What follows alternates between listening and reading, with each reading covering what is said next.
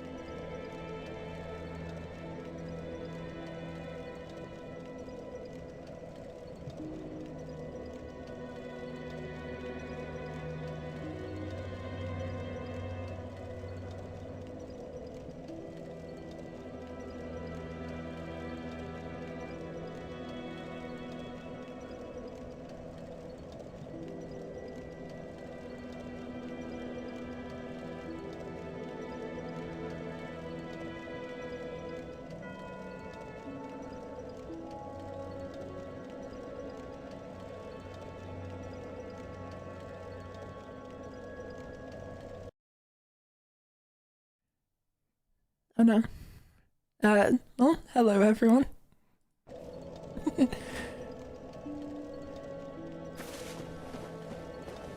Alright, so,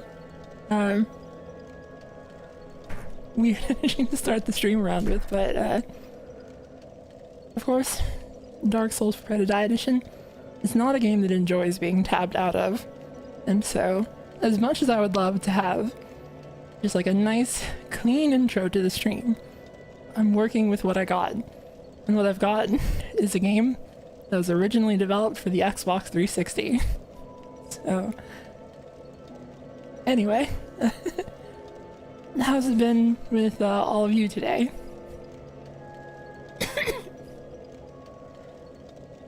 Alright. Okay. So last time we spent about 6 hours getting through Capra Demon and decent 20 minutes of stabbing a demon to death forever. So all of the things that I was like prepared to talk about and was thinking about just completely fled my mind, having to mess with the technical stuff right at the start. Anyway, oh, thank you for the super chat. Dust in the Wind. And those of you who are members, you'll notice that I did put a new emote in that I drew myself. Let's see. Stuff is weirdly positioned on my screen. Okay. Alright. So I went back and reread a bunch of interviews and such, just to refresh my memory. So there were a couple things that I mentioned last stream that were like,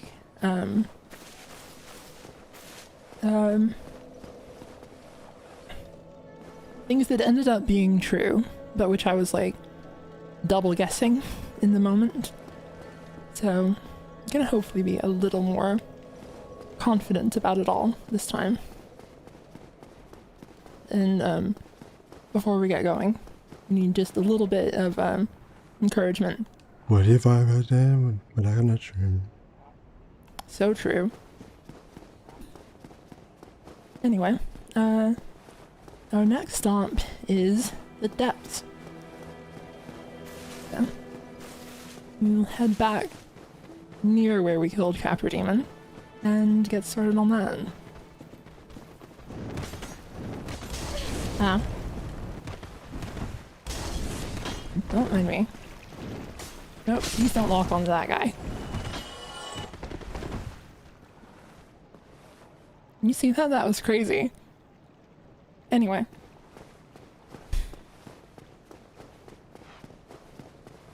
I'm kind of amazed. That did not go just horribly, horribly wrong. Anyway. No witnesses.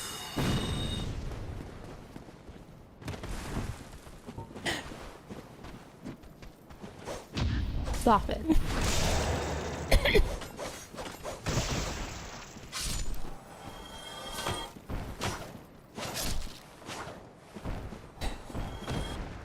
Well, that is, that's the experience of trying to run through things. Aw.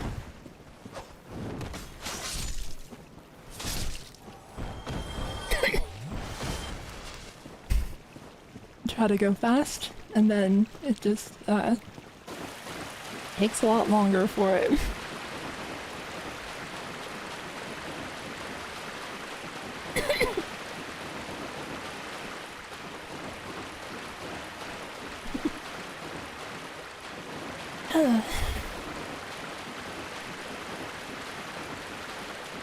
Hello, the mouse lady. Oh, there you are, dear.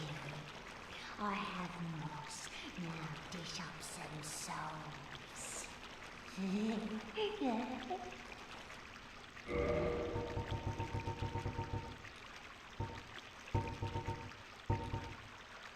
I don't want her to be mad at me. So I'll buy a homeward bound. Much obliged. I think I like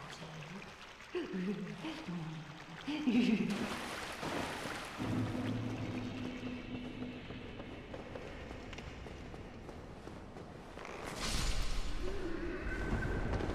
So I was going back and I was going back through and reading the old like interviews and such, and there's actually like a couple things that I read that I was like, I completely forgot about this. And so like stuff that like kind of surprised me.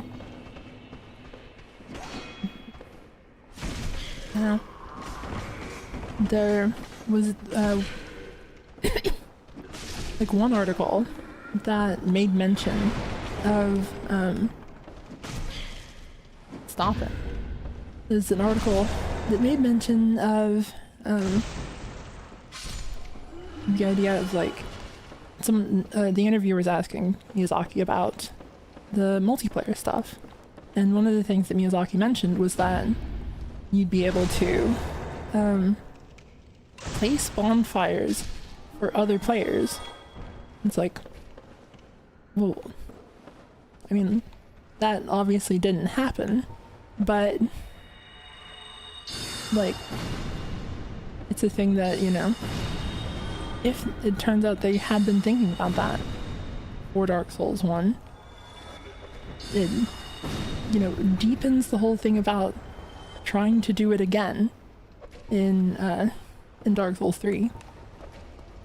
There's also a possibility though that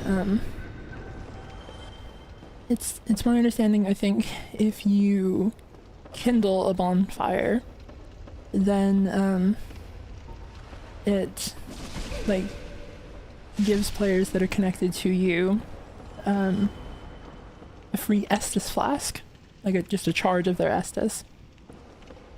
So it's possible that the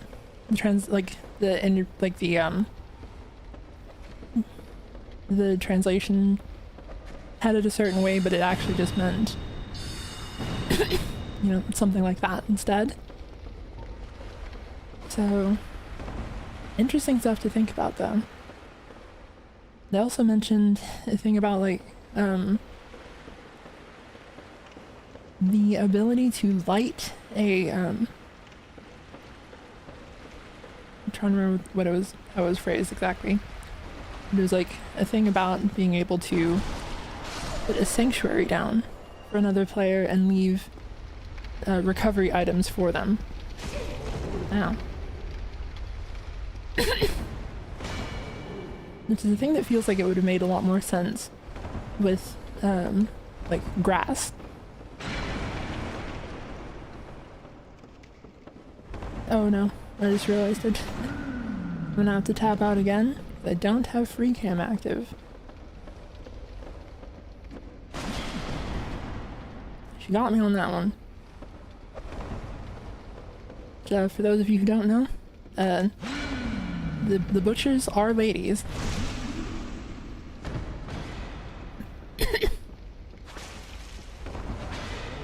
Someone said, Zuli, what do you think the order of the Souls games is in the lore? 1, 2, 3.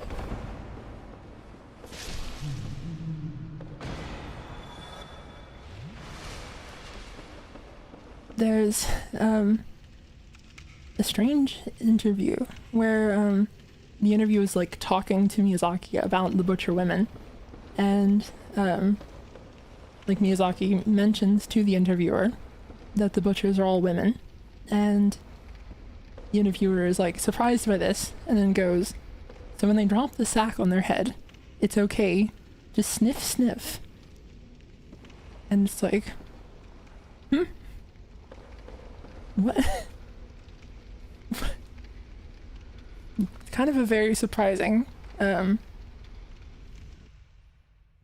like reaction to that information. Also just turning the Freecam back on.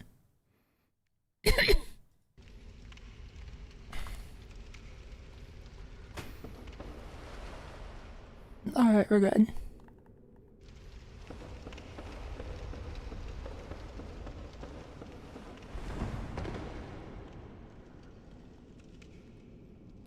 And he just hangs out here for some reason.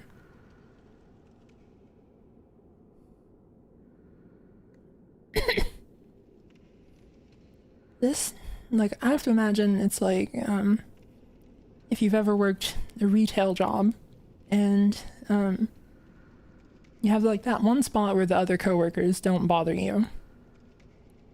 And I think this is that spot for her.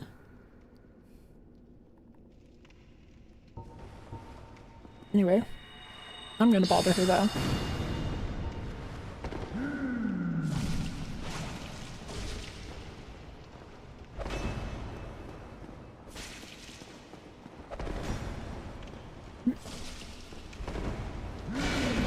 Ah.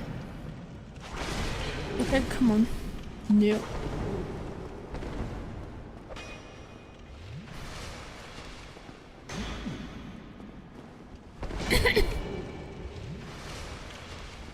Stop it. No.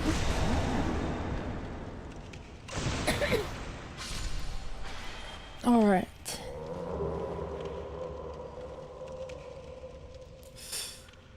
I'm not. Yeah, I'm gonna leave that alone. Hello, Laurentius. Yes, you. Here, over here. Please, you must help me.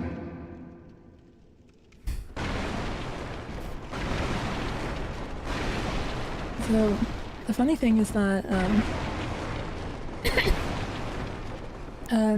the internal name for Laurentius is, Magician of Pot.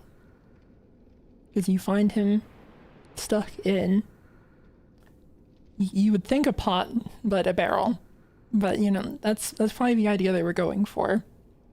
He's a magician that is stuck in a pot, quotation mark.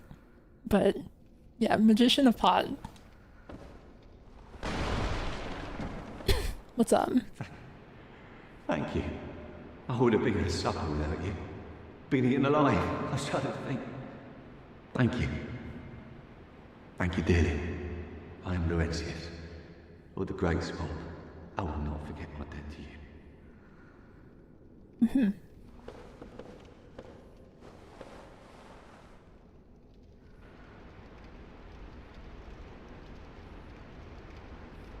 This is the fun thing, is that, naturally, like I mentioned, this was originally a game for the Xbox 360. And so, most of the NPCs I think like all of the player model NPCs use much lower detail like versions of their armor and all that. So you can actually like snap that up to higher resolution. Like controlled by their character type in the files. Also, I found out something that's pretty funny, is that, so in their character data, you can go this segment, which controls their, like it shows all of their equipment. If you try to change any of it though, it immediately snaps back. Like you're not able to actually mess with it. Unless the Freecam is turned on. So this is what Laurentius looks like without his hat.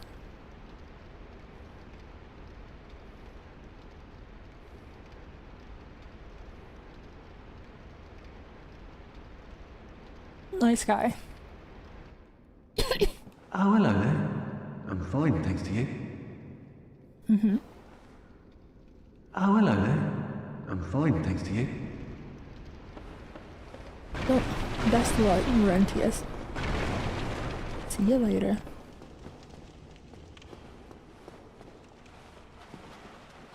Hello, dogs. And one hollow.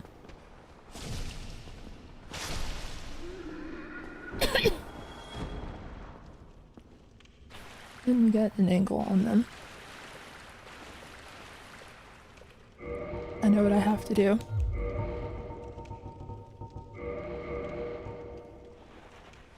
Gotta aim carefully.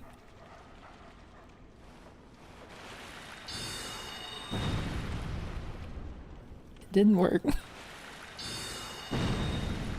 Another shot.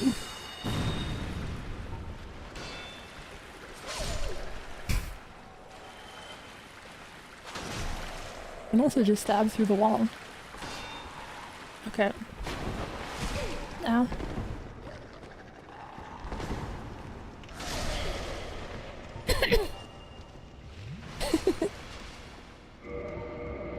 Okay. Let's actually remember that we got the rusted iron ring. This iron ring was used to shackle the guilty. It is terribly rustrated. Rustrated? Genuinely, how did that happen? What is wrong with me?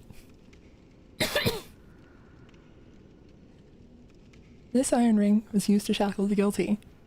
It is terribly rusted and faintly stained with blood. Those who find this strange ring to their liking will be pleased to find it easier to gain footing on poor ground, such as swamps.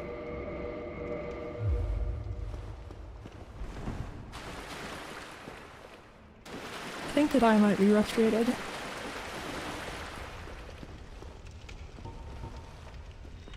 Hello, dog. Goodbye, dog.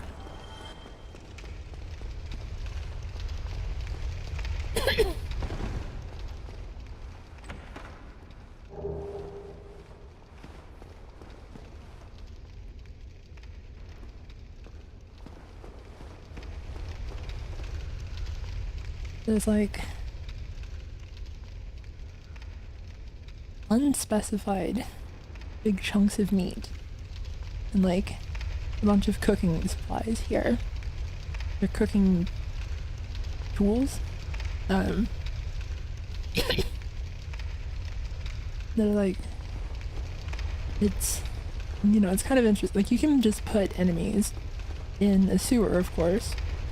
But it's very interesting to like give thought to like how they are living in the world.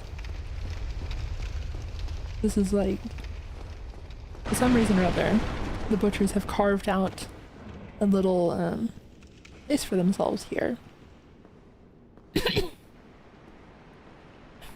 Also, here's the giant rat.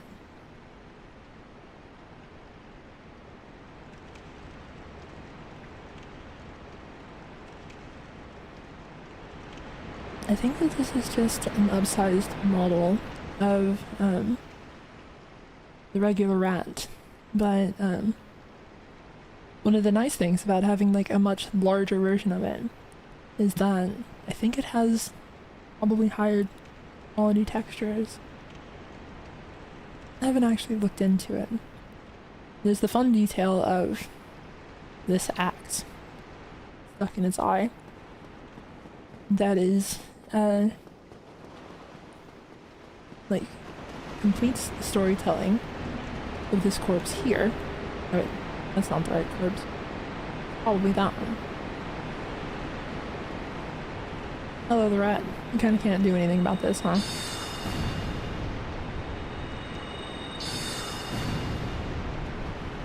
One more for good measure.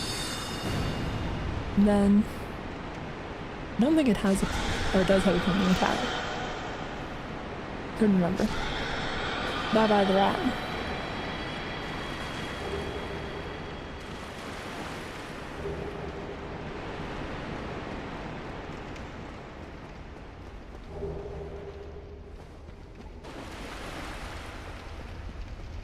Okay, I thought all this stuff was there.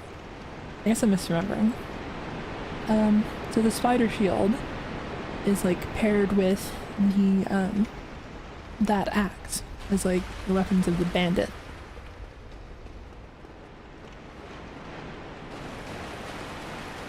And said it's up in another corner. Did I miss it?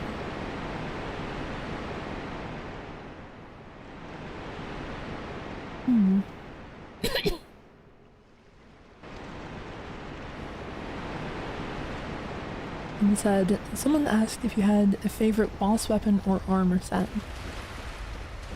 I've always been partial to Quaelag's Fury Sword, of course. I don't know why I said of course, that's not actually that. I don't think that's like a well-known detail about me. But that was the weapon I ended up using on my first run ever.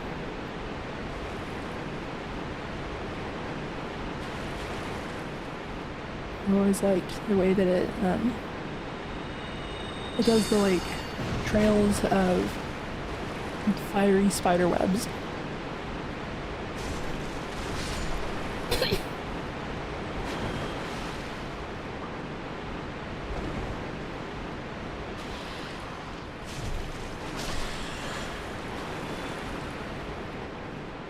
Across the like whole series, I think probably my favorite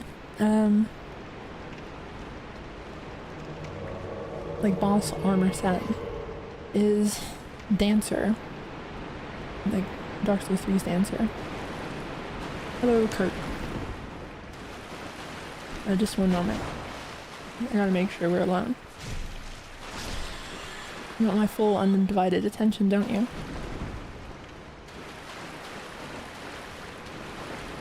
So, alright, we got him stuck. At least a little stuck. So,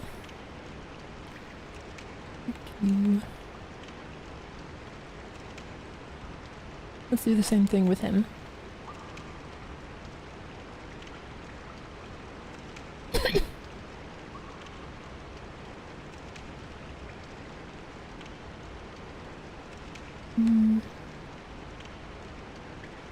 Any of those will work. Alright. Messed it up immediately. Okay.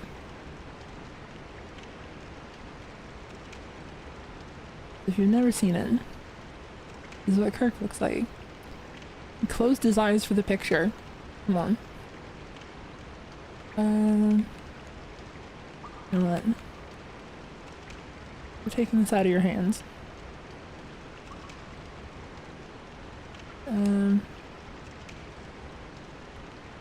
Not off.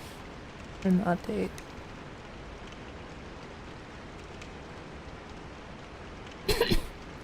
The things you have to do to work with this guy. Come on. Cooperate a little bit. This is our friend Kirk.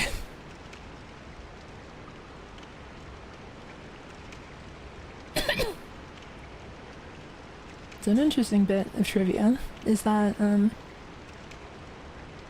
Kirk's armor set was apparently like gave the developers, like the designers, a bit of trouble, and it took like a couple iterations to hit a detail that they like enjoyed, and that like kind of pulled it together. And it's actually a JoJo reference. There's characters in JoJo's Part 1 that are like, they had to complete a trial by defeating other warriors and taking their rings, which were like metal bands that they had to put on their bodies. And so these rings that cover Kirk's arms are like, were initially like designed after that concept, but have like the thorns all over them.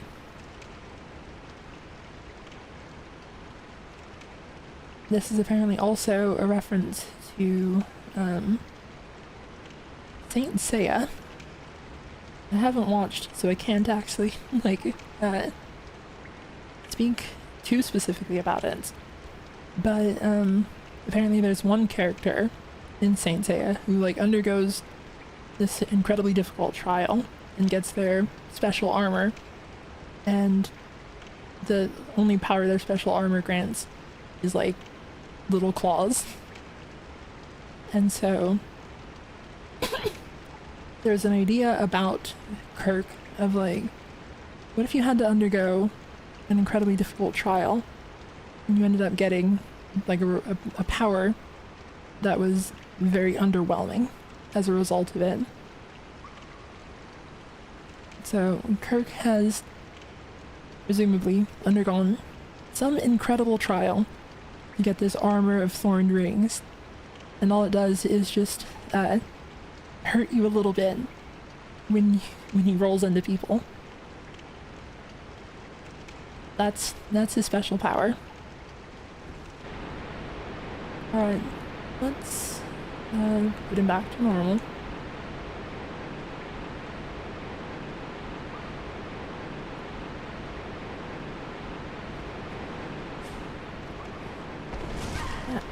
Okay.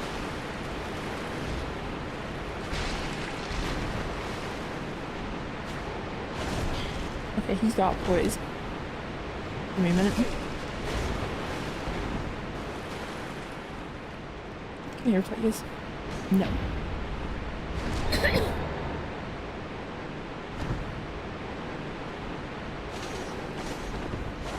Someone said, Zuli, you need to rewatch/read JoJo. I've watched all that's available. Sorry, Kirk. I know you have your reasons.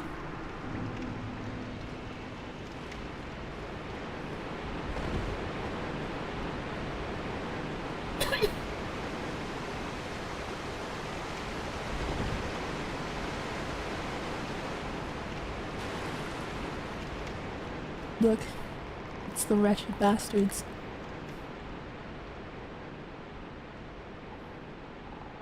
These are, of course, the basilisks, which got to come back in Elden Ring with a bit of a different appearance.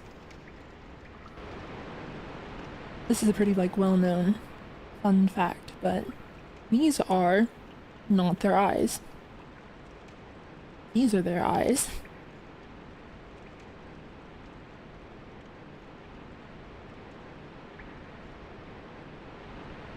Apparently these were not actually initially designed as basilisks.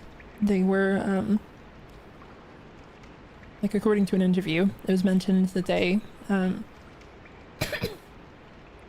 did not have the whole like petrification element involved. They were just, I guess initially, weird little frogs.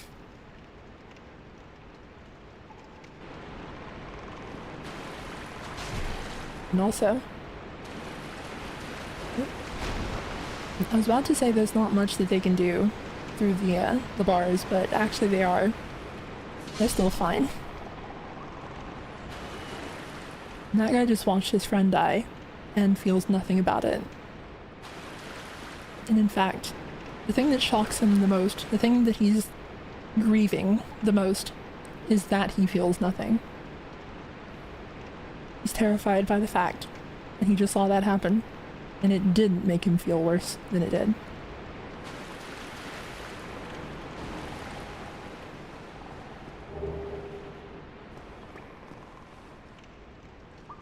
Hey, friend. Yep.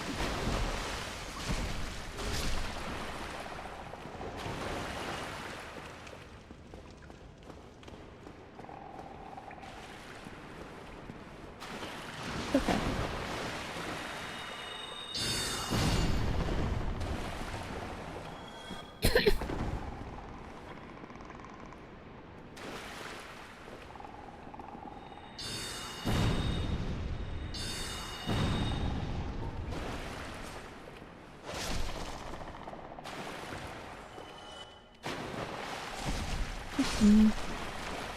Okay. So, a fun, like, personal bit of trivia is that this is actually the first place that I was ever invaded in a Souls game. And, I was not aware of the concept of invaders. I was actually in, like, a very similar position. Like, I had a spear. I was, you know, a caster, the whole bunch of stuff here. And I remember being like down here, and I see the enemy player just round this corner and like start walking down these stairs. And it's a really interesting thing to me how much that, like, of the many experiences across the entire Soul series, that is one that is like burned into my memory. Like, I can remember that exact moment. Just the absolute like fear and like not knowing what was going on. Just like someone had invaded and like me trying to fight them on the stairs. It was such an evocative moment. Oh, thank you for the super chat. Coming back to DS1, I was shocked at how small the curse build-up meter was compared to later installments. Dark Souls 1's meter always meant to be that way. It was a mistake, like the respawning Titanite demon. I guess it's that it's... I think it's that they didn't really have, like... how to say it. I'm not sure how much space they allocated for themselves for the bar to cover. And so, like, it looks like a reasonable amount of room for it when you have, like, a large amount of resistances. But when you're just starting out, it ends up looking like, you know, absolutely tiny.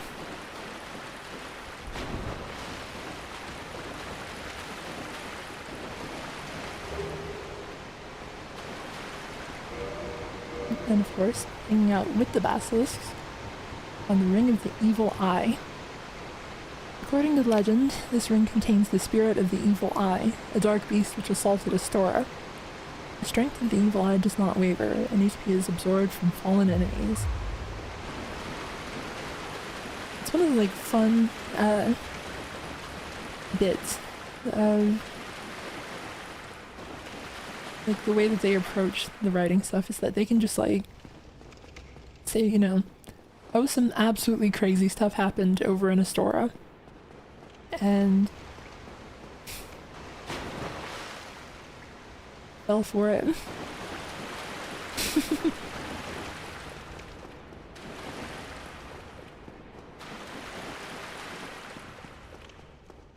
Someone said, Zuli, what rings did you use for your first playthrough? I think I did end up using the Ring of Favor and Protection, of course, and it probably would have been the Bellowing Dragon Crest that I forgot that I purchased. And so I didn't have equipped, and so thank you for reminding me.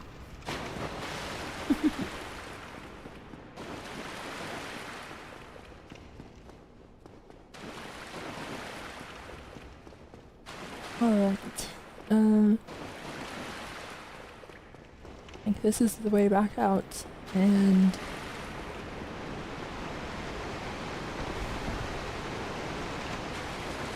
yeah, here we go. Back where Kurt phoned in.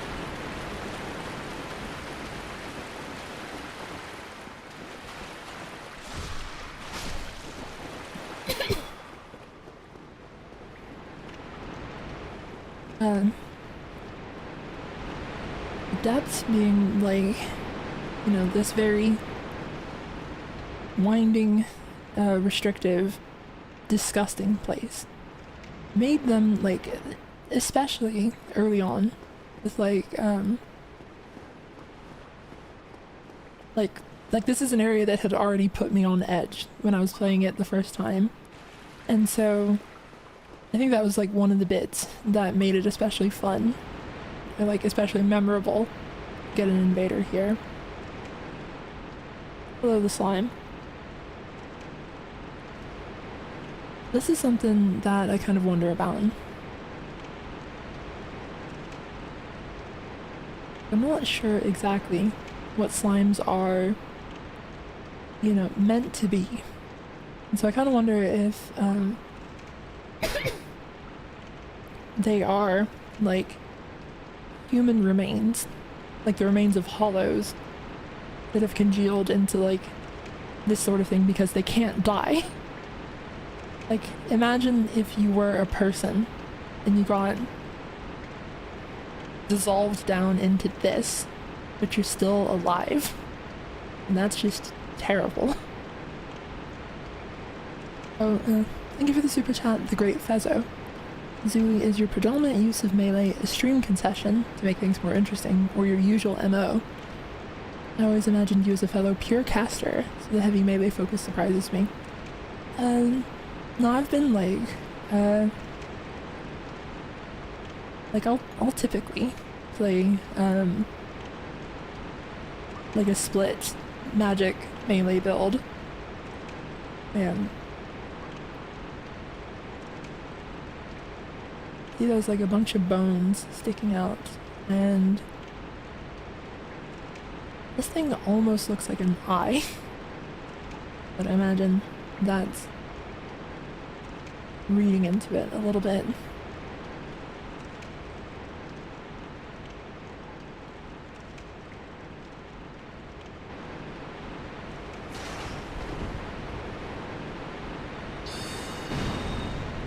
They're quite resistant to stabbing. Yeah, bring out your... do the attack.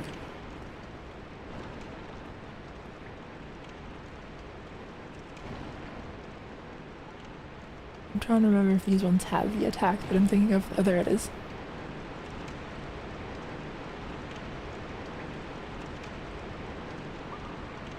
Yeah, they've got like... it kind of looks like it might be made of bone. They have these, you know, like sharp spines that they can extend that are just kind of disgusting. Also, this is literally the first time in my life I've ever noticed this. Is that a face? Like, is that... you're all seeing this, right? There's an eye, a nose, mouth, and the socket of another eye.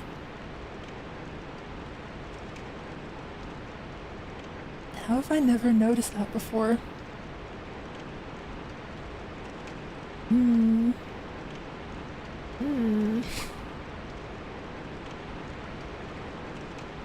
don't like it.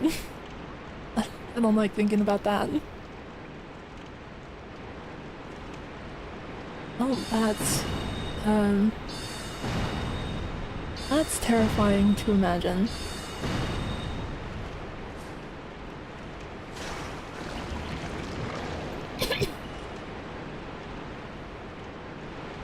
you're in a better place now, but you probably won't be.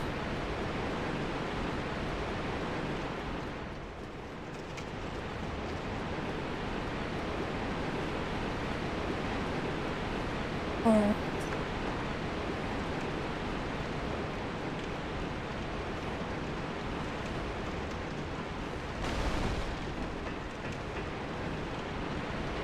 someone said, the question is, would their hunt for humanity make the slimes turn back to hollows if they gained enough?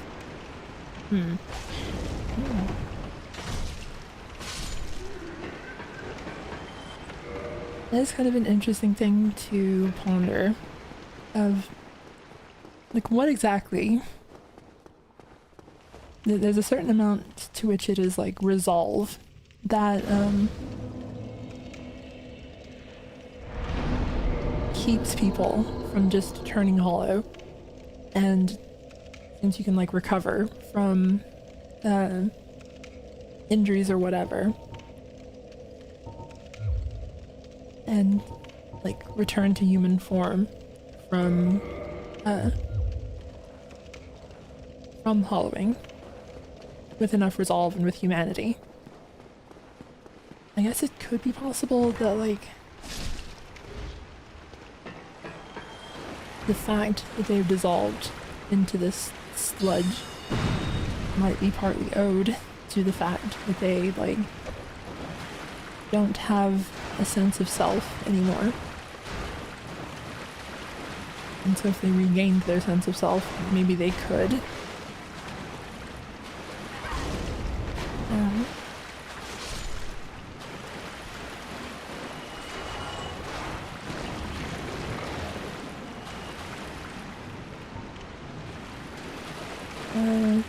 Well, let me lock onto that one.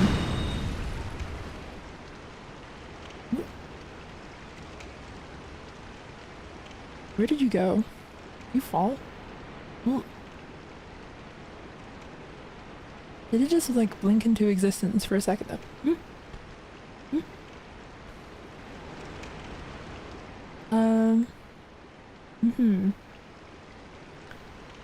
So, I think that we accidentally pushed a slime out of time and space. So, sorry about that.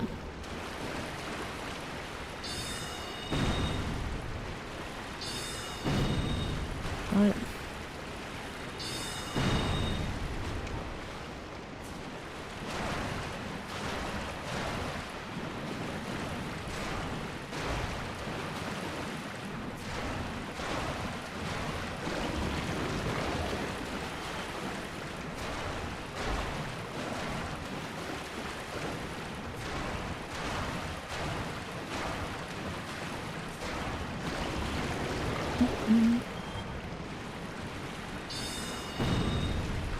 Not quite.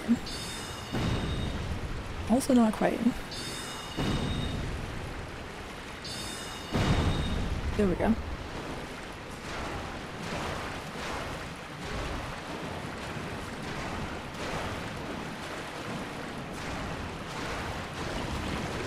And then, I love how we consistently see hollows at different stages of hollowing too. Some still have equipment, some just rags. Some still seem to fulfill a duty, and others just standing around doing nothing. Yeah, there's like very much different levels of progression, and these guys are like the dregs.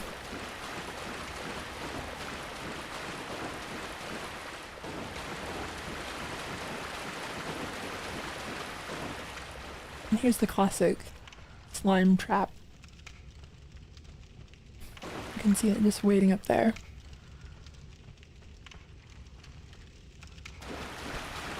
Oh, it got me.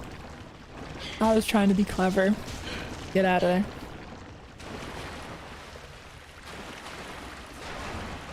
That is, of course, one of the grabs that you can mash your way out of. There are not that many. There's like always a lot fewer escapable grabs than you would expect.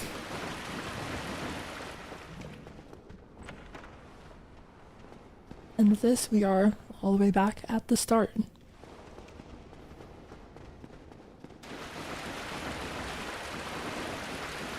Which, admittedly, I kind of thought that the item there was something more interesting than just souls, or I wouldn't have ran back there anyway. Someone said, what buttons are you supposed to mash on controller anyway? R1, L1, like the shoulder buttons. R1, L1, R2, L2. All of the face buttons, like A, X, Y, B. And even like moving the stick counts for it. Loki's asked, is the grab automatic when falling, or is it a manual AI decision during the fall? I think it's just automatic. It's kind of like similar to how, you know, this animation, like how the plunging attack has the grab flag enabled for it. I guess we could like figure it out actually easily. Let's see.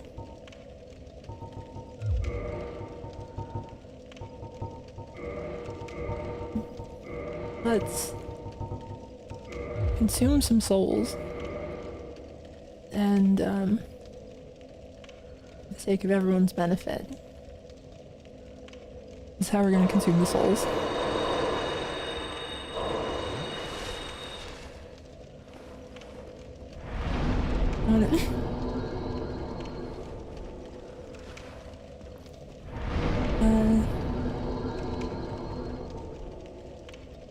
What do I want to level up? For now, I guess let's keep going with the spear. Oh, there's one more I didn't get.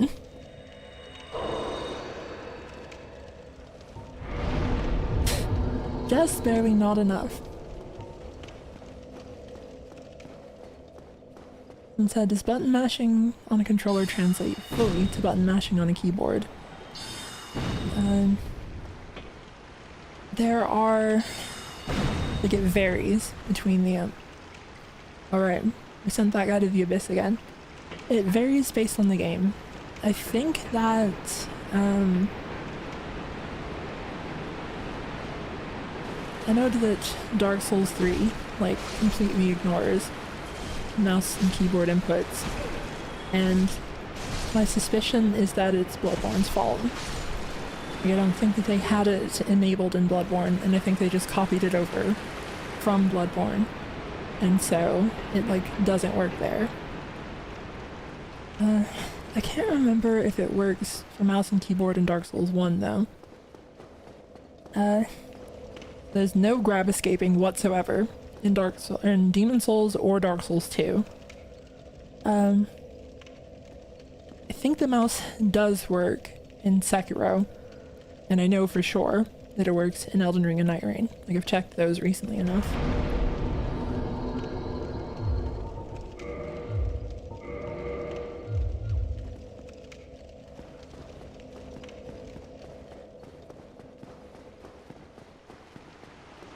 Someone said, if you had to rank your favorite fantasy character archetype, how would you put them? I assume mage is at the top. Yeah, the like, the kind of mysterious, like, witch character is really appealing to me, of course. I don't know what I would pick, like, past that.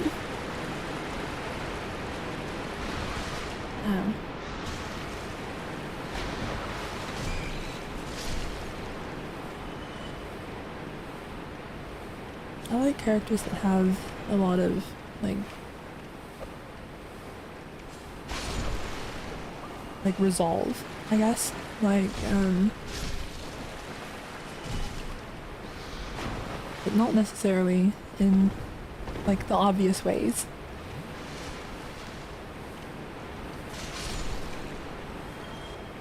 Like, don't know, I guess it's not so much like a character archetype thing as it is like specific characters.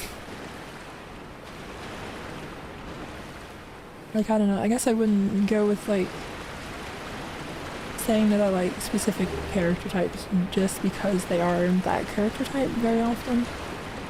A lot of it will come down to how I feel about the actual character.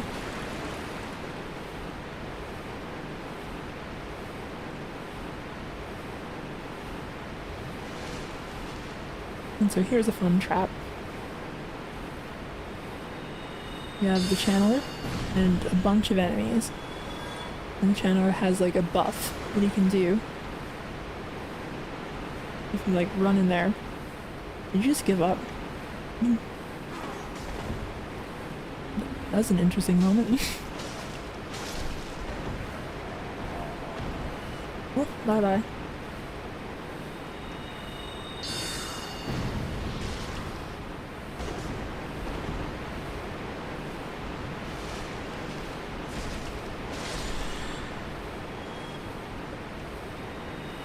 But it's a fun bit of like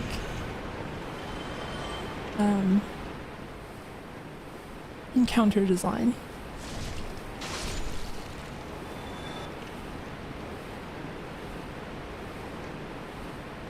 Also, someone put these rats in boxes. I guess it would have to be the channeler. Like, I don't know who else would have. He brought those from home and had to drag them all the way here.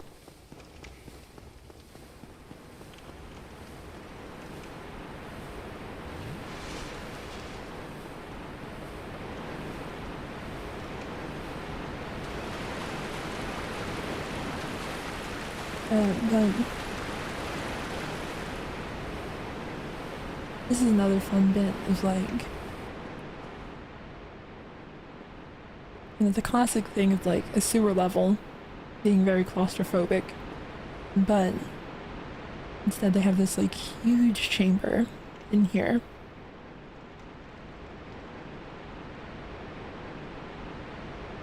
With like a little bit of light peeking out.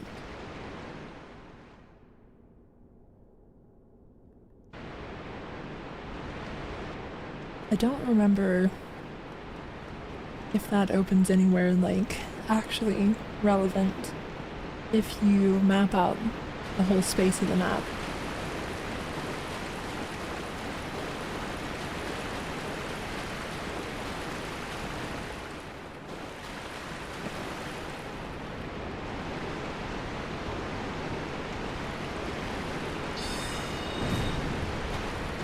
Hello, the rat.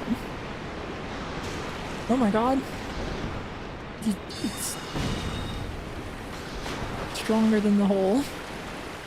Well, I gotta go. I'm out of healing. We'll get back to the bonfire actually quite quickly. There's a problem because I don't remember where that is.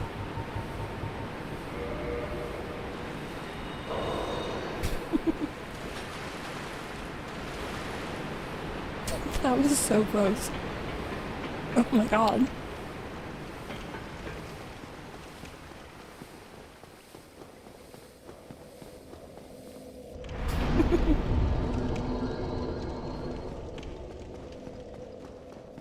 All right.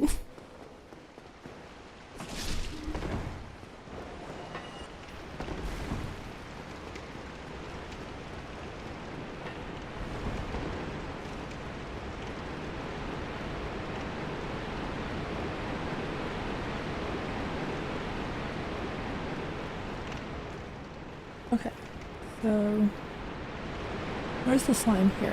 Oh, that's you. Alright. Slime, I would like your cooperation. Oh. I'm trying to do science. Oh. Okay, calm down. Okay. You stop for a second. And you are... is this you? No.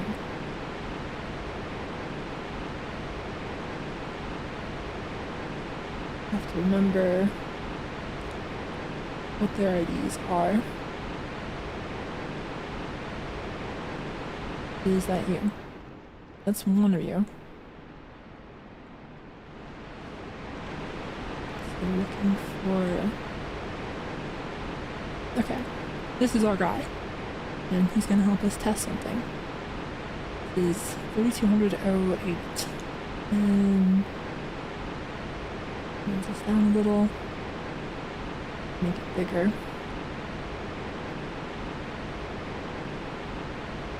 That's you. Go up here, and I'll be down here. So, if I just let you drop, you instantly, like, does the falling animation by itself turn into a grab? It does! Interesting. Let me out. Thank you for your cooperation.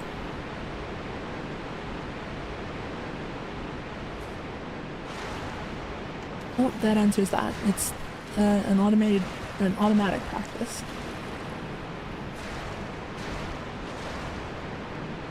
Just as soon as they enter the falling animation, it's tagged with a throw flag.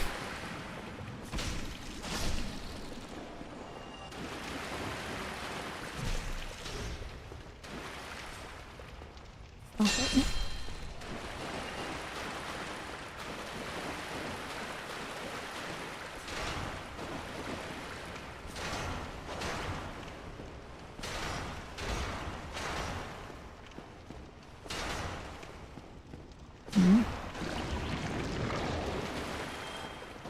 Alright. This is another guy creeping up. Hello, Donhole. Oh, thank you for the super chat, Cerulean. It's not said anything, but it's just very generous. I appreciate it. Hello, Domhole. Hi, Shemai, and good day to you. I'm Donald of Xena. I'm just a peddler of sorts. I adore trinkets and oddities, so I trade for them. I'm afraid I don't see anything here. I'm afraid... Don't see anything.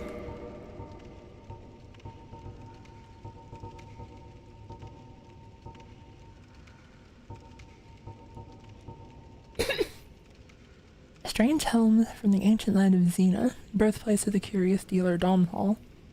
2 horns are believed to symbolize wisdom. The many metals are believed to symbolize glory. The gold bracelets symbolize a vanquisher. And the inlaid silver rings symbolize an explorer. These are the many wonderful qualities of Domhnall of Xena. So I am willing to share some tips. If you see kindling in the catacombs, use divine weapons. That will repair the reassembling skeletons. I'm afraid I... Thank you. That was a fine trade.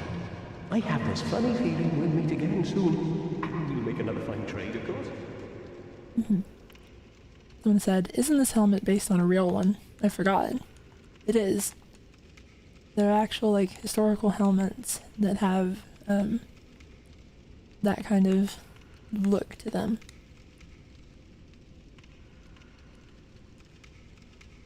This is our friend, Domhnall.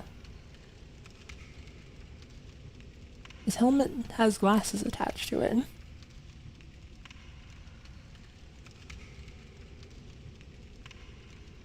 He's covered in all sorts of trinkets and medals.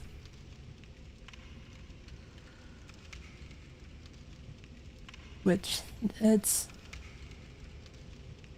like a bit of an amusing thing that he has all of these, like, coins and such that he's collected through his travels.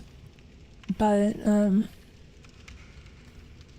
of them are worth anything in Lordran.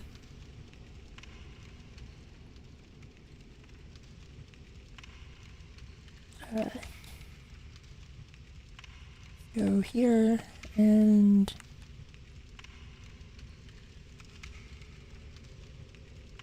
pop his helmet off. This is what Domhnall looks like.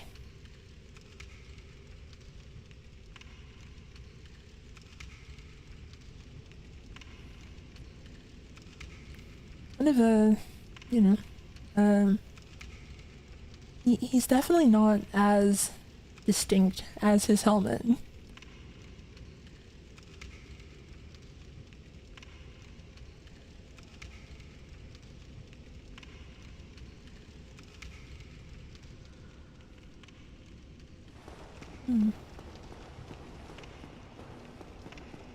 Well, he thinks that we'll see him later.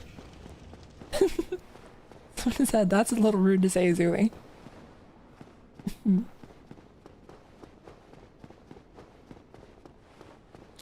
I mean, I kind of believe in the whole thing of like,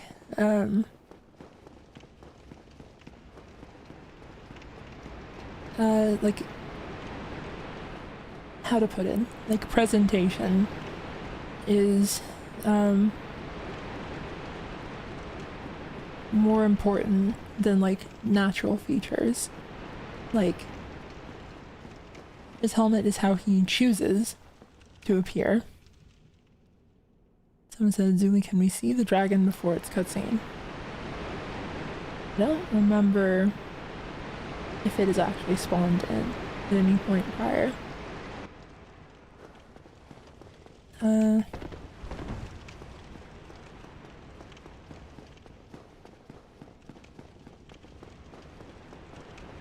And if you want, you can summon Solaire. I think that... Is it just Solaire? I can't remember if someone else's sign gets hidden around here.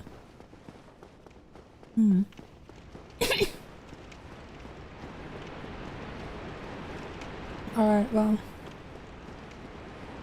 It said, can also summon Lautrec. That's what I was thinking, but... I guess I don't remember where his sign even is. Well... I'm gonna leave you with Solaire real quick, because I actually have to go to the bathroom. I'll be right back.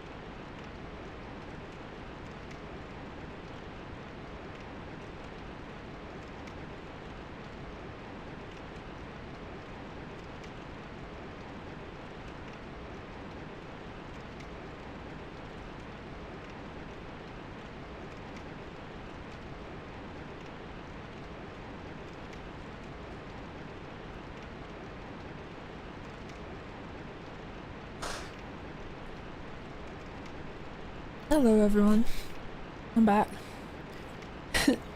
Even the super chat tiger, he's right behind me, isn't he?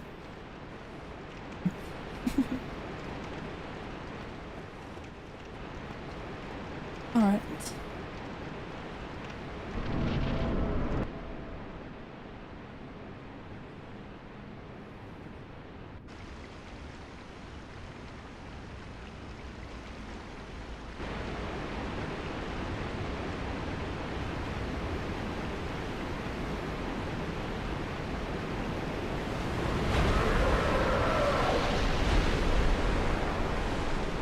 the Gaping Dragon is like one of the enemy designs that like truly to me just embodies Dark Souls.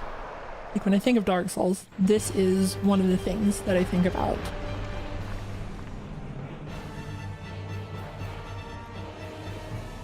This like monstrous creature.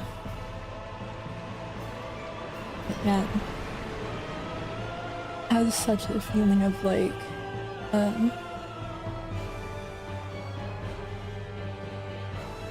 almost pity to it. It's like a twisted, malformed thing. It's like body adapted entirely just for consumption. Like spine has become effectively hinged so that it can like slam its chest down and consume things. It is like a thing that went from a transcendent being to a bottom feeding like scavenger in the depths of the world. There's a thing that is mentioned in the design works about the Gaping Dragon, that the idea was that the original dragons were sort of eaten away at by the toxins of life. Like the introduction of living concepts like life and death, heat and cold, hunger. All of these things are things that didn't exist in the Age of Ancients, when it was just the dragons before fire. And just imagine going from an existence where you are fully removed from the concept of need, of want, of like the actual processes of living, and then to have those imposed on you. Like even just imagine that you went from an existence where you didn't need to eat, sleep, breathe, drink, and then suddenly you do have to do those things. Like it is something that kind of highlights the not exactly horror, but like the imposition of life. To some extent, I mean everyone does, Zuli, but imagine you didn't used to have to, and then you did. Like imagine if you were a transcendent creature above such things, and you got dragged down into mortality. The sheer, like, indignity of it. The, like, resentment that you would feel towards, you know, having to do all that. They mentioned that the, like, note for the Gaping Dragon's design was insatiable need. And Miyazaki said a lot of like designers would, when met with like the concept of like a creature that must eat and has to eat, you would expect something like a big gluttonous belly and maybe even a mouth on their stomach. Instead you get this like almost kind of wiry creature. Like this thing is not well fed, it is not greedy, it is starving constantly. And the idea was that like its progression, its degradation into this thing is that like it went from like not existing in a world where, you know, eating was a necessity to like Now I have to eat, and why does it take so long for food to get from my mouth to my stomach? And so its body tore itself open to give it like better access, like so they can just consume better and faster. Like, this is one of the designs that really epitomizes that sense of like the tragedy of ruin, of like a majestic thing being brought down into something worse. Just to the sheer, you know, decline in majesty from the eternal the everlasting dragons to this thing.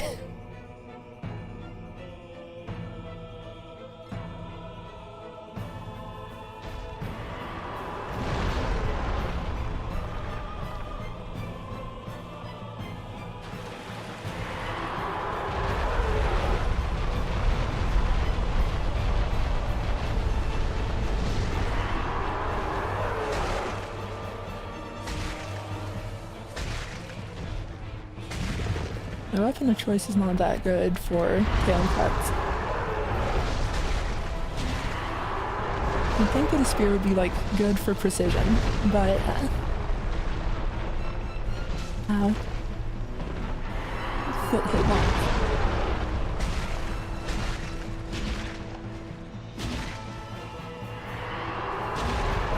Uh-oh.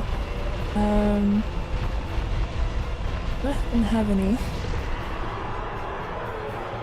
I don't have any repair powder. That's not ideal.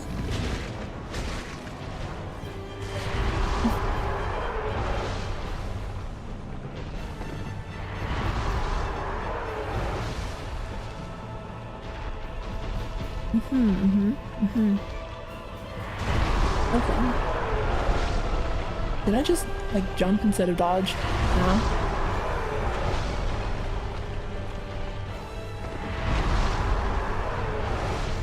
I may have made one or two mistakes to arrive at this point.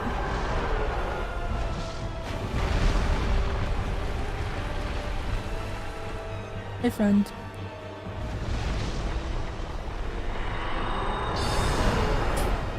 Oh, that's just embarrassing.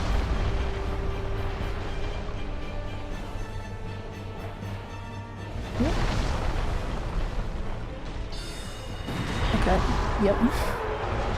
I kind of saw that happening in slow motion. Well, I don't have a backup weapon. And it's just kind of killing me to death. This might be a bit of a problem.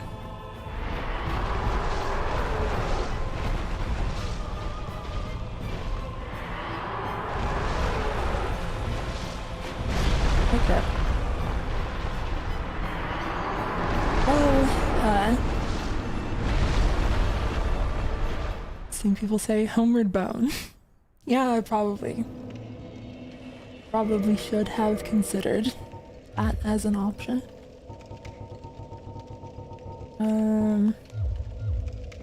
I did not happen to have the foresight to purchase repair from Dusk. So,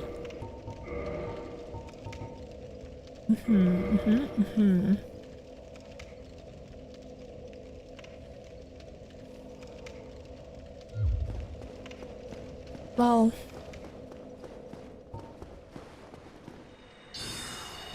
you know, I've been using the spear like this whole time without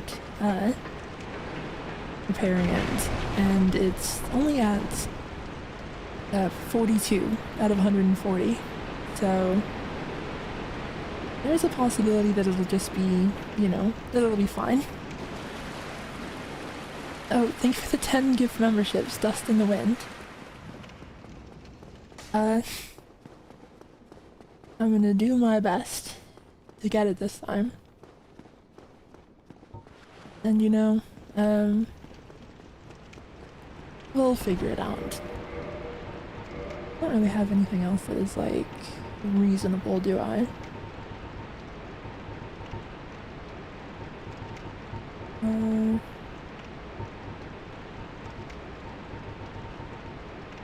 Nothing that's particularly close to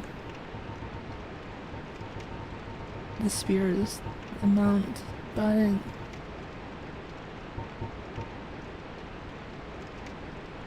don't know. Oh well.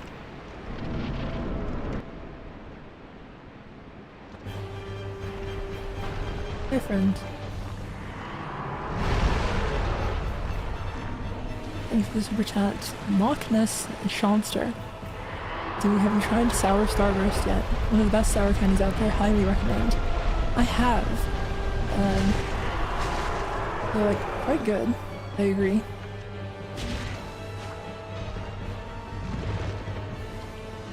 Let's see, out of curiosity. Okay, I just unequipped my spear.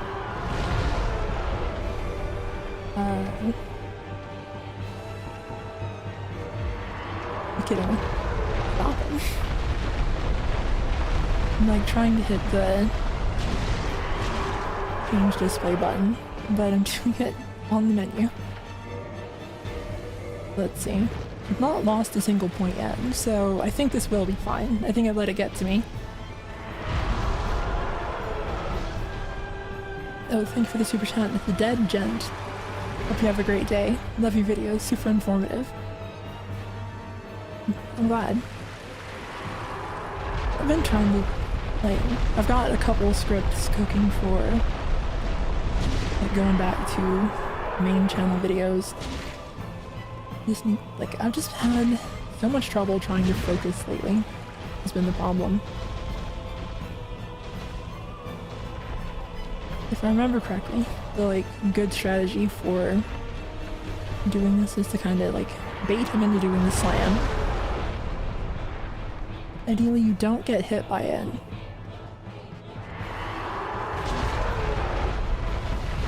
And then it'll just run into the wall. Okay. That's something to keep in mind, huh?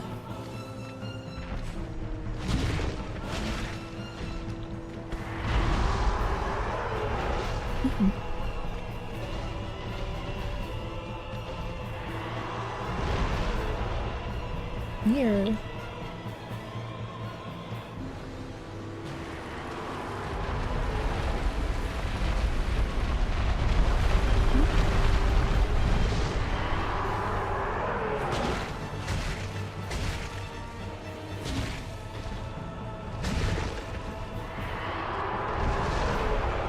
And then run away. Hey friend. You do the slime attack.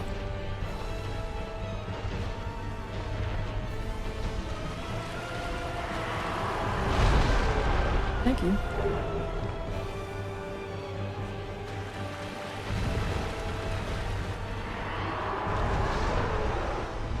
Alright.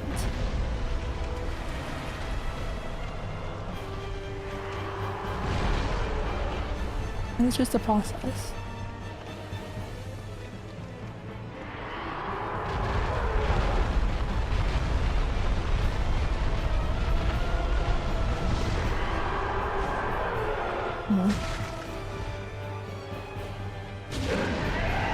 Thank you. That's all I wanted.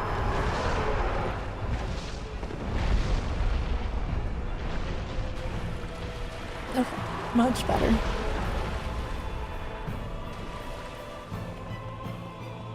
So a fun thing with,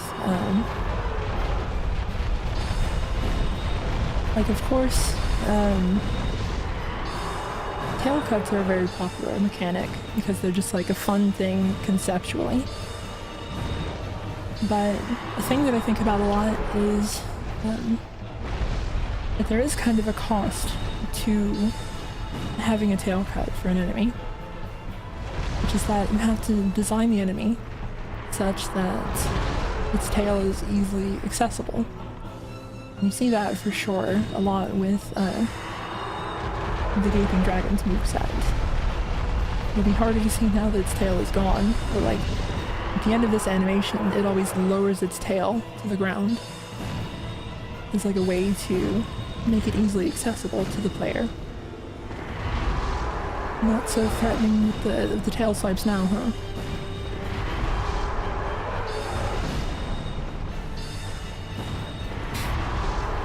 I think now we're just being mean to it.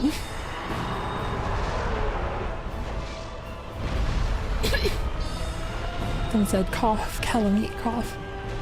That's kind of exactly it, I think. Is that calamite is a perfect example of why like tail cuts are a difficult thing to continue supporting for the developers. Is that it's not free to do it.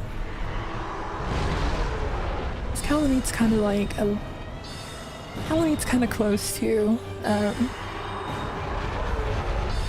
where it is really a problem to like try to get its tail.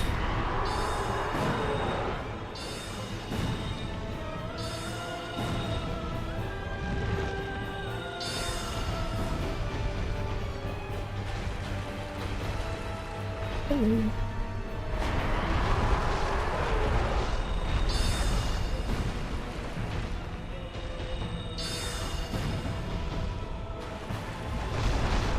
No, thank you.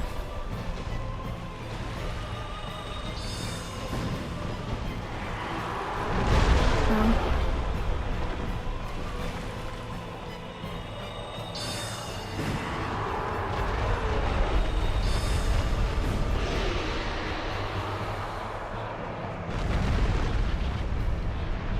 Well, bye-bye. One of the other things that's kind of interesting about tail cuts is that, like, dragons in Dark Souls 1 don't, like, drop souls, so you don't get, boss weapons from them. Instead, you are kind of expected to go for their tails instead. Here we go. The Dragon King Great Axe. This axe, one of the rare dragon weapons, is formed by the tail of the Gaping Dragon, a distant, deformed descendant of the everlasting dragons. The axe is imbued with a mystical power, to be released when held in both hands. This is one of the things that's always been like a little interesting in the interviews, is that this is one of the things that's like a little bit of potentially a contradiction. Because there are times where Miyazaki refers to the Gaping Dragon as if it is one of the original, like, everlasting dragons. And then there are times where, like, right there in the item description, it's treated as a distant descendant instead. Which I kind of think that it is more interesting to think about it as, like, you know, one of the actual ancient dragons, but, like, you kind of have to go with what's canonical in the game, so it's, like, hard to say. But I guess kind of similar to,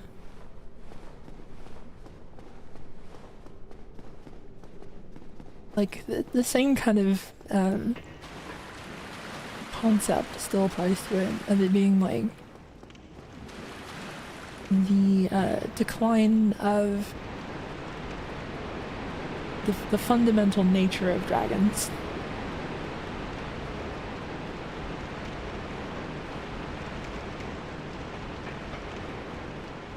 I think that I forgot to buy the smith box.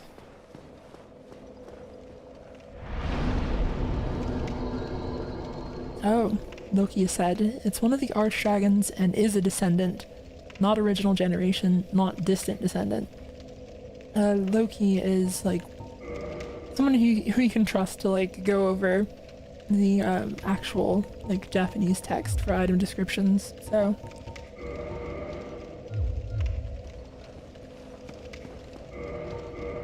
guess that potentially, I guess when you think about it, reproduction itself may be a concept that was like introduced with life. I guess I'm not sure.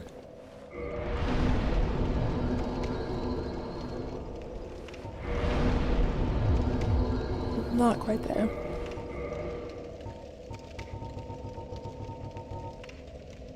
Well, I guess we just keep going.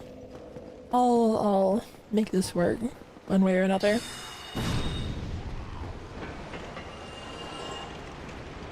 How badly damaged is my spear? Only lost 2 points during that fight, so it's probably fine.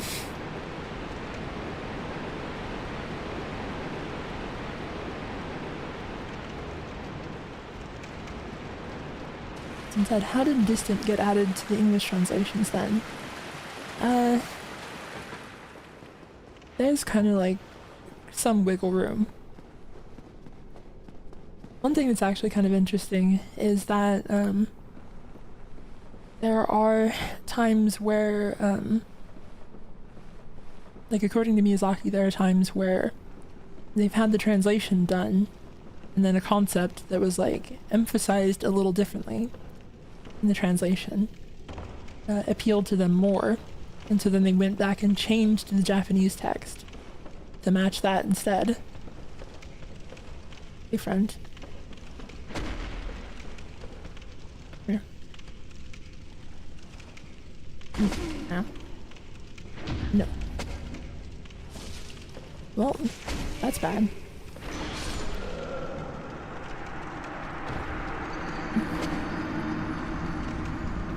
Kind of flubbed the parry there. Oh well. Someone's asked examples.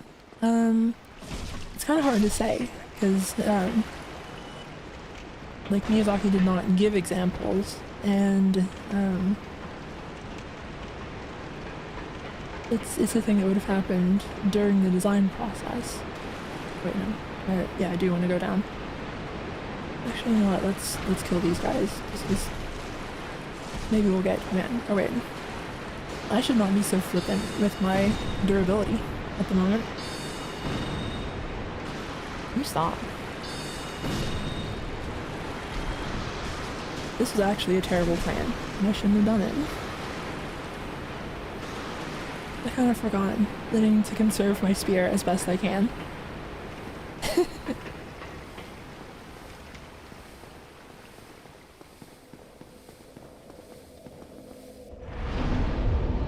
Alright, well. I said, to be honest, I never noticed what restoring your humanity did, besides making your character not look sun-dried. You have to do it to, like, participate in multiplayer. Like, to be able to summon players or be invaded, you need to be in human form. I should we.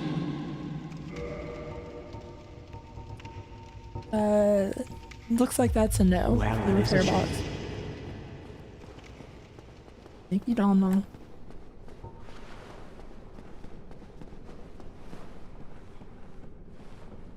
You know, this is one of those things that just adds texture to the gameplay, is getting yourself into bad situations like this that could have been easily avoided.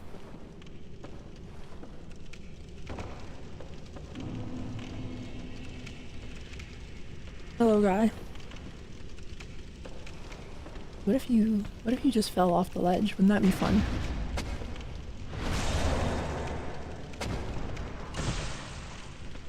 Would you consider it? No. Okay.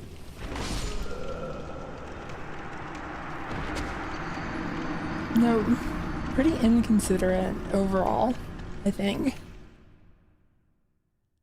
It says, so we're doing Blighttown with a broken spear. It's not completely broken.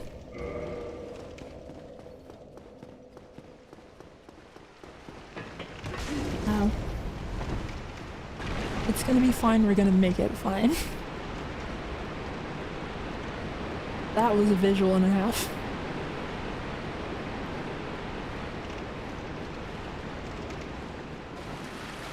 I did not like the grate flying across the camera that way.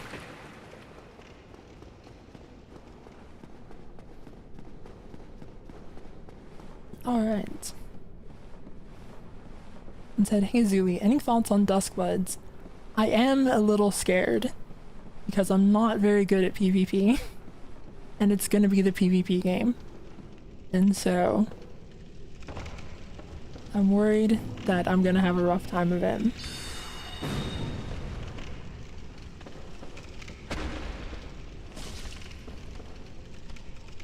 Come on. No.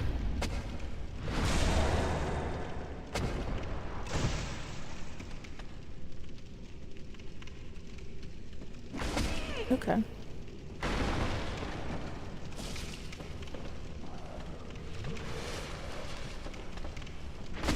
Yeah.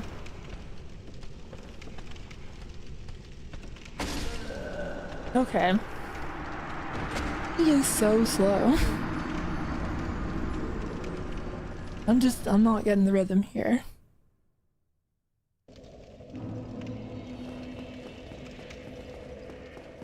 I think that maybe I'm just not gonna try to parry that guy. It's clearly not working for me.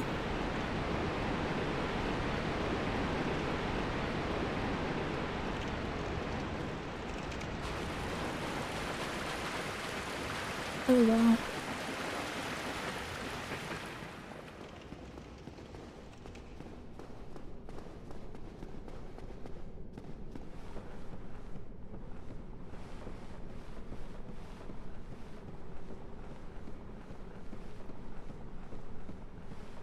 Someone said, hey Zuli, what boss did you struggle on the most first playthrough? I guess like predictably for this it would have been Ornstein and Smo.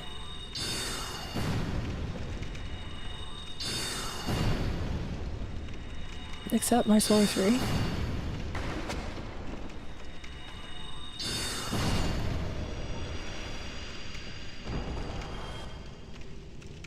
And it was just that easy the whole time.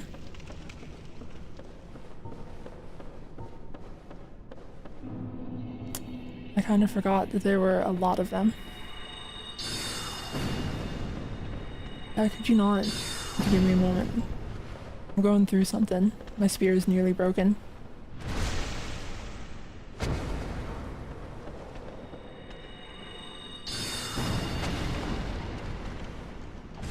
Alright.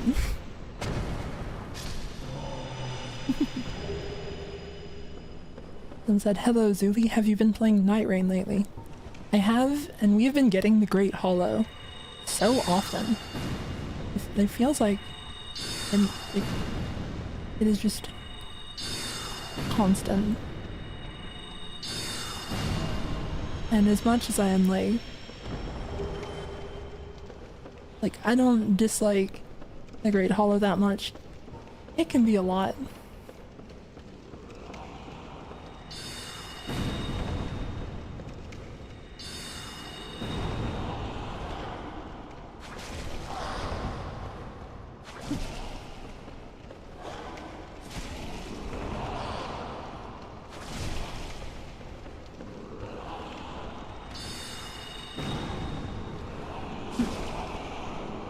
Oh, you're still not dead. Stop it. That guy tried to grab me.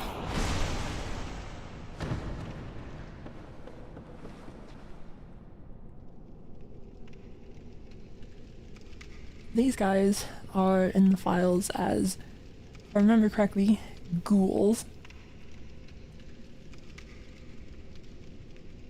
And they are kind of weird. Their neck is like the width of their entire head. .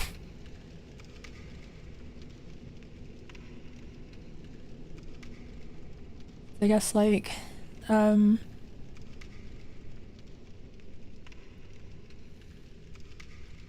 I'm not sure if it's spelled out explicitly, but like if these things are undead, like if they're just undead humans, it's I guess like the the poisons of Blighttown have affected their bodies in ways that have shaped them into something a little less immediately recognizable as human.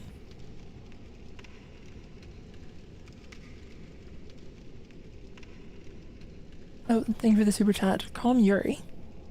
Love your videos. You're my #1 source of From Software insight. But I know I'm afraid of leaving home because I've got too many eyes.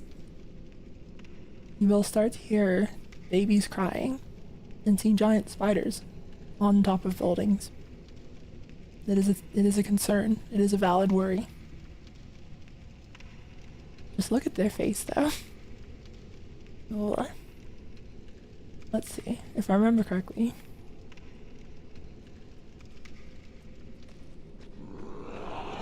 Stop it.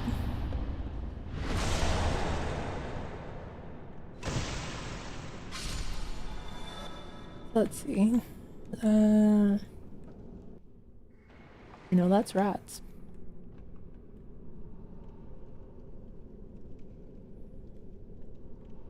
I'm trying to remember what their ID was, but...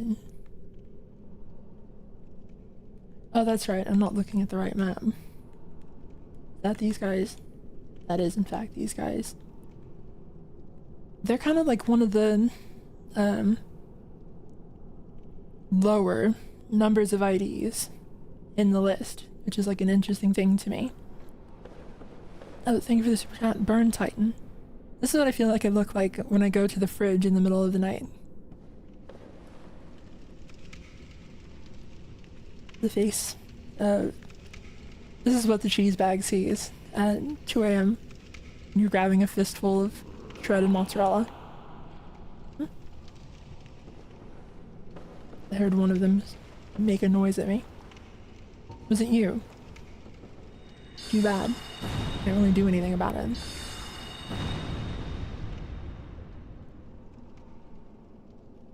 He's leaving on a journey of self-discovery. Or potentially a journey of me-discovery. I think he is actually trying to do something about it. Oh wow. He's so smart. Except the part where he got stuck on the wall for a minute. This is one of the things that's like a little unnerving about these guys. They have just, another one of them. They've just been eating each other. He's gonna hit you with another person. Please don't. If you don't mind, could you not?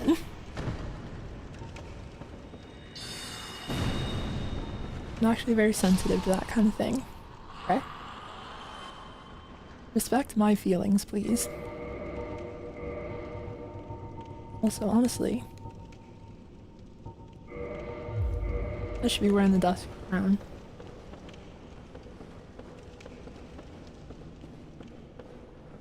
I think that I didn't put it on because I was gonna go fight Stray Demon. But if I'm not fighting stuff that's, magic related, it shouldn't be a problem.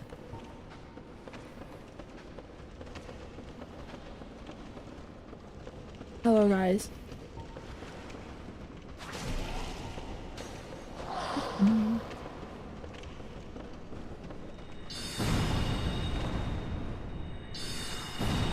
That dart guy has so much range.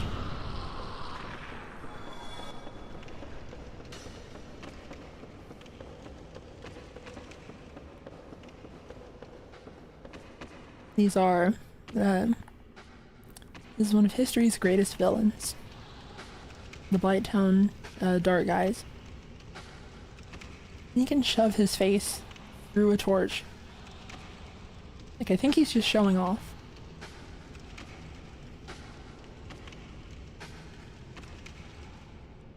Did you finally come to your senses?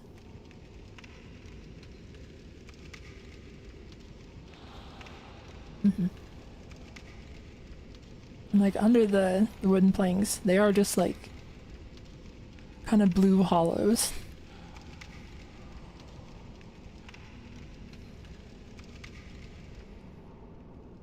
That's an armor set that I want to have. I don't know that I would ever actually use it, but like in the abstract, I think it'd be fun to have.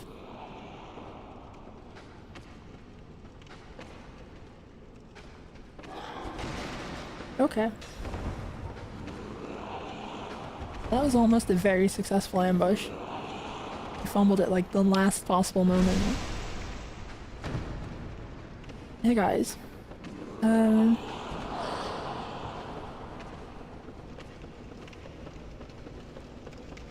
This is just this is a tactical retreat. This is not me being absolutely terrified.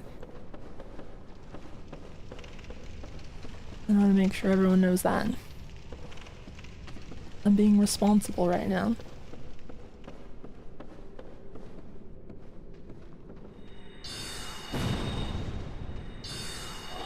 Ow. Don't try to grab me.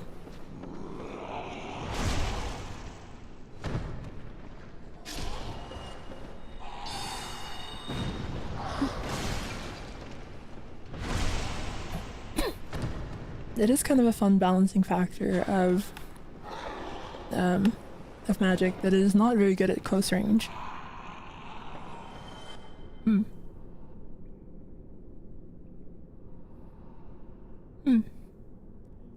know, I kind of thought he was going to just fall into the void, but he just died to the kill plane.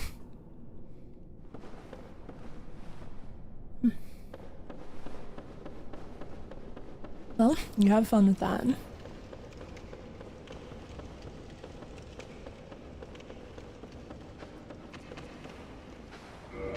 Let's see. Do we have anything that is particularly good at this type of resistance?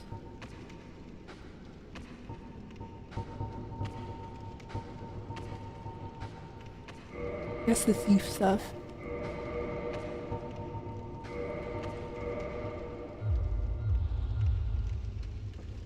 Kind of a different vibe for the character.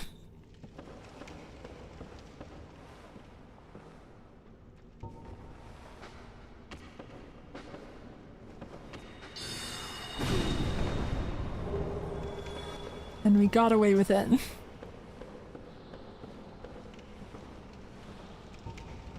If you can survive getting hit once without getting toxic, that's a pretty huge, you know, thing for trying to get that done.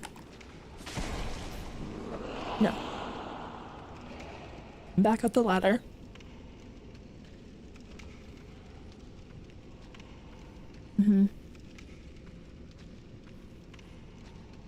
Look. He's shy. He's worried that I'm gonna push him down the ladder again. Okay, I won't push you down the ladder.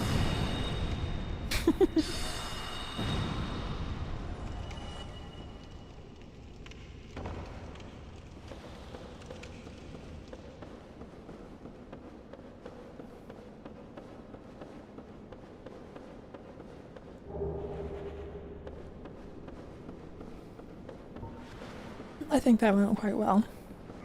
And just for like status report, spent 3 more points of my spear durability.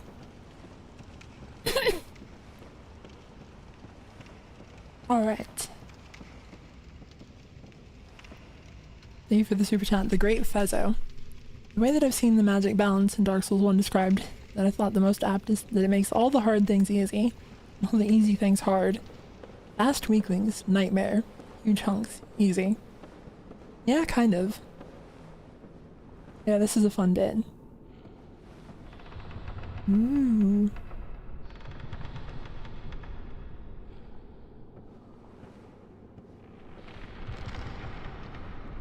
This is an object with an animation. So it's just kind of, just there to like disorient you a little bit as you're walking across it. It's kind of funny how like weirdly innocuous it is, actually though. Hey buddy.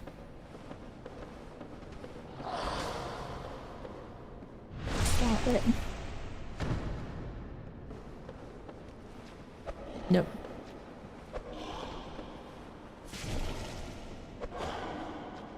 Oh. What do you think? You can get out. He's so talented. I thought he was gonna fall to his death, but he really brought that back.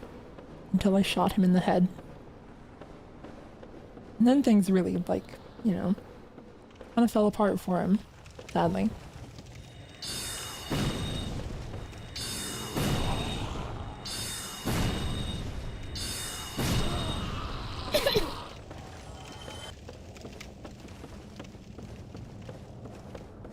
This is naturally an aesthetic that they've recreated so many times across the series. This just like rickety kind of cobbled together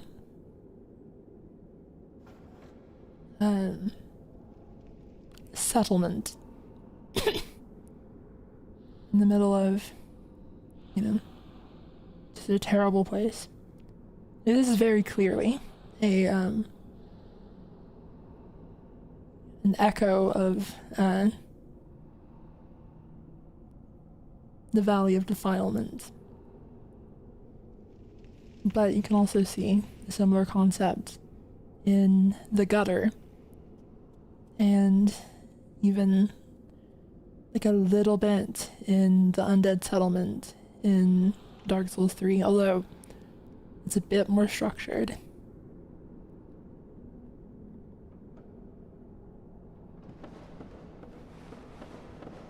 And let's see if I can do Dark Souls 1 jumping. Oh my god. That was terrifyingly close, but we made it.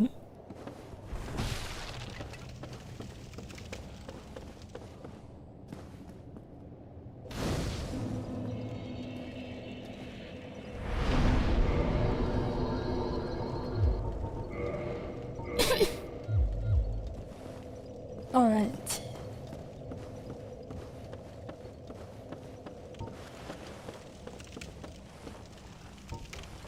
I don't remember what's like over here.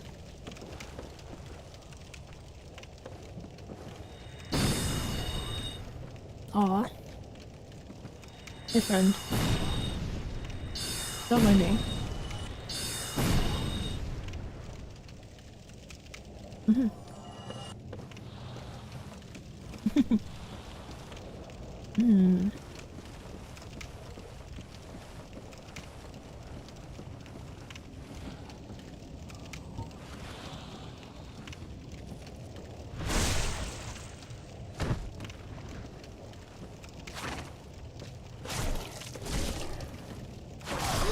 Ow.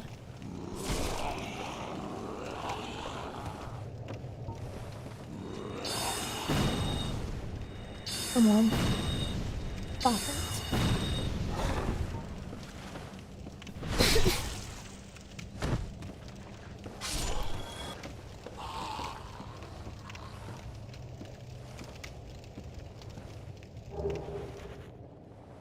Someone said, to be fair to the undead settlement, a giant wall just showed up in the middle of town one day.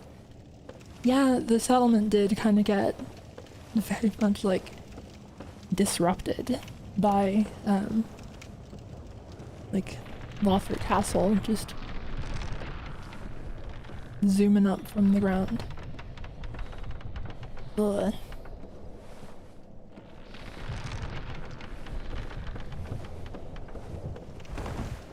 That's the bridge that's alive, and it's mean, and it doesn't like you. Hello, dog.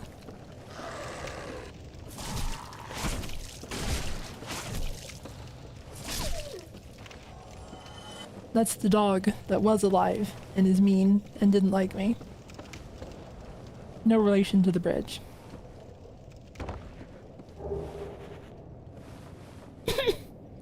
Oh, thank you for the super chat.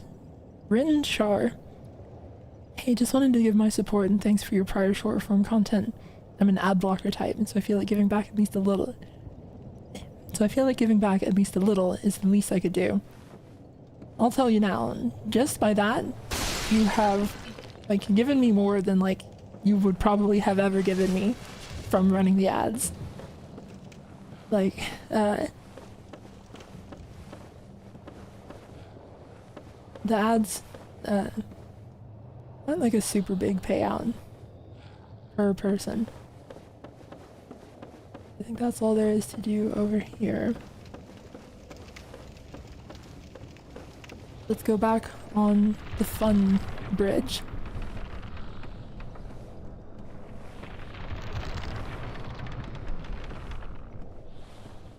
Ooh. And yet again, we got away with it. Someone said, are ads that bad? They are, well, it's, you know, like, law of large numbers kind of thing. I don't think it's actually law of large numbers the right thing to quote there, but it's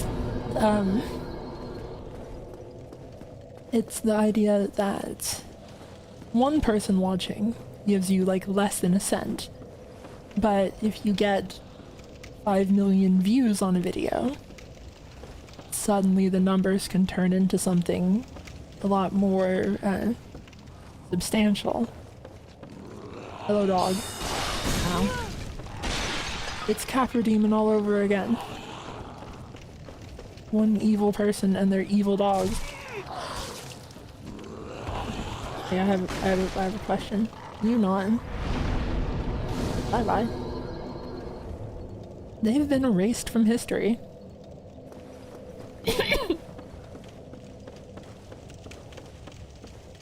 It's as though they never existed to begin with. Mere dogs, just by yourselves.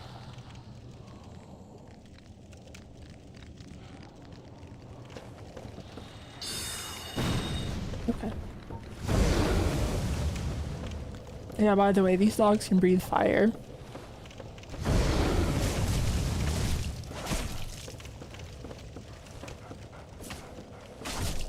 Which, I guess, you know, maybe there's something to the whole, like, you know, Blight Town's nearby. Who are you? Where were you in all that, like, the first time? Not. Ow.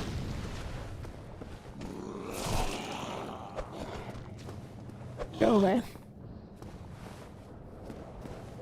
Hello, dog.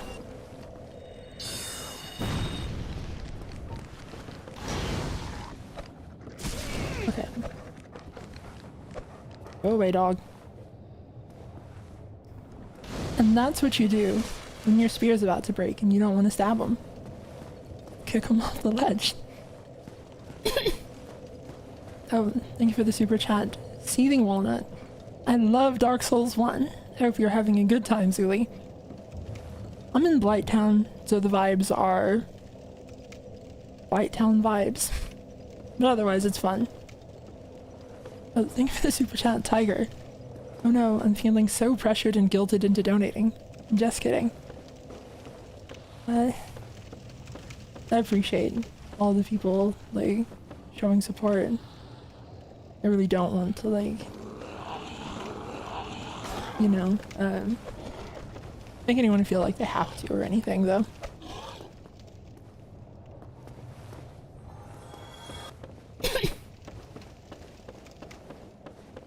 This is the true power of a gravity sorcerer. It's just someone who kicks people off of ledges.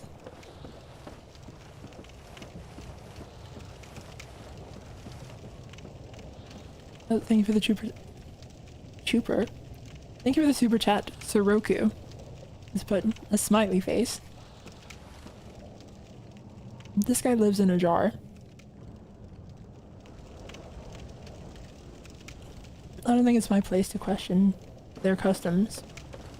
Like if he wants to do that, that's fine by me. Hey, buddy. Okay. Woo. Well, that was a fun trip.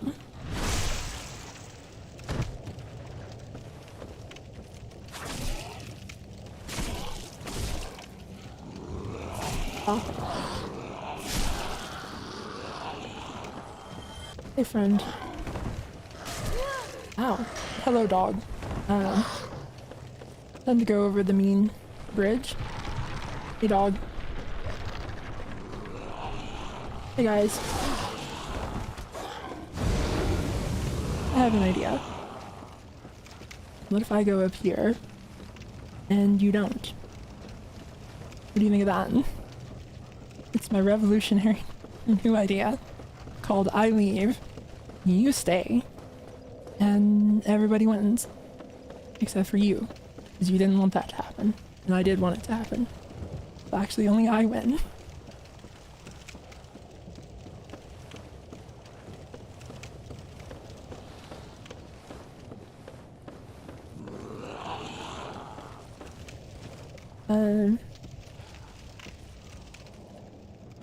Who was that?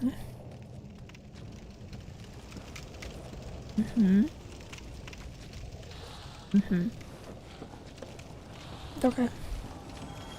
Oh. That was you, presumably.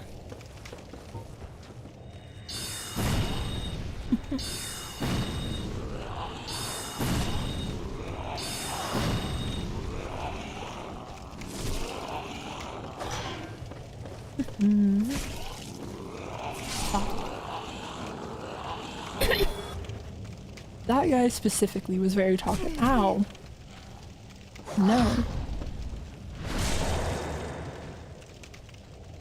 Thank you for the super chat. Big donut.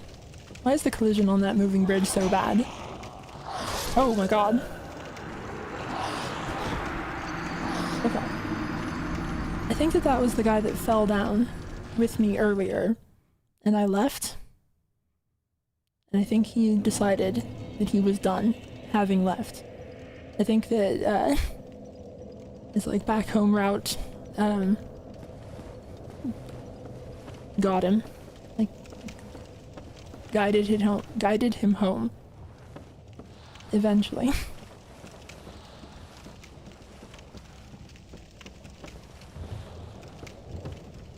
Alright. Well. Hey everybody. Oh, somebody just died on their own. That's wonderful.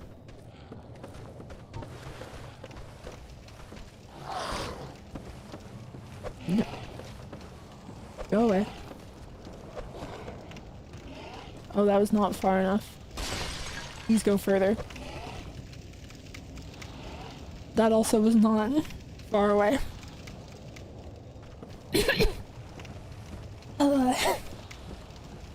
He's probably gonna be back.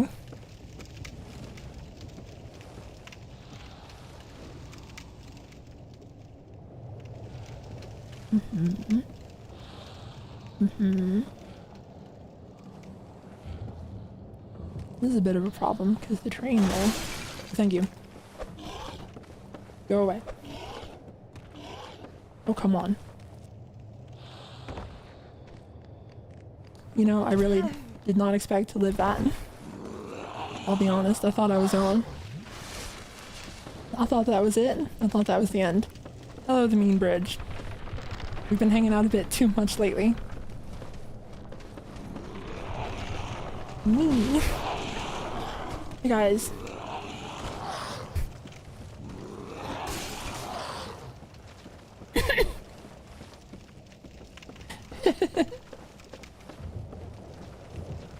Alright. Stop it. Follow me over here for a second, please.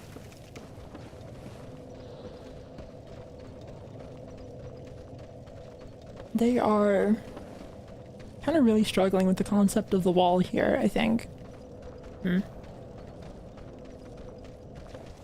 You know, let's just take a mulligan on that. Oh, thank you for the super chat, Cheese Tortellini. Zuli, this community has benefited so much from your presence here, truly. I can only hope those of us who have the money to give are paying some of that back in kind. That's very kind of you. That... I mean, there's part of me that wants to kind of like downplay things, but it's very kind. Oh, and thank you for the super chat, Danilos. Can't wait for the Zooming Duskbloods PvP training montage complete with the song from Rocky. Also, I've been watching your stuff for years now and wanted to say thanks for all the great content you put out for this community. I will have to get like a, you know, like a legally distinct kind of cover of that, because, you know, like I don't think that it would go well for the stream and all that if I did just play copyrighted music. Like, I could imagine there being like people who'd have some objection to that. If he just stayed there and got stabbed to death, what do you think about that as a plan?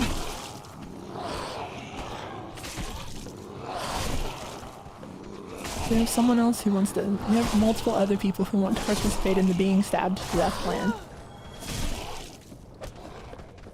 Honestly, was kind of meant as like a limited time offer. I would prefer as few takers as possible. Oh my god, get away, stop it. Okay, bye bye. I'm going.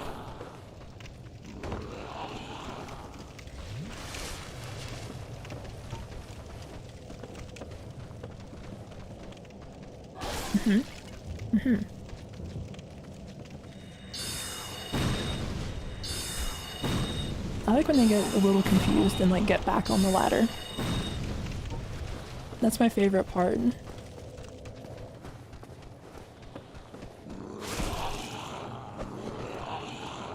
Stop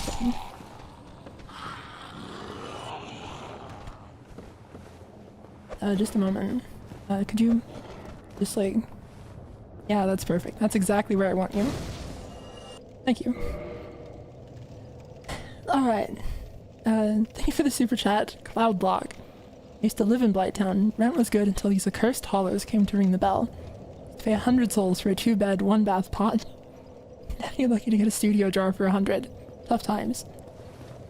You can fit 2 beds in the pod. Are they just very small?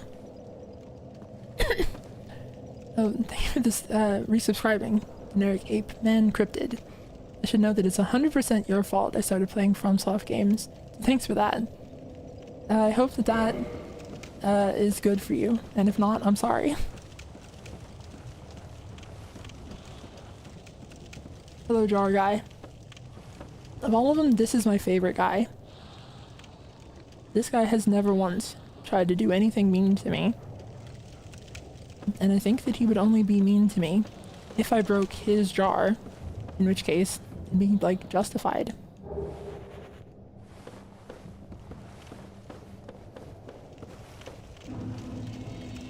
Like if someone rolled into your house and exploded it violently, I think then it'd be fine to have like a little bit of like a negative opinion of them. Also, I did not realize that it did not need to go up here at all. This is all just the other way of going down here. Well, see you later, Jar Guy.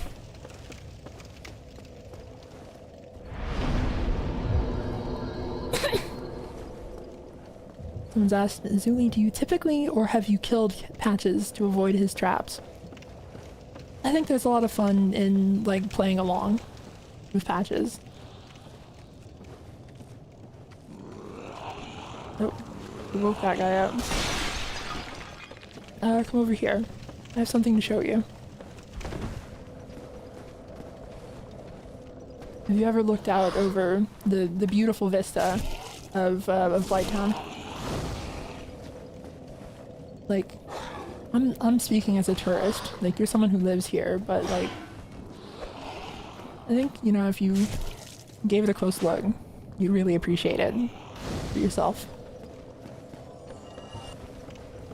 Like, sometimes if you live in a place that has these majestic wonders, you get kind of inured to them.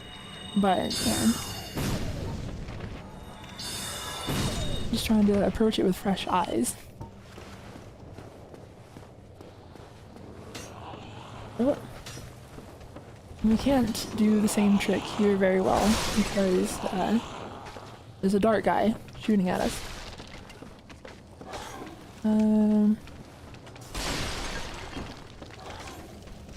Ow. What?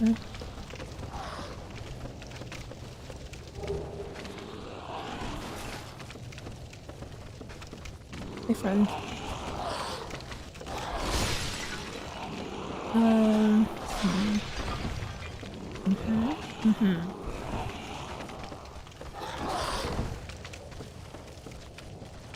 I'm just kind of running around until things get better for me. And that'll probably happen eventually, I'm sure. Hey, buddy. Don't do that.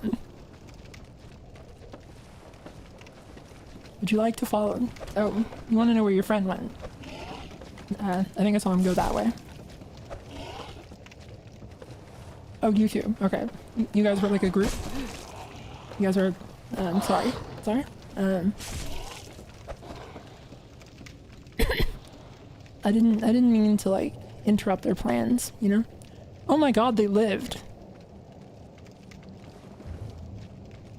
That was not fatal. They're all coming back. Stop it. I have a different, like, what if you went over here? What do you think about that?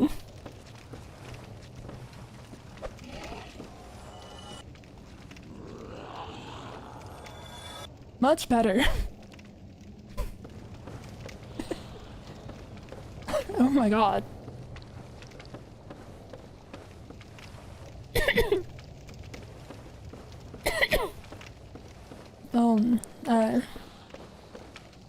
Any fight you walk away from. Was that... That was the dart blower finally dying. Good lord.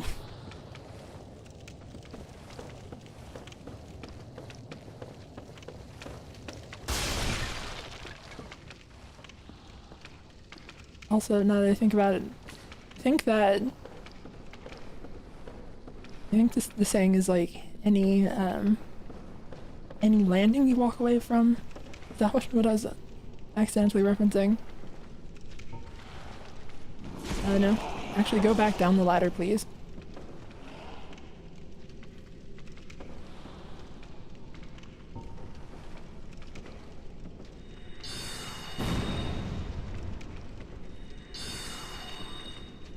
Hey, friend.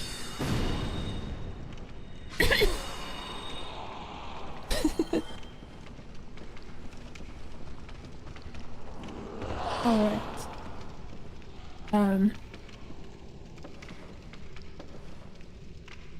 No, I wasn't even involved in that one.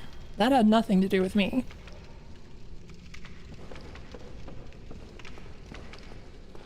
Alright. This is one of our weirdest guys.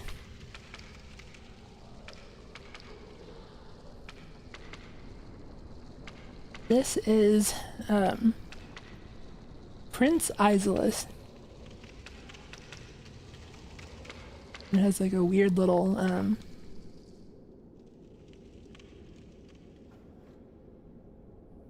like, centipede-like tail thing.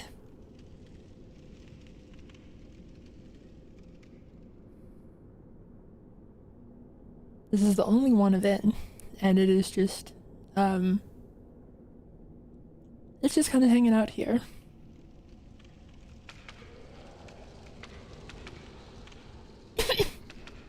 It's never been exactly clear what its deal is. But internally it is referred to as Prince Isless, which is important because, like, the boss's bed of chaos is King Isless. So, conceptually, the design probably had something to do with all of that. But a lot of the Isless stuff is, you know, very kind of cobbled together. Well, I don't know. I don't want to say cobbled together. A lot of it was done under a bit of a deadline crunch, etc. Like, things kind of got used where they could be. And so it's not clear how much you can, like, attribute the way that it is used in-game to the name Prince Isless. Like, how much of that actually carried over. Anyway, if you aim carefully.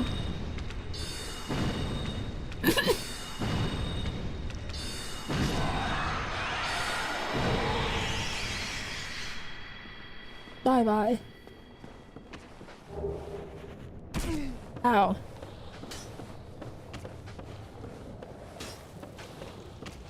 Can you not? I was trying to, you know, like, appreciate the moment.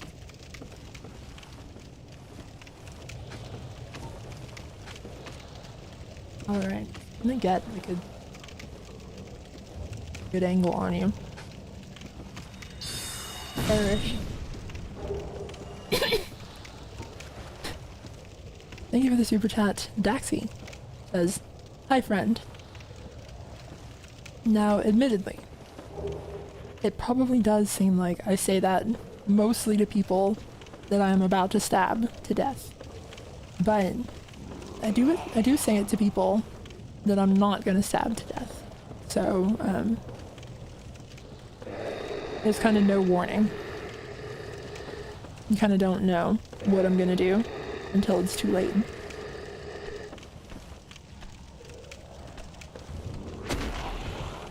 This is not a great place. End statement. I was gonna say it's not a great place to do something, but then I was like, no, this is just not a great place. Get out of here.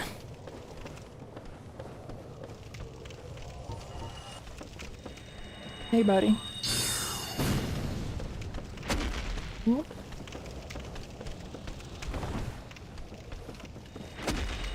What if you were over there, and I'm over here, and then the magic kind of meets us in the middle? Welcome everyone to the Large Club. This is the club for large. The giant undead of Blighttown wield these clubs, which became poisonous from the influence of their surroundings. So I guess they are just regular undead who have just been so messed up by Blighttown itself that they're just like that now. No grab.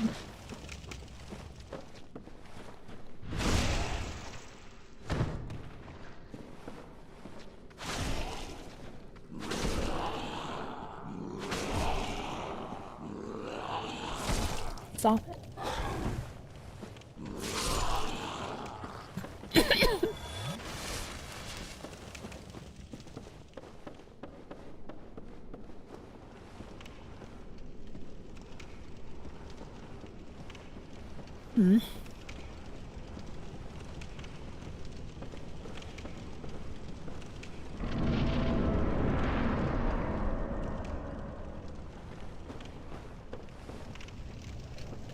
We're getting close to the end, which tragically also means that we're getting close to the point where shoving people off ledges becomes a bit less effective. Oh my god. Thank you, Dark Souls 1 Physics.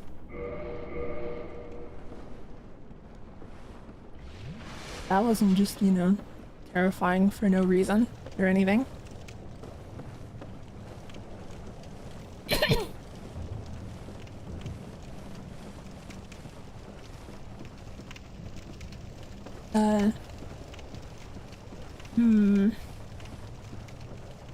Now, here's the question.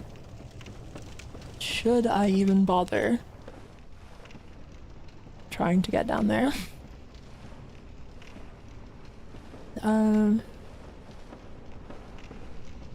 It's probably easier going from this direction, right? Yep, that'll do it. That wasn't worth it. That was in fact bad. That was bad and not good. But you'd think that if you said that it was bad, you wouldn't have to specify that it was not good. There's sometimes things that are bad that are also good. Thank you for the super chat, Rin Char. Something I've always been curious about. Are you a Zuli the Witch because you prefer sorcery? Are you a Zuli the Witch because you prefer sorcery builds in games? Or do you enjoy any esoteric pursuits beyond that? I'm a big supporter of witchery.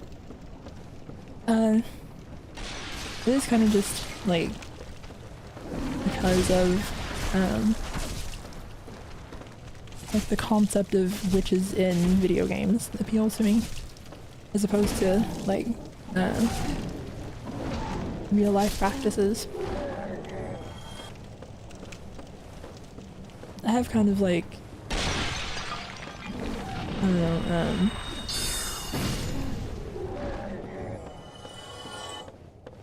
there's like a cute angle of like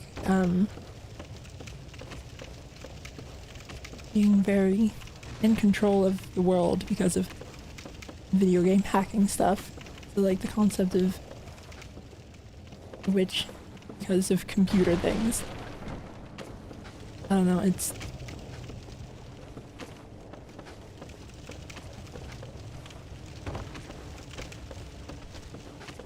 like, I guess it's, yeah, just more because I like it conceptually. Yeah.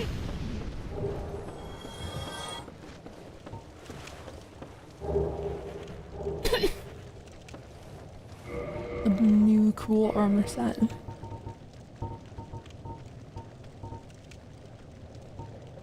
Coat of an aimless traveler, made from sturdy leather and quilting. Battle comes with the territory when one wanders the land, and this coat provides a certain degree of protection. Guys, I'm trying to read. Oh, okay. Sorry. I shouldn't have been mean to them. They were just here to listen to me read. They're not mad at me. I'm sorry. Okay. Are we good?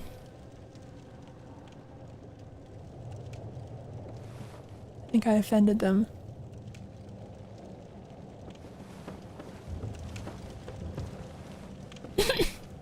Oh, no, they're back. Oh, thank you for the super chat, Roseblaw. Hi, Zuli. Long-time lurker, first-time chatter. Thanks so much for the streams. I'm also about to get throat surgery and can't wait to be able to watch your streams in their entirety while in recovery. I hope that it's, like, not, you know, like a big emergency. I hope that, you know, hope everything goes well for you. And yeah, it was an interesting thing to go through. But it's been like very nice to like, you know, have my voice a lot better and be able to like just freely chat with people. So I hope that things go a similar way for you. Oh, thank you for the super chat. Onward goes the drifter. Those mosquitoes were chatters. Tag yourself which mosquito you were. Hey guys.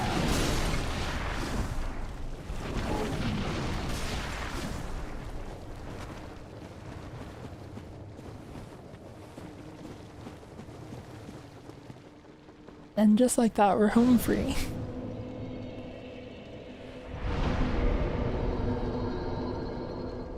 Let's get a bit more health, I guess.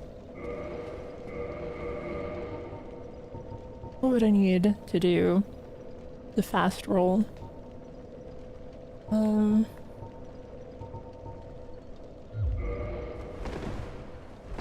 That's still a no.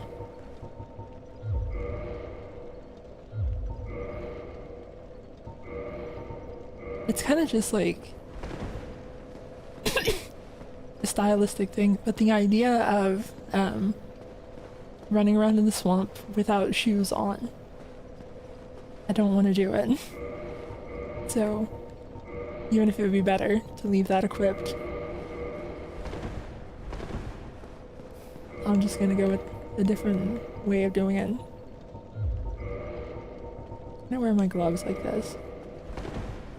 I can't. Oh well.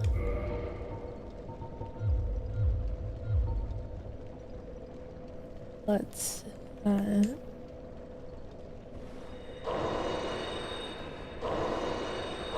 use up our souls real quick.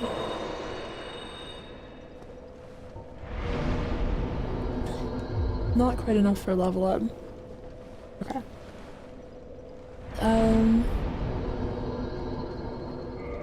Let's reverse hollowing.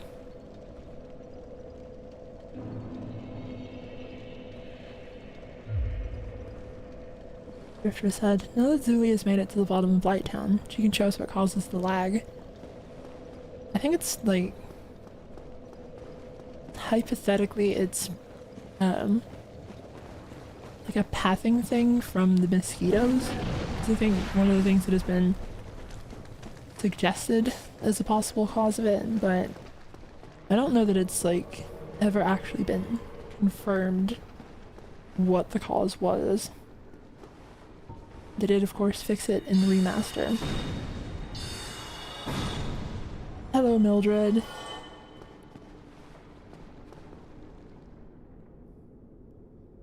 This is Maneater Mildred. She's technically, you know, like the second in a lineage of women just chasing you with a big meat cleaver in swamps in the Soul series. And the fun thing is that she was supposedly, like, she was evidently not like intended. She was not like originally designed as like a thing. According to Miyazaki, the character of Mildred was inspired by someone during the development of the game. Is you? No, it's not. Like during the development of the game, there was someone invading Blighttown with this build, like this character, and they were so like they enjoyed that so much that they turned it into an actual NPC. And there's kind of the question of like, who could it have been during development that would be invading the like main devs and they wouldn't know who it is like immediately. But to my understanding, it's like naturally like the playtesters, other members of staff, and even evidently some of the people that were working on like the guidebooks and such had access to the beta server. And so there's like, you know, any number of people with like varying degrees of relation to like the actual From Software dev team. It could have been a member, it could have been a playtester, it could have been someone contracted from a secondary company working with From Software. But just someone out of all of those people decided to do this. And it's kind of funny that it's like whether deliberate or not, they ended up like evoking the same concept as the meat cleaver butcher in the Valley of Defilement second area. So because of that, this ended up becoming, you know, like a tradition across the series. Like something that may have initially been like a one-off became a pattern. Like they established the second data point of it. And of course, this is what she looks like. They didn't like specify explicitly whether you know, like the name and everything came from the person that like did the invasion and all that. So like I'm curious kind of where the character like that invaded begins and where Mildred the NPC begins, but it's just like a cute detail. Hello. Ow. Hmm?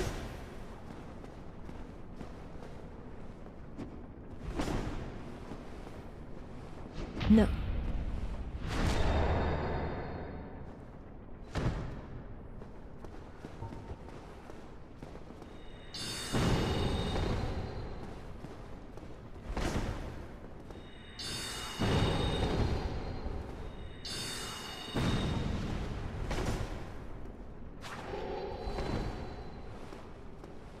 No.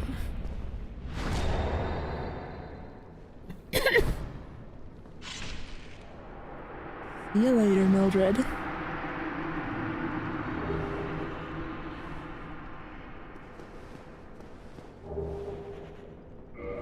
And you got the butcher knife. Why do I always go down? Spears are like the last weapon class.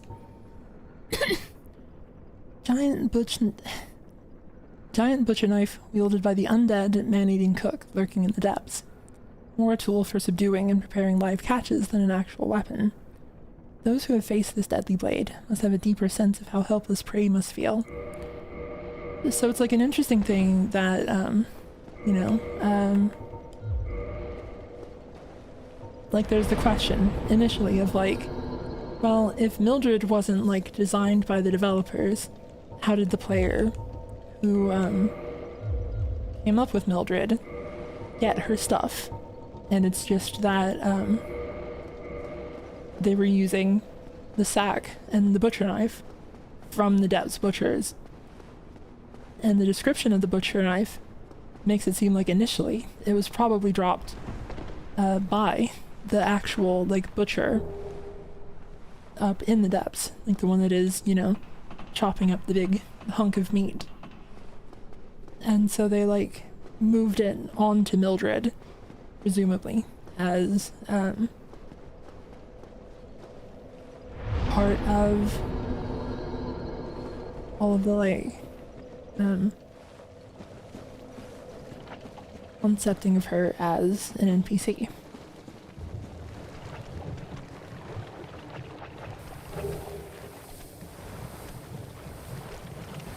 Let's just go around taking things.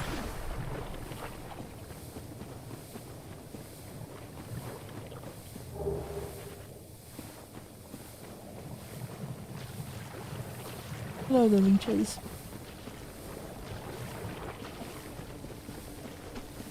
One time I made a video about how there are like a bunch of slugs in the Souls games over the years, and I didn't mention leeches in Blighttown because they're not slugs, they're leeches. And there were a bunch of people that were just like, what about the slugs in Blighttown? Like there were just so many comments pointing out, what about the quotation mark slugs in Blighttown? Hey guys.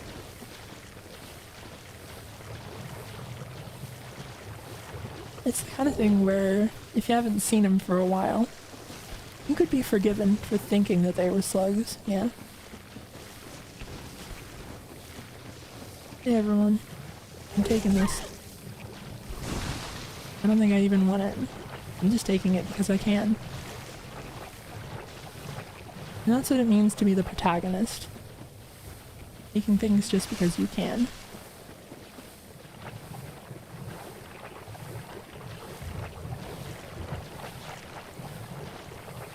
Hello everyone. Hello the slug. Not the slugs. Hello the not slugs.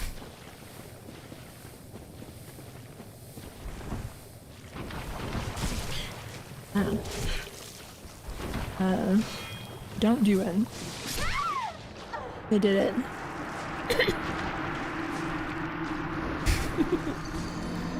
And said the greed.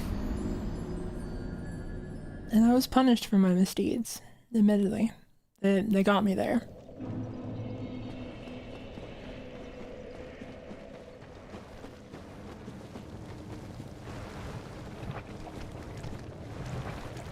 That's the thing you gotta be prepared for. You're not just the protagonist, you're the villain protagonist.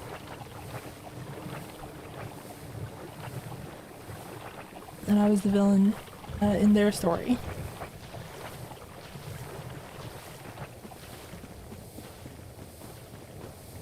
Hey guys. I'm just here for my stuff that I took fair and square.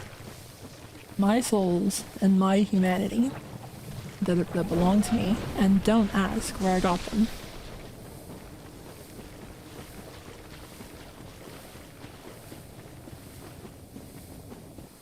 Alright.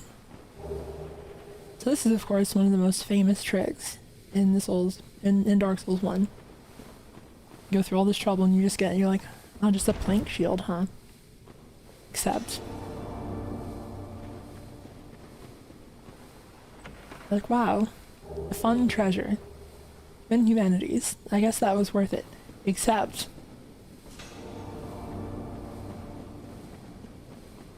it just keeps going.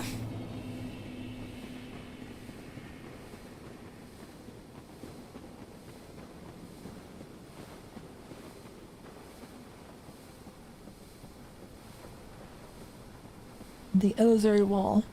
Behind the illusory wall. And 400 souls from an unfortunate, misplaced basilisk, I'm pretty sure, that just fell out of the world.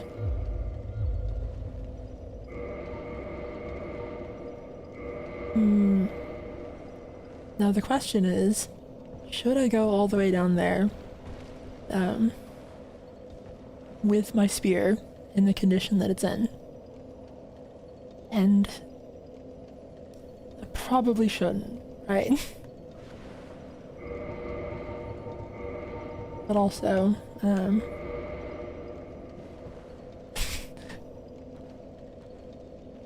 nah, yes, no. Line of no's. You have to walk back to do it. Surely not. But what if you did, though? I think that, in the interest of streaming, like the interest of the stream, it probably would be a bad idea to like go all the way through it. Because like the trip back up Blighttown is fun and all, but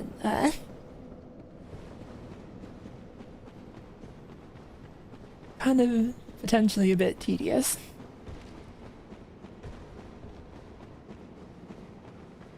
We'll save that for later. Just remember,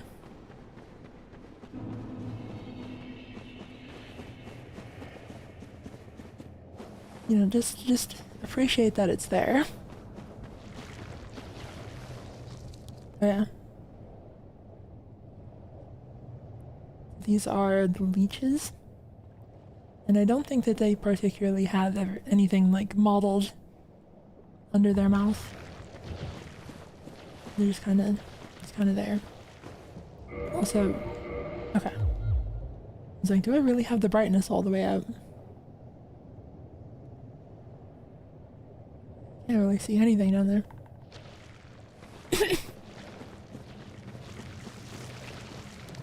But you can tell that they're slugs based on how they're You can tell that they're leeches based on how they are leeches.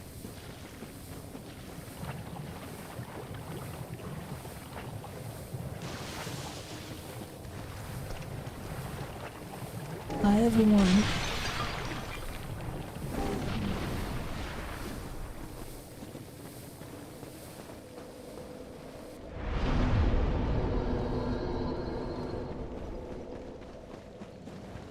These guys are they're kind of demons, but I guess kind of not. They are like seemingly the like misshapen offspring of Quelaag.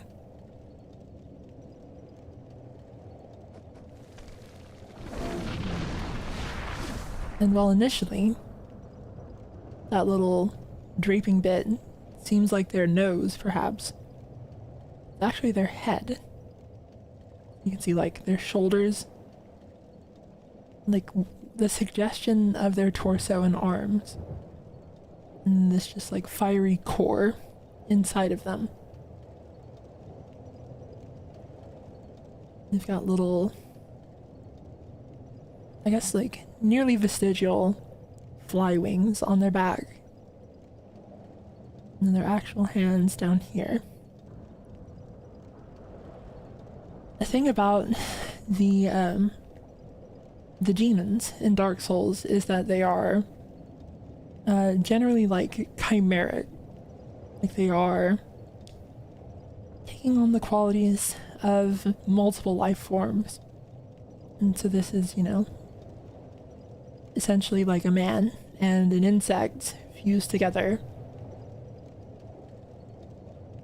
into something, you know, a bit Kafka-esque, we'll say.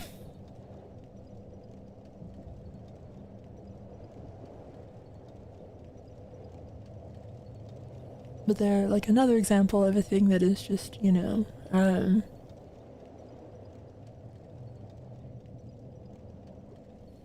like pitiable almost. Like you have to feel bad for it more than like despising it as an enemy. Ow. But I've always thought it's funny that like this is seemingly their head and they just shove it in the fire hole. They just like to hang out. Like they like the look of it. They enjoy just staring into the fire hole in their chest.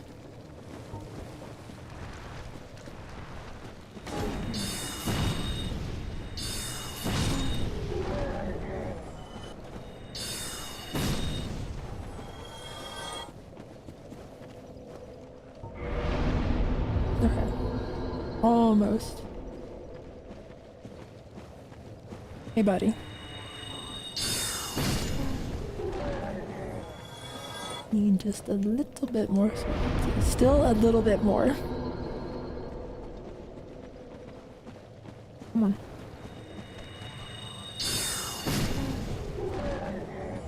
Alright. Got a little more endurance. I want to put my gloves back on. Yay. We've got the full outfit.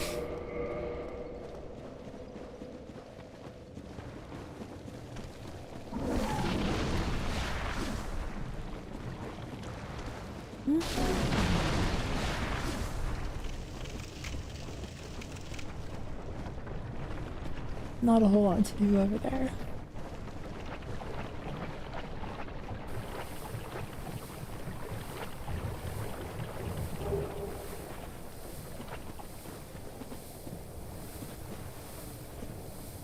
And so this is the fun area.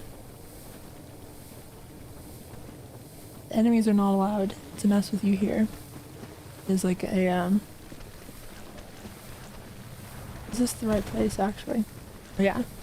See, notice as soon as it got to me, it was like, actually, I'm not supposed to be here. I'm not supposed to notice you. My bad. Sorry about that.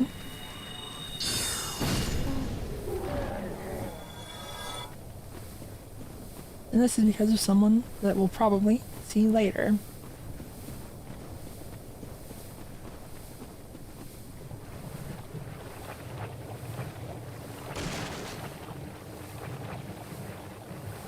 Let's take the long way around.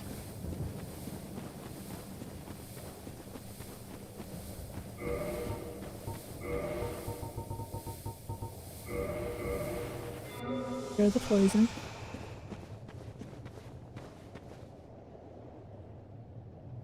Hello, mosquitoes.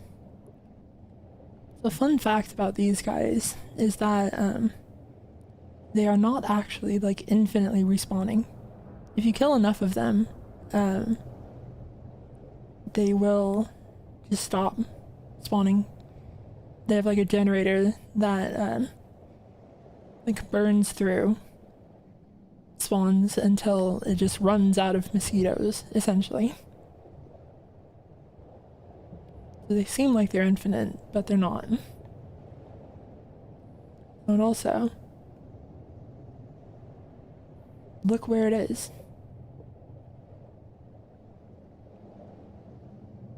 This is, of course, kind of Firelink Shrine. Fun little low detail Firelink Shrine.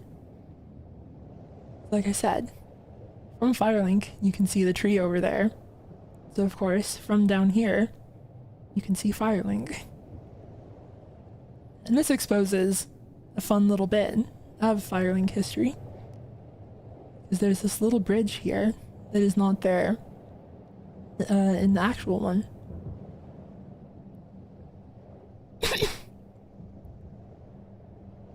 This, I think, would have led closer to where Capra Demon is. But the like asset for that bridge does exist, if I remember correctly. But I think that Drop-Off did a video about, or maybe just like a tweet forever ago, about putting it back. Oh, thank you for the super chat.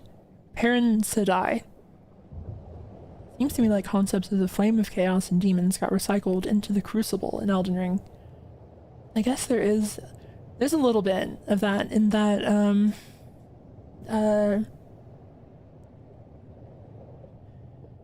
like, the chaos of the demons is life. And, the, like, strange nature of, like, the hybrid chimeric creatures are kind of just life running wild. And there is, like, a similar concept in the Crucible of just, you know, overwhelming life. What do we have that's good for fire resistance?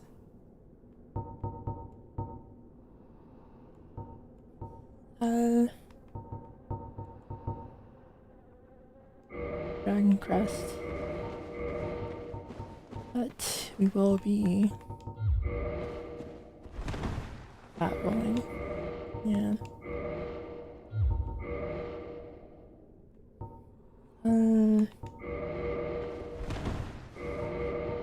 Not the most elegant outfit.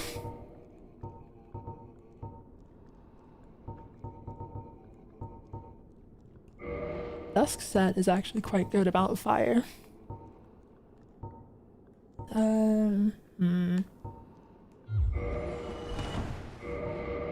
No, even then.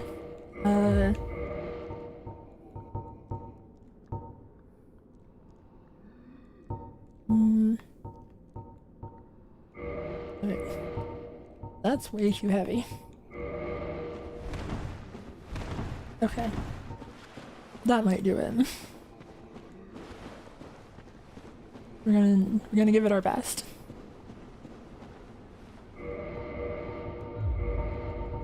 And let's be so generous as to allow ourselves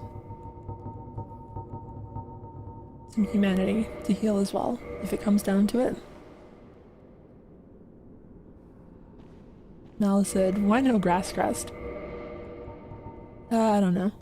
Fine. It's grass crest time. The VFX can be a little annoying.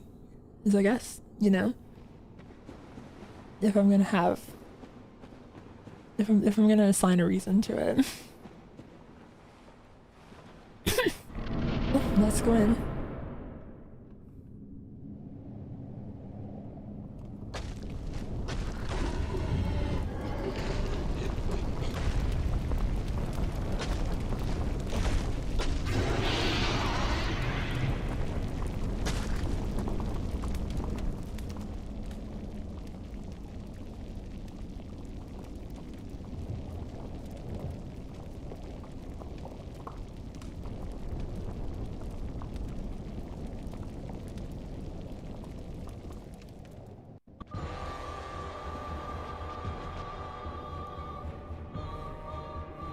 A very famous cutscene for, you know, reasons. But, this is Quelaag, one of the daughters of the Witch of Izalith, who's transformed by the Chaos Flames into... I guess I'm not actually sure if she herself is a demon. But she's been merged with this, you know, monstrous spider.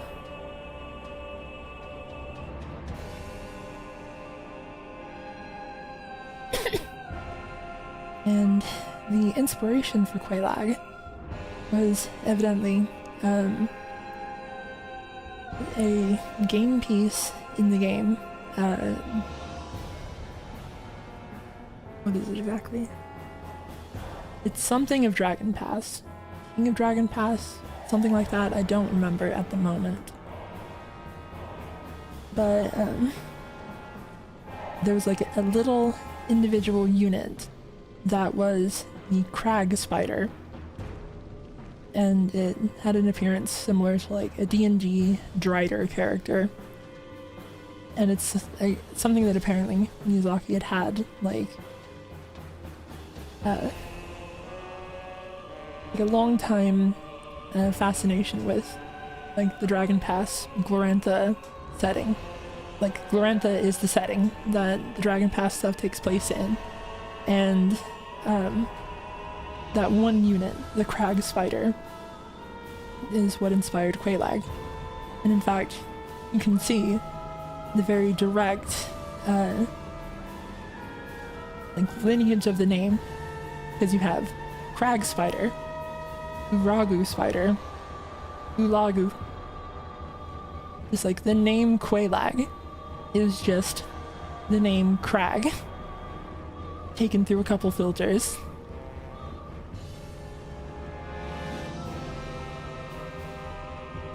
So she is still, you know, the Quelaag Spider.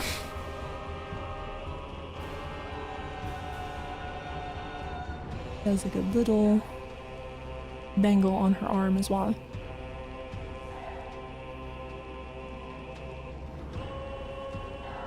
And a sword that is like a spider leg.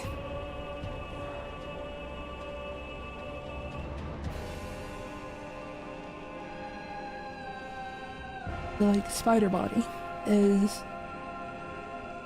I'm not sure if it is like a separate thing from her, or just like another part of her.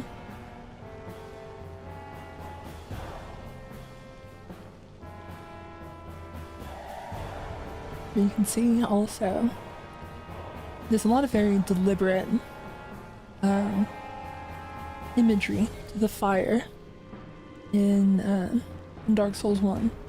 Like you have the very gentle serpentine coiling flames of the bonfire, and then you have these like chaos flames that are like infused with runes, like, sigils just weaving throughout them.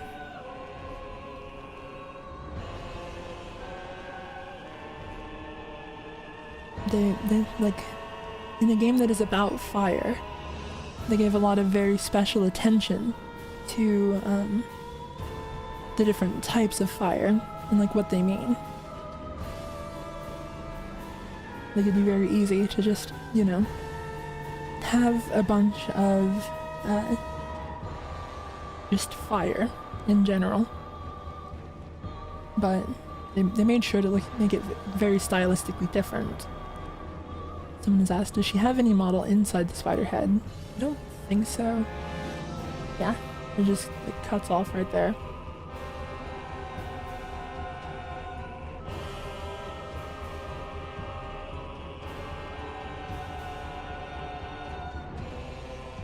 Well, time to do our best. Hello.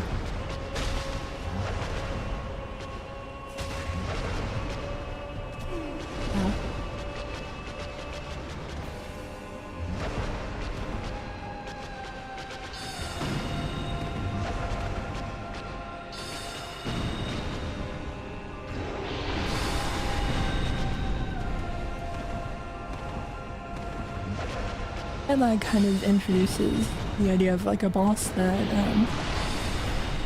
can influence the terrain of the arena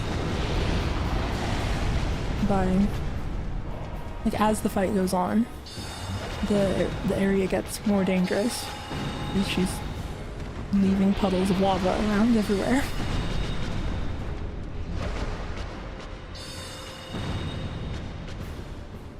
They do eventually fade out though, so it's not too bad, but it does mean you have to be very mindful.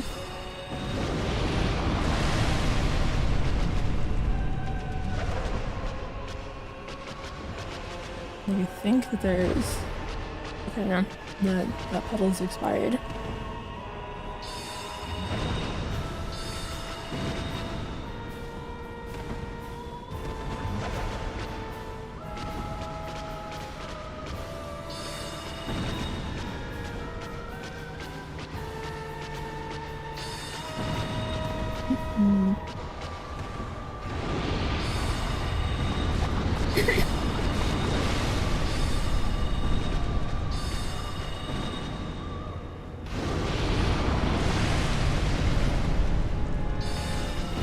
Whoops.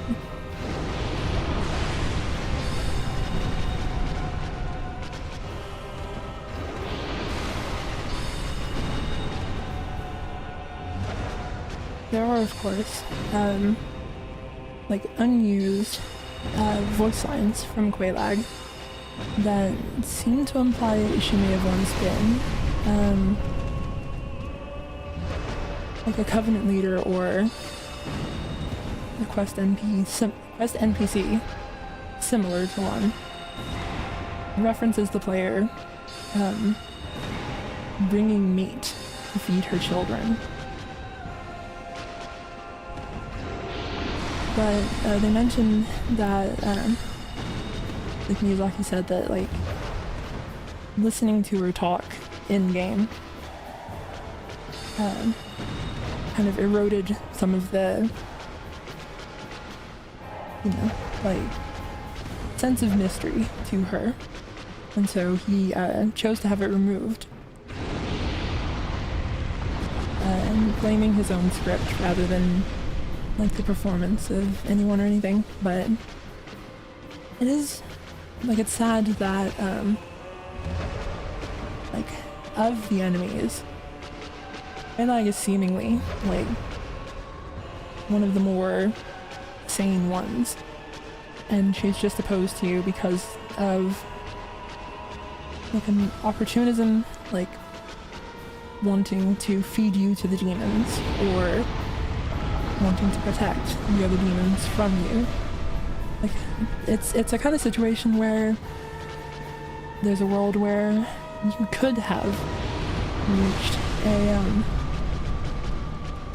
like a civil concern, like a civil resolution, rather than having to fight her. And so that's a little sad. But at the end of the day, it is like her decision. Well, like it's her decision to attack you, and also your decision to pursue coming down here.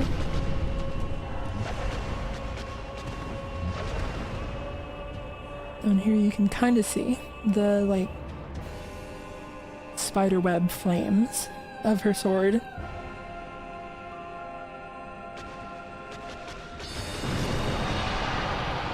But ultimately, your goals and hers collide, and has to end one way or the other.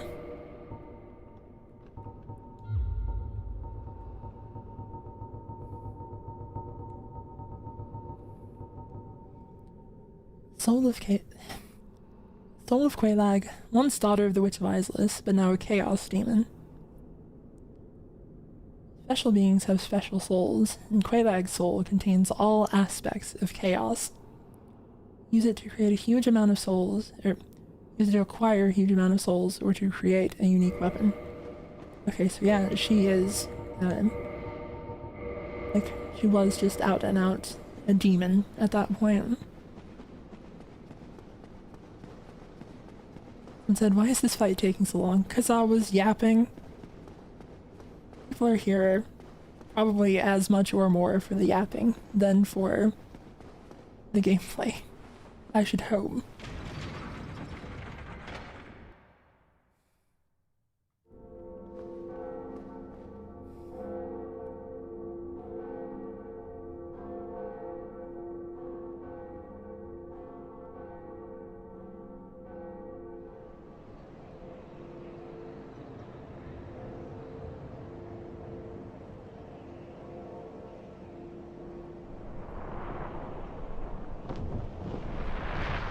And this is one of the funny things about, there's this whole prophecy of you have to ring the bell of awakening, and it's like, actually no, you have to ring 2 bells of awakening. And then the only reason that you actually have to do it is so that giant knows to open the gate to the fortress. It's not like a special magical thing. Like the rings are not, the bells are not, you know, like some crazy fated special thing. They're just that guy's alarm clock.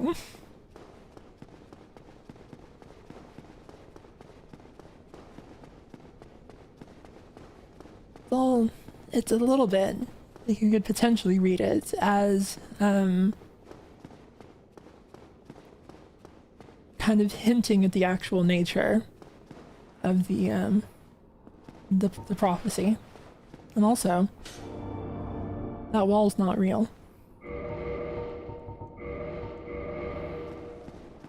If you saw a wall, it's because you were tricked. Oh dear, what have we here? Are you a new servant? Yeah. But you have no eggs. Ah, no matter. Go along and have audience with our fair lady. I pray that you will mind your manners. Mm-hmm.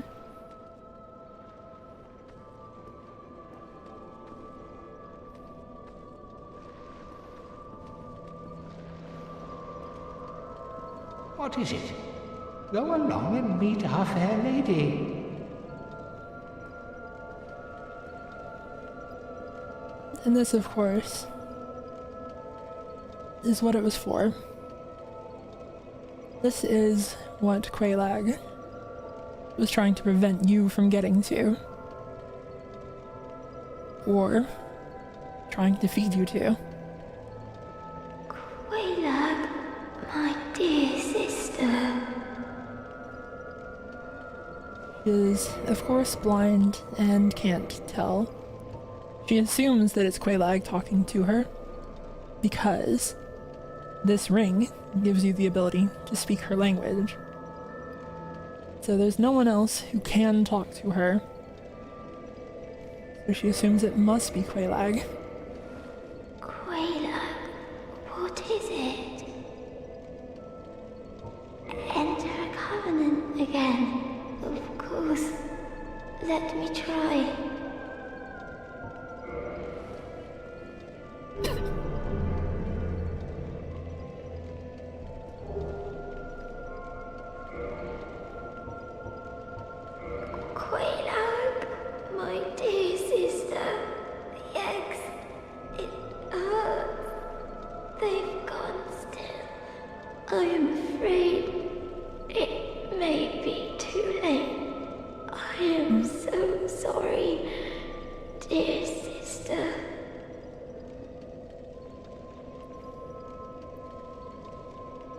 I've mentioned before, there's like kind of Goodbye, Quaylag. a concept of like a seeming recurring concept of like something holy or I don't know, just like something pristine in the midst of filth that recurs through the Soul series. And I think that the Fair Lady is like another instance of that. Like, the reason that she's so sick is that she was trying to like cleanse the toxins of Blighttown with her own body. And it doesn't seem to have worked, and also seems to have like deeply afflicted her instead. And it's just kind of very sad. I think that her model is basically the same as Quaylag's. I think you can actually swap over the textures, Quaylag, and it's, I don't remember if her like if her torso is exactly the same, but I'm pretty sure the spider is. And you can see its head is actually like slumped into the ground.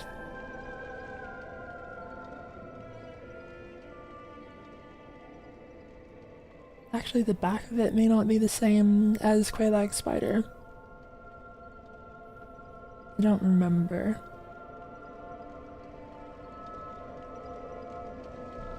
But, like, as much as the demons are treated as, like, the enemies of other life, they are just trying to, like they were afflicted by the Chaos Flame and turned into these things, and are just doing their best to, like, live their own lives.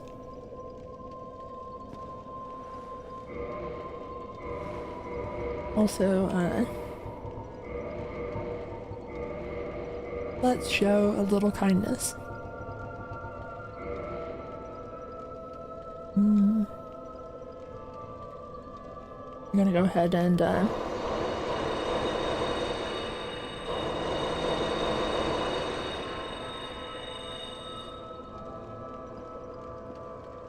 Oh, my dear sister, don't mind me.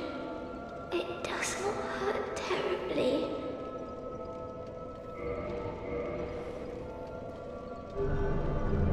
and of course you do have to do that one at a time.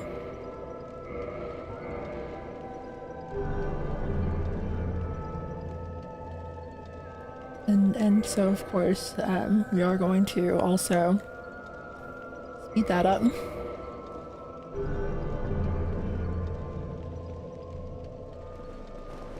Okay, that does not actually speed it up.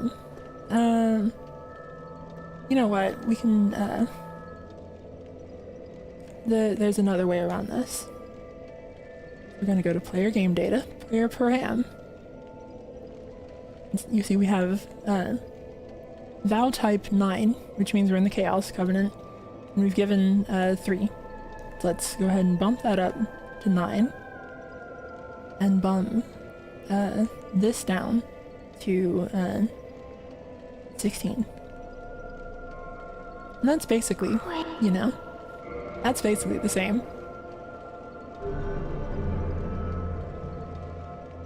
I don't remember what the breakpoints are at.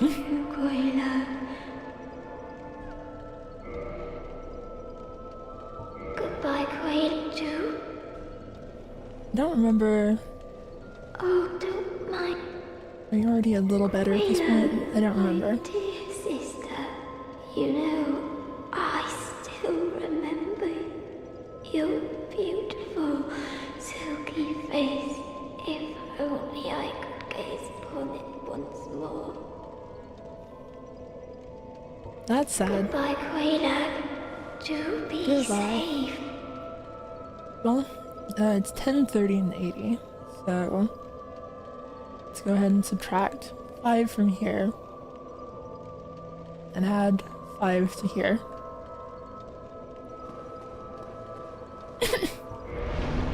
The thing is,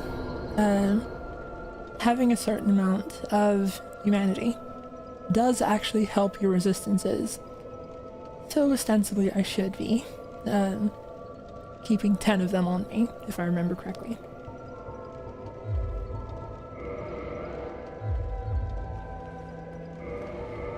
Alright. That is still fat rolling. It's so sad. I think I'm gonna go back to the buckler for now. You speak the tongue of the fair lady? Mm-hmm. Well, do not be rash with your pride. You have yet to earn my trust. If you try anything funny with the fair lady, there will be hell to pay. Understandable.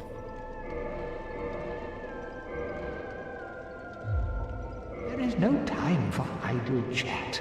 Think only of our fair lady and what she may need. Alright. I'll consider it. No.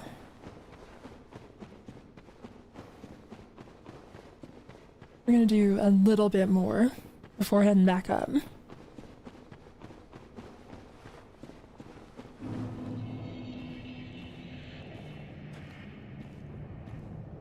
One of the things I've always found very interesting about the Demon Ruins is all of these like structures. No. Get me out of the bonfire. Give me a second. Here we go. There are all of these structures up here that, like, I've always wondered if there was ever a time where this was, like, playable terrain. Like, if the models that got reused up here had been intended are like low detail stuff for gameplay or not.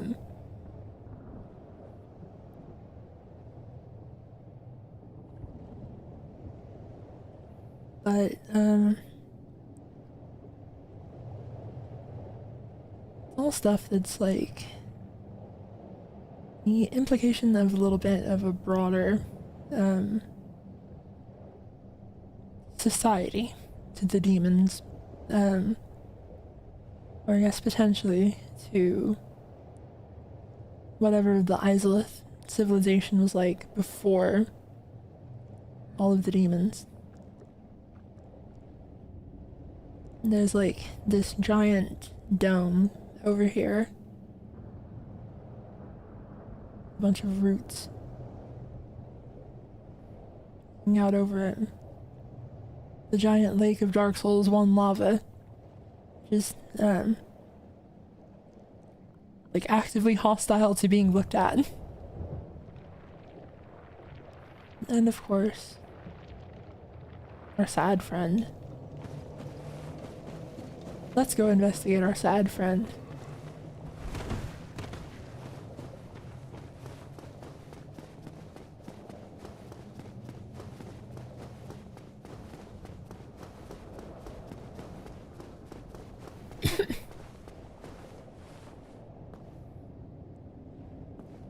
And also, look who it is. It's the boss of the undead parish, the centipede demon.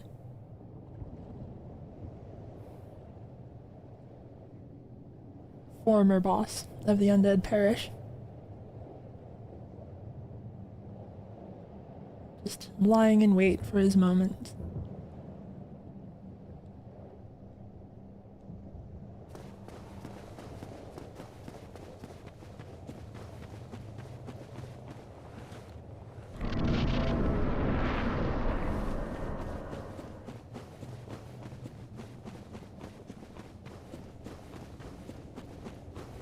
The thing that was mentioned about the like aesthetics of the Demon Ruins and Lost Izalith is that they are intended to, or like patterned after more like East Asian or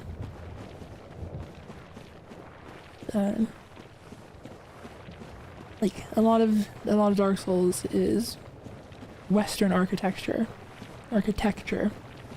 and they wanted to make the Demon Ruins feel very different to the rest of the world, and so they went with like a completely different cultural aesthetic for them. And Izalith in particular is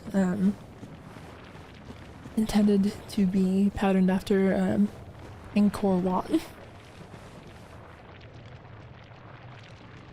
This is, of course, Ceaseless Discharge. There's like the intention when designing him was evidently to create something that was like this hulking monstrosity of fire, but which also looks not, you know, aggressive, but more a victim in its own right. This is the son of the Witch of Izalith, also transformed into a demon. Or, it's not exactly clear if this was, like, a human person and then became Ceaseless Discharge, or if it was born, like, if he was born like this. There's, like, a little bit of a, contradiction between the in-game lore and the, and like the interviews, because Miyazaki refers to Ceaseless as the first demon, and because it was the first, it was a thing that was inelegant and like incapable of controlling the fire that exists inside of it, and that's why like the lava field exists. It is like the fire is seeping out of Ceaseless Discharge. That is, of course, what the discharge is. And so it's like pitiable, misshapen creature born from the Chaos Flame. It is like a thing without structure. It was just life,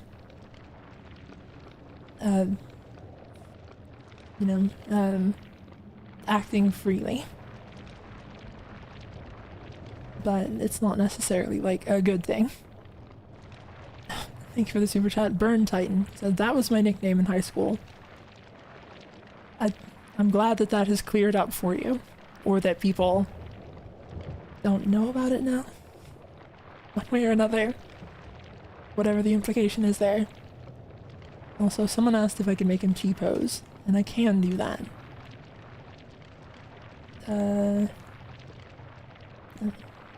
This is you, right? Yeah. So, disable that. No update. I'm back.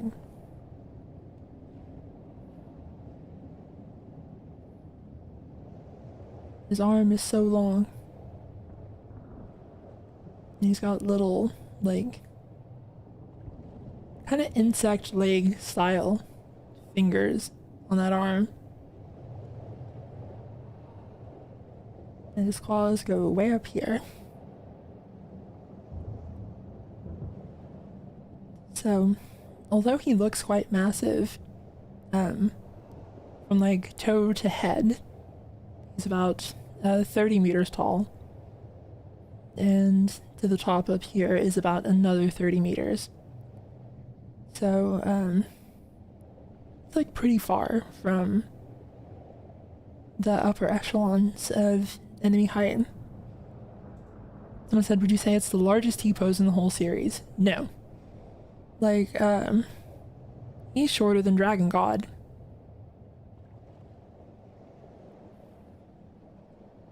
There are quite a few things that are a lot bigger than Ceaseless. Like, at a glance, scale becomes like really difficult to judge, and so you could probably like you could easily be forgiven for thinking that he's about as big as Dragon God or the straw doll in Sekiro or something like that, but no, he's a lot smaller. Someone said, can the Sekiro snake T-pose? It can. And it's just really long. It is like a straight line. It's a noodle. Actually, it's like... yeah, that's right, it is. I think... It's its neutral pose that like goes way up and then starts curling. You were saying I pose. I guess admittedly, yeah, you cannot T-pose the Sekiro snake. Because it doesn't have the T to pose. It's just an I. And, so Ceaseless has been very, you know, like, hospitable up to this point and has not been too concerned about what we're doing. And has just been content to let us, like, hang out and stare at him, talk about him. But, he gets real mad when you do a little bit of grave robbing. You gotta be very careful to not run directly into that lava.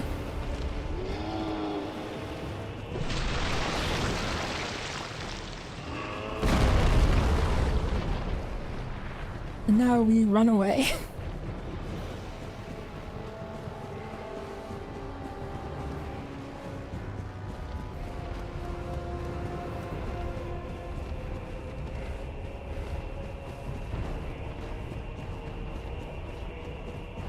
Just lead him, you know, back here. He's like slowly chasing you the whole way around. You can see that like his one arm is actually lodged in his chest.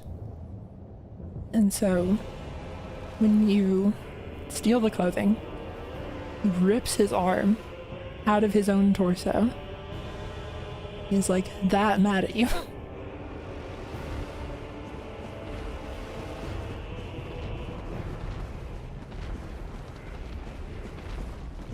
And here he makes a bit of a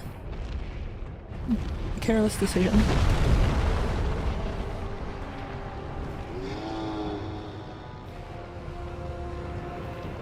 You have to feel bad for him. He was, you know, over here on the lava field, and he's so mad at you that he jumps over here to try to get you. But, I didn't think it through. Admittedly, I don't know why he doesn't just, like, slap you with his big paw hands up here. Like, this seems like it would work pretty well to try to get me, but, the condition of my sphere is not going to matter too much for this part. You have to feel sad for him, just, like, staring at you like that. I'm sorry, buddy.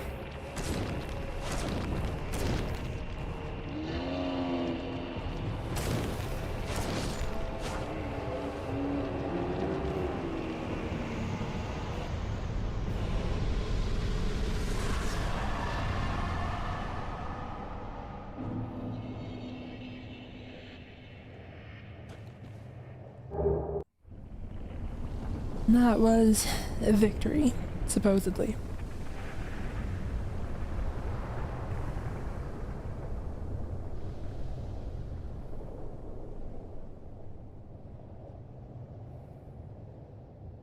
There are some times where the victory achieved message rings a little hollow, and I think that's one of them.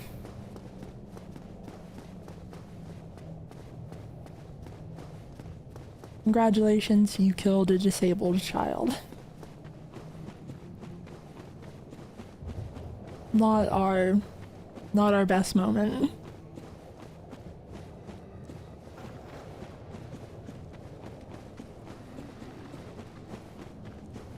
Hello, Egg guys.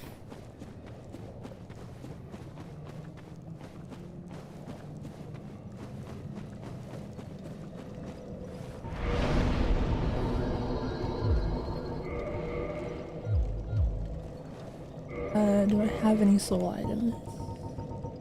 I do.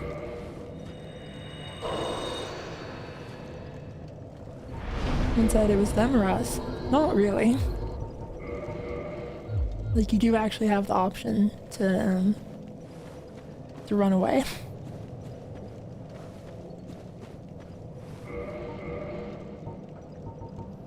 Oh yeah, and this is what we stole, of course.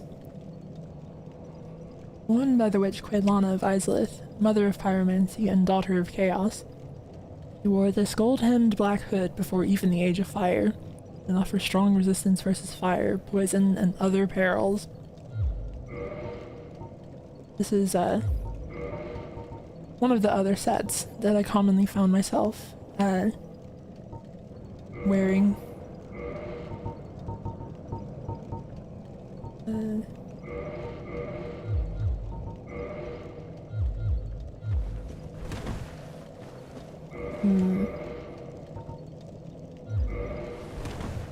Nope.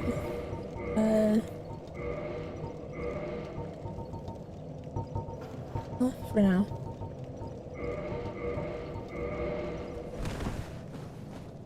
May as well just do that. Thank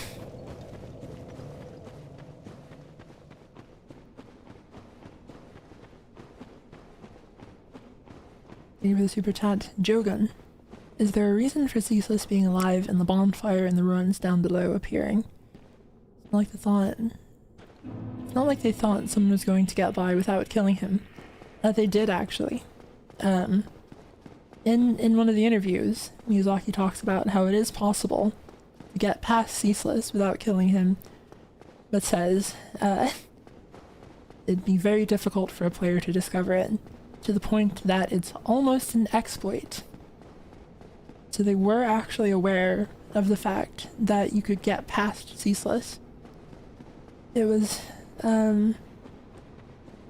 there's like a little bit of terrain on the like rim of the lake of lava that you can actually get to, and it makes it to where like it would be possible to make it across if you have like enough health and everything to do it.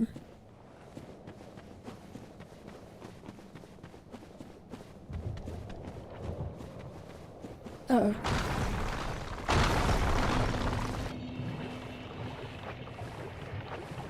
I noticed a little bit.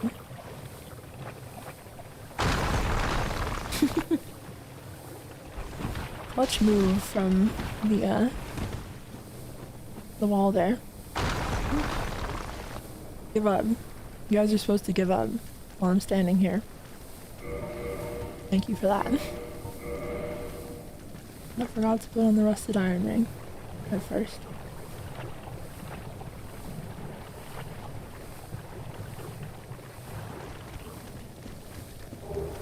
Someone said, it really doesn't seem intended. The Capra Demon aggroes and dies in the magma. Yeah, I think that intended is like is too strong a word there. It's a thing that they knew was possible, but I don't think that they made it possible deliberately. It was instead just like a thing that is like how they figured out you could do and didn't like they presumably had the opportunity to prevent players from doing that if they wanted to, but they decided that it was fine, I guess. You get to go on the fun little elevator ride that is powered by one dog. Hello, the dog. That's the most employed dog out of any dog in the Soul series. Look at him go.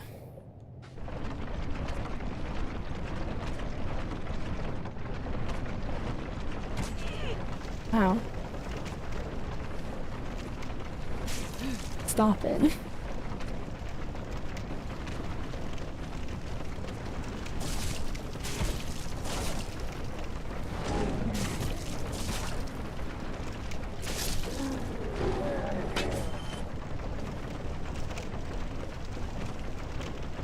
Okay.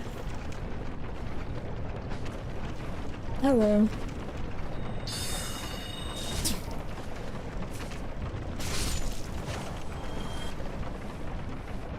Bugs are like comically hard to hit with soul arrow sometimes.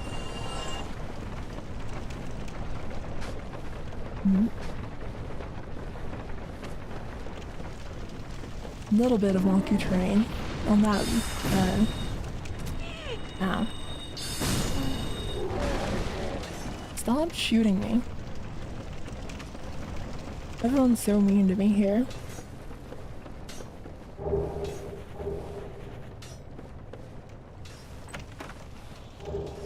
A fun bit of lore. Stop it. Stop it.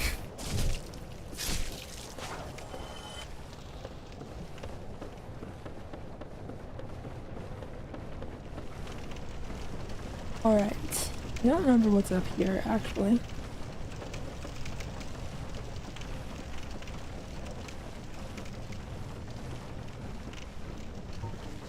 Hello.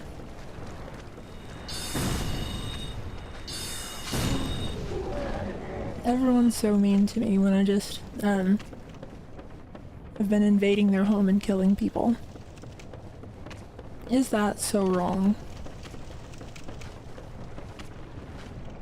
Hey guy. Stop.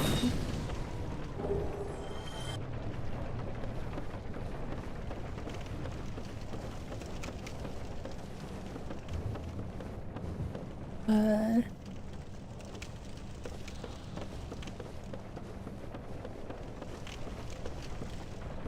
don't know why I thought there was another ladder up there. I guess that's just a shortcut for going down, if you feel like it. Okay.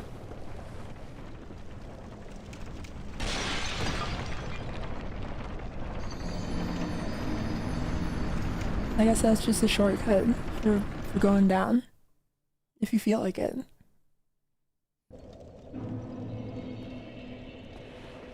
And maybe if you don't feel like it. Thank you for the super chat. Soul pelt do. God forbid a woman do anything. So what if my hobby is going around stabbing things with a spear? Should I be the one punished for that?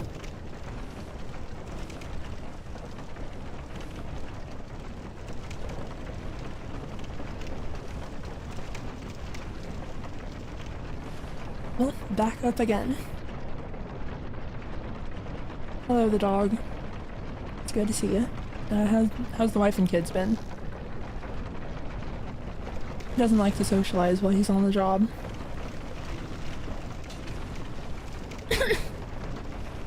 Thank you for the super chats. Nolan ASD. In fairness, you do go down very, very fast. Yeah, if you want to go down, that was quite the efficient method for it.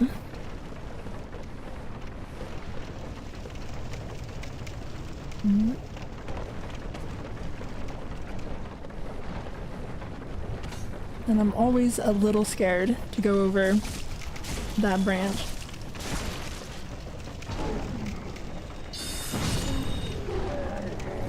Stop it.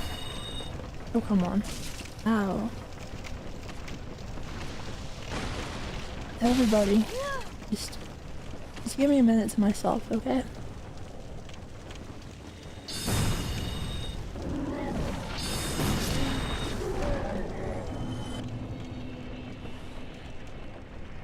Oh yeah, those guys don't respawn, do they?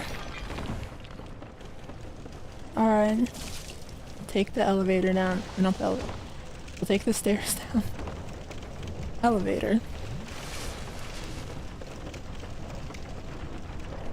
So one of the secrets of that route is that it is scarier to walk across it than to jog across it. Like if you're just slowly walking, there's like a part of the collision that will catch you a little bit. And it just doesn't if you are confident. No. Okay, well. If I'm already toxic, then I may as well just kill you. Oh.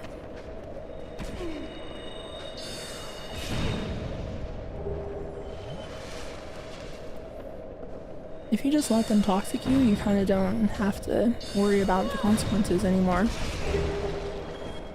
Like, they are just holding the threat of toxic over your head. And then when you finally, you know, get past that, they don't have much they can do to you.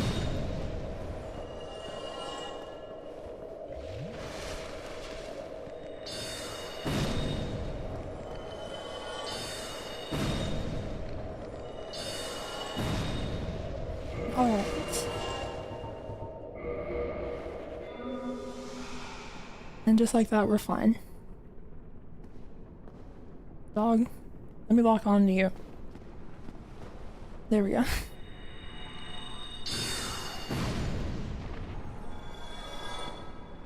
And this is the sneaky dog.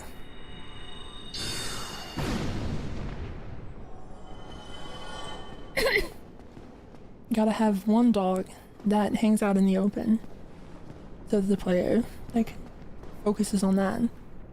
And you have the other dogs that hide in the corner to jump you.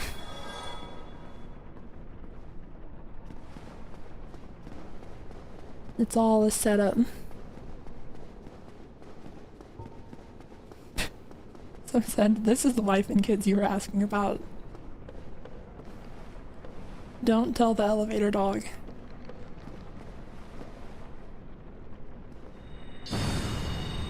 What? Okay. What about here?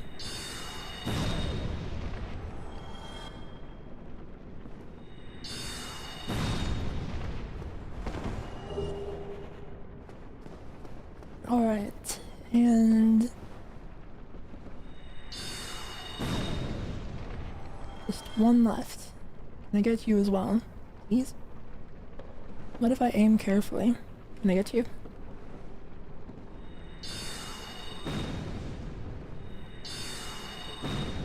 Kinda doesn't look like it.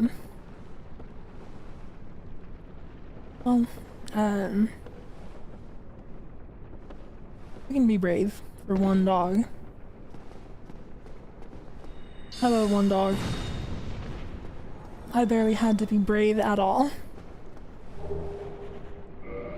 Another firekeeper soul.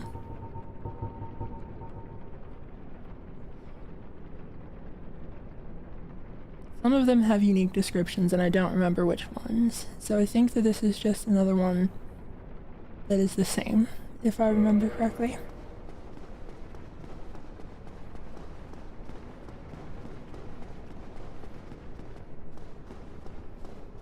But it shows there's kind of, like, similar to Anastasia in,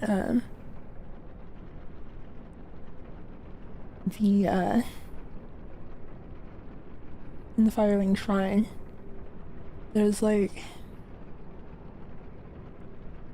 it doesn't seem like the Firekeepers are kept in, the best of conditions. She's like stuck down here, seemingly.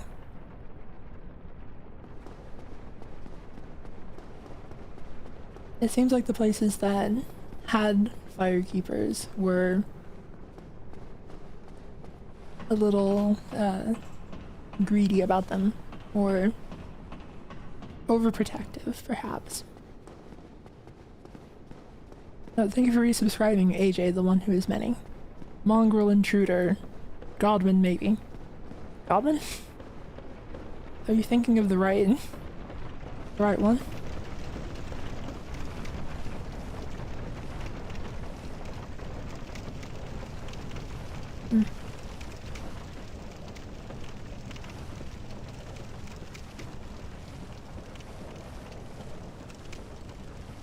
Alright.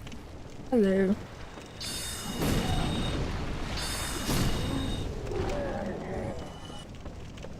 They just said, "'Tis the joke." Okay. I thought it might have been, but there are a lot of names in Elden Ring, so I wouldn't begrudge someone if they didn't remember who was who exactly.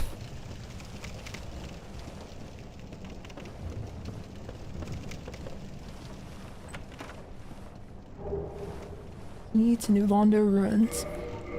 Yeah, also, did not look at this fun stuff. Robe of the sorcerers who flooded New Londo to seal away the dark race, and the 4 kings who descended into dark. The sealers were once known as healers, and the bright crimson was a symbol of that.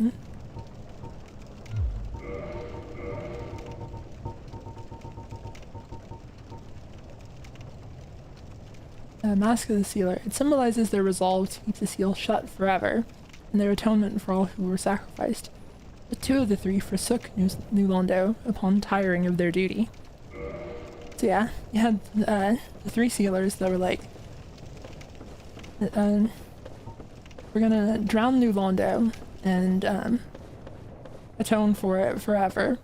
And then 2 of them got bored. They're like, I kind of didn't like think about how long forever is, you know? Like when I said that, I wasn't really like conceptualizing forever in my head. So I'm just gonna leave. And then he died in Blighttown. So, joke's on him.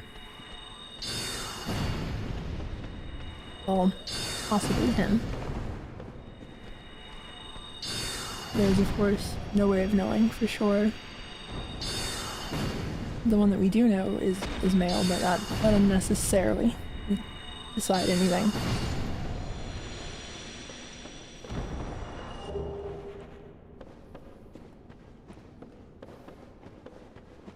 Admittedly, saying that you'll atone forever is a bit different when you can't die. Like, being like, I'll atone for the rest of my life, and then being like, oh, that's actually, like, thousands and thousands of years.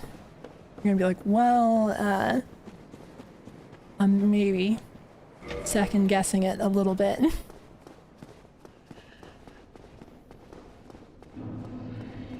Hello, the ghosts. This is another place where you can find hollows, just kind of, like they're soul starved, but they're not ravenous. This guy's so chill. This is one of the chillest guys in the entire series. He's just sitting here, looking out into the distance, having fun.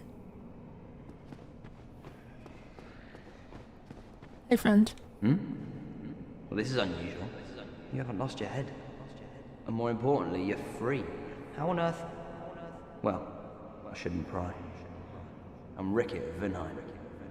I was once an established smith, but look at me now.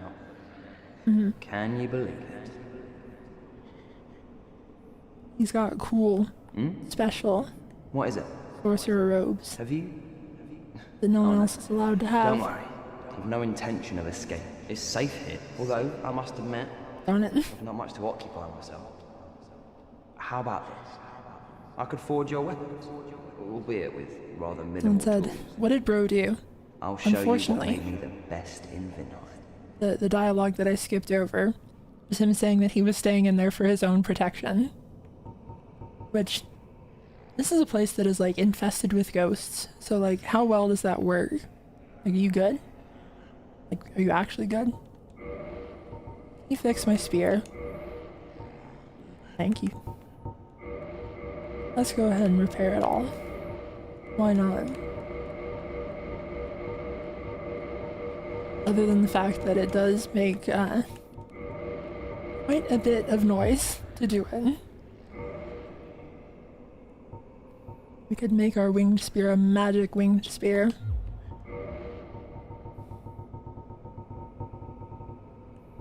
I don't think we want to do that necessarily.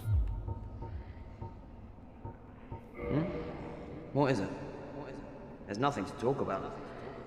We're both cursed, undead. But what's there really to moan about? Oh, Big Hat. Of course I've heard of it. Who hasn't in Vinheim? He was a royal member of Dragon School until he turned undead. I hear he was quite the character. Only that was 100 years ago. What interest have you in the old eccentric now? I want him to teach me Soul Spear. Sorcery? Don't ask me how it actually works. We only fiddle and forge until it works itself in. That's how we do it in Vinheim, at least. We prefer to leave the theorizing to those uppity scholars. That's another instance of the elaboration on the difference in magic theory between Vinheim and Ulyssil, is that there's a lot less deep understanding of magic from the Vinheim sorcerers. They're just like, I can just make a soul arrow and it kills things, and that's pretty good, I think. What is it? There's nothing. We're both... Okay. Goodbye then. I'll see you Keep later. your head on out there. You really helped break the monotony.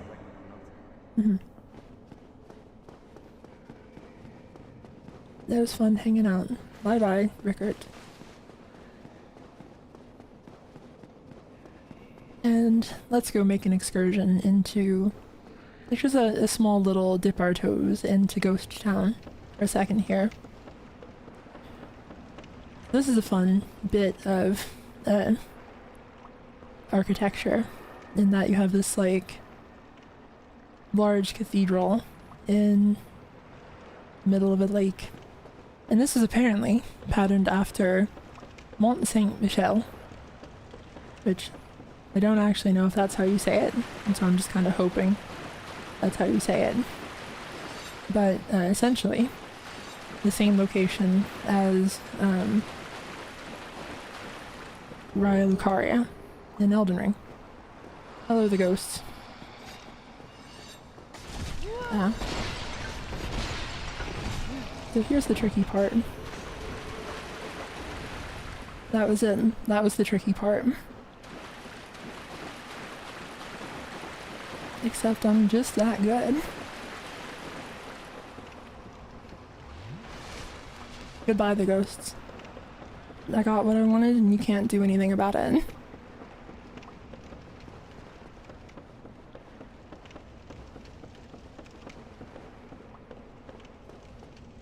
And just like that, we're free.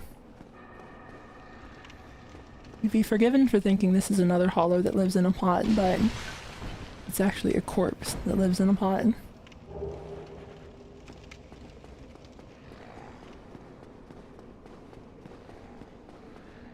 this guy's sad that his friend is dead, I guess. Or he's sad about the existence of the S-Talk. It's one of those two things. Oh, thank you for the super chat, Tiger. I'd love to stay, but sleep calls.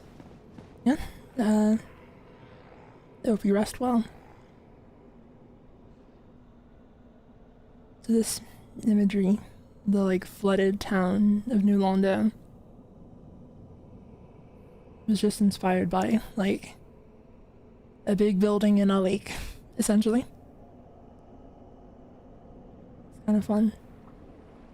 There's a bunch of this area over here to the side that vaguely seems like it could have been playable terrain. It's not exactly clear. There's a lot more than you'd expect under the water.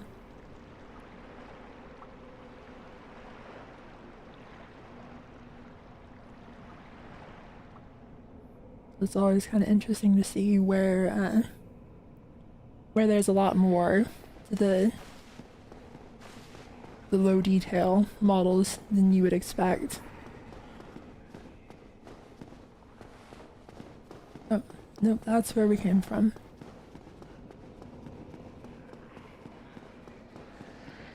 So we're going all the way back here, and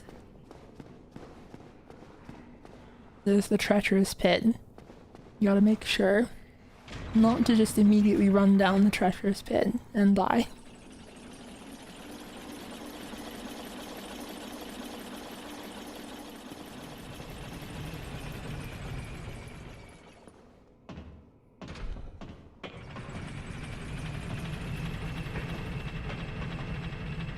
Someone said, does the other side get unflooded as well when you open the door, by the way? I think it does, some of them.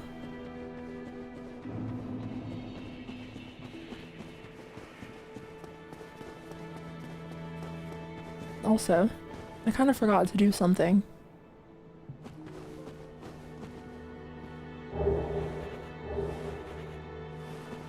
Uh-oh. Something has happened to our firekeeper. It is thought to have once been the white robe of a maiden, but smoke and ashes from bonfires have darkened it over the years. Yeah, I kind of entirely forgot to talk to Lautrec at all. This is a little bad. This one in particular, the blood-stained skirt. It is thought to have once been the white skirt of a maiden, but its true origin is lost in patches of blood. Perhaps its former wearer was maimed to prevent escape. The actual model of Anastasia doesn't have legs below the knees. Like, her legs just end at the knee. Firekeeper is absent, cannot light bonfire. This is kind of like one of the, like, when you don't know that it's coming, this moment of like coming back here and expecting the comfort of the Firelink Shrine and just being told, no.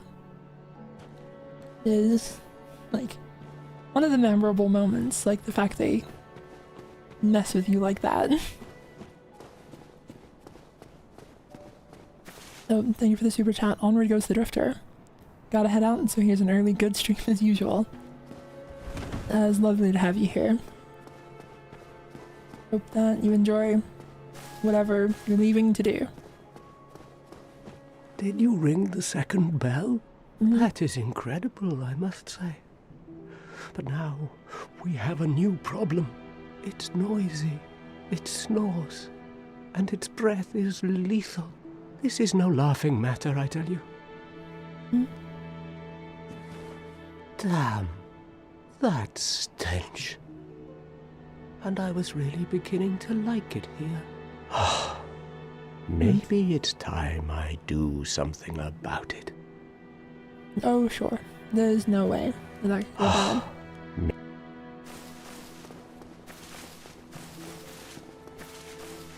Hello, Griggs. Oh, hello. Well, you certainly are keeping at it. Myself, I'm fine. Let's get started straight away. Let's see. I think a great soul arrow would actually help us a lot. All right. That'll do it. That should help you on your journey. May we meet again. His heavy soul arrow is fine and all, but so slow to cast. And it's our friend Well, from I the see you depths. made it out. Yeah, I made it out safely too. I have my pyromancy of the Great Swamp, so I can usually manage with a bit of care. Oh yeah, by the way, I can share my spells with you. I think you have a knack for it. All you need are the materials. I'll be pleased to help you. And unless you find the magic's unsavory.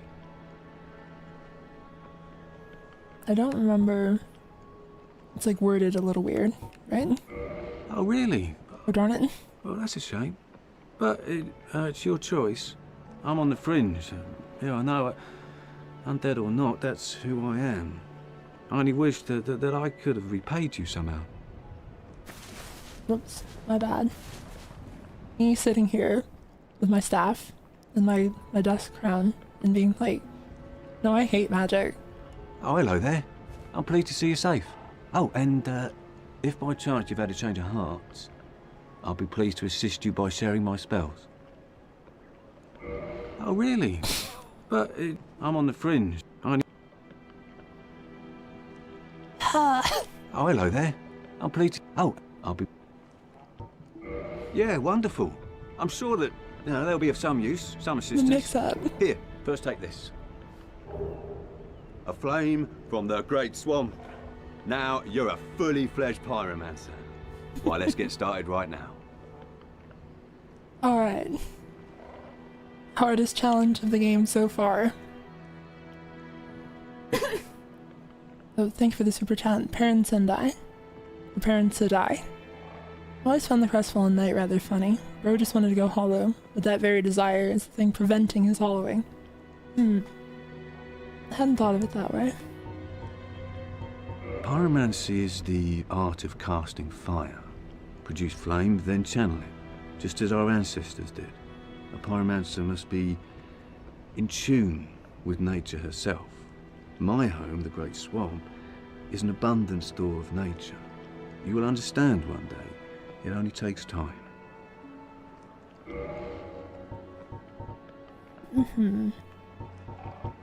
Let's go ahead and get ourselves combustion.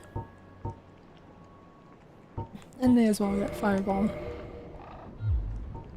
Pyromancy has a, well, rather primitive aspect to it.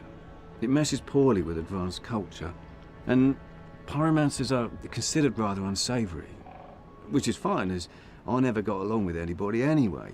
So, for me, turning undead didn't change a thing. A pyromancer's flame is a part of his own body. The flame develops right along with his skill. When I gave you that flame, I gave you a part of myself. Please take good care of it. That's one of the, like, I don't know. That it's such an endearing bit of dialogue. Of like,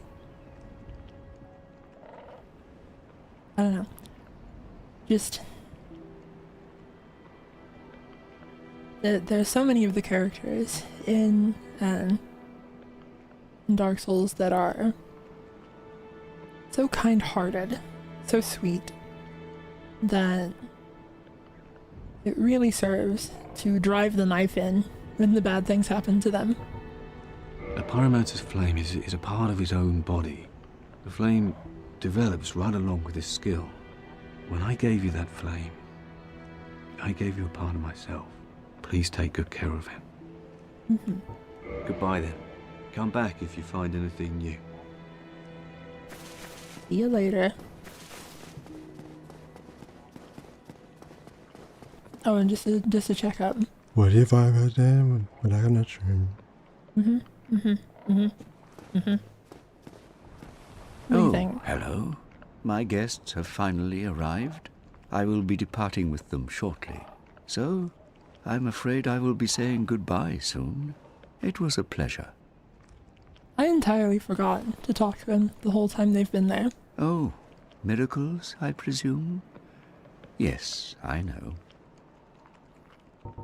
An undead mission? Regrettably, I cannot share that with you. But you are my pupil. Perhaps if you show your faith. No. I'm afraid that may be difficult, for our missions are sacred. Rhea is the youngest daughter of the good house of Thurland. Those young knights are her old schoolmates, but I'm not sure what to make of them.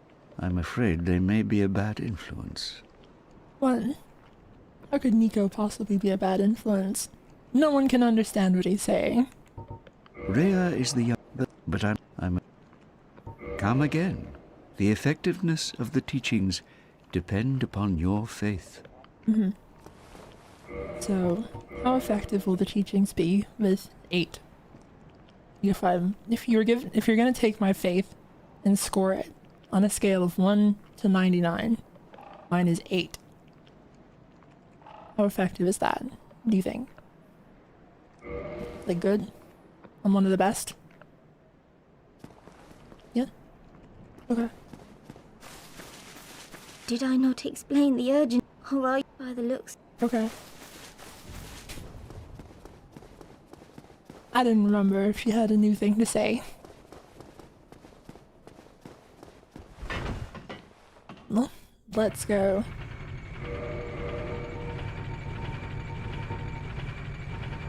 Let's use one of these. Just while we wait.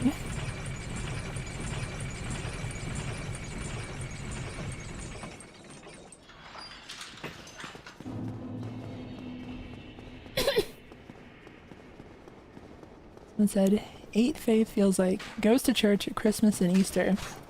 Then it's probably too much for me.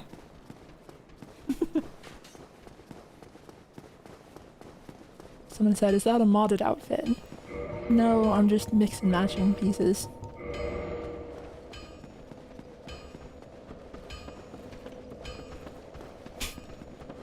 You hear the super chat, ribbon monster.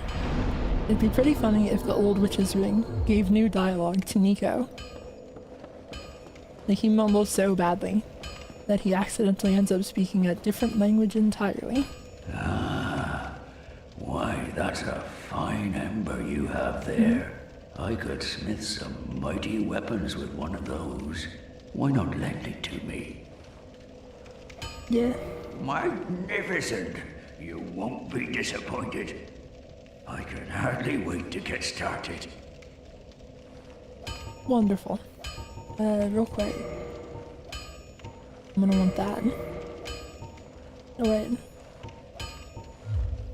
Don't get yourself killed. Neither of us want to see you go hollow. I don't think that I've gotten, like, myself killed. I think other people usually decide that for me. I'm not going to take ownership of any of my mistakes. Well, hello, you need...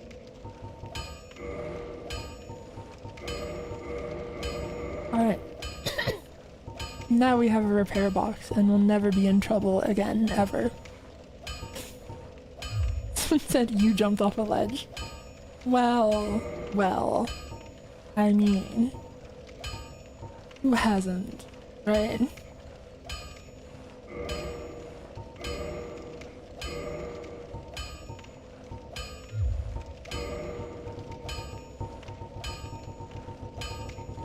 Let's just keep going with our spear for now. That should be pretty Don't good. get yourself killed. Neither of us want to see you go hollow. Alright. Oh yeah.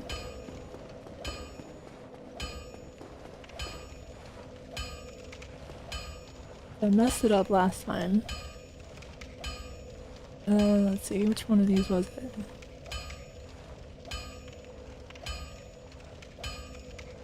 Not that one.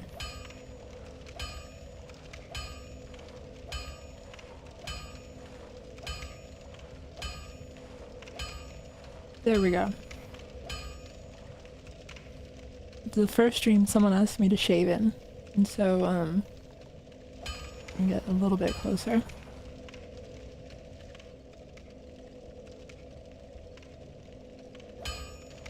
Let's talk to them. Well, you seem There to we be go. doing all right. Need anything forged? This is the old church. It was abandoned in favor of the There church we that go. you passed through. There are paths leading from here This to is the what, Forbidden Plains, Sen's Fortress, and the Darkroot Garden. They attract all sorts of lunatics, no one as cultured as yourself. It's fine to be undead, but keep a level head, eh?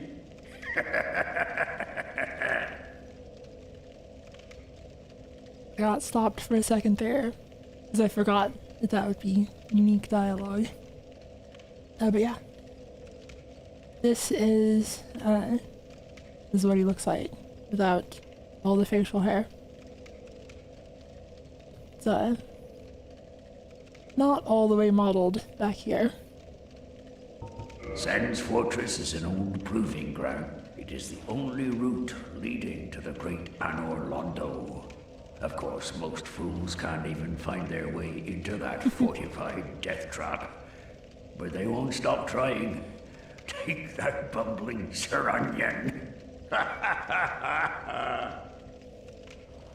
What, you guys don't like it? Of the Darkroot Garden. Alright. Although I've heard rumors of a divine blacksmith who resides there. Those who get stumped in the catacombs seek him for divine weapons. I know little, although I'll be seeing you then. See you later. Thank you for the super chat, Nolan ASD. Please, no. I'm getting flashbacks to the Manscaped sponsored video.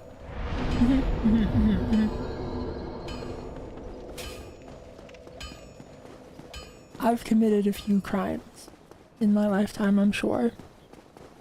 And that's potentially one of them. I'm willing to admit that.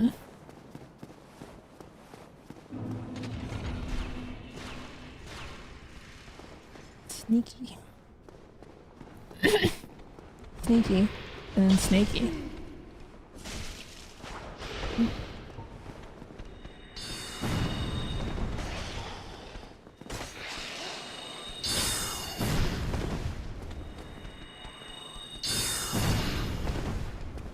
I kind of forgot to equip Great Solera.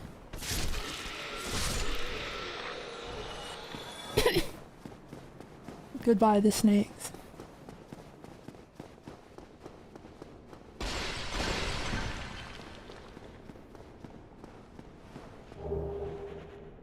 I like that there's all these statues of the Silver Knights that are presumably supposed to be like holding a sword, but they're not. So they're instead just kind of confused why you're here. It's like, I don't know. I don't know what's going on. Just don't ask me.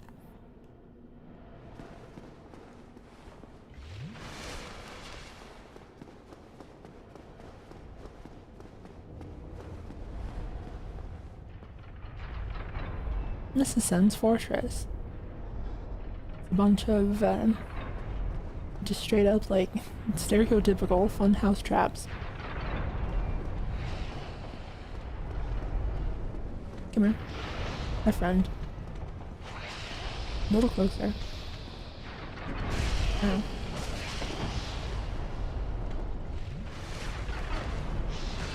I don't think you can parry their head. Oh. Whoop. Bye-bye. An excellent plan. Perfectly executed. That definitely wasn't like a near disaster that I barely scraped my way out of.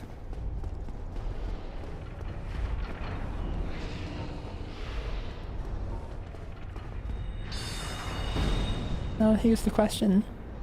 Will either of us successfully cast our way through? Okay, she did. He's kind of better at it than I am.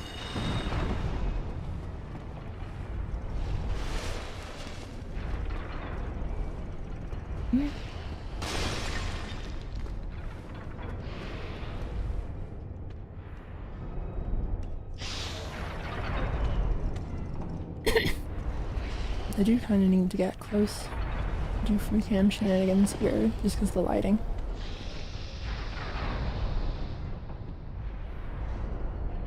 There are two kinds of man serpents. The seemingly male man serpents, and then the seemingly female man serpents. And the female ones are like hooded, like a cobra, and shoot magic at you.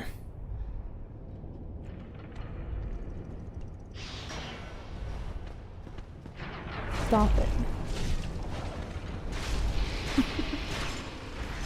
He backstepped into that trap. I wasn't involved in that. That wasn't my fault. I won't take ownership of it.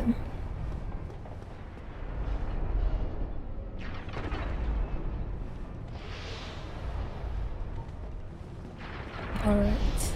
Let me lock on. Come on. Please. Please. Please. Let me lock on. Okay.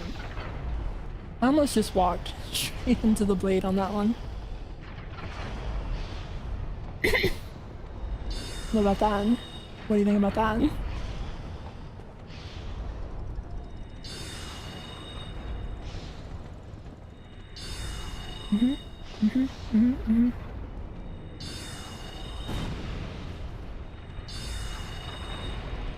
Sniper.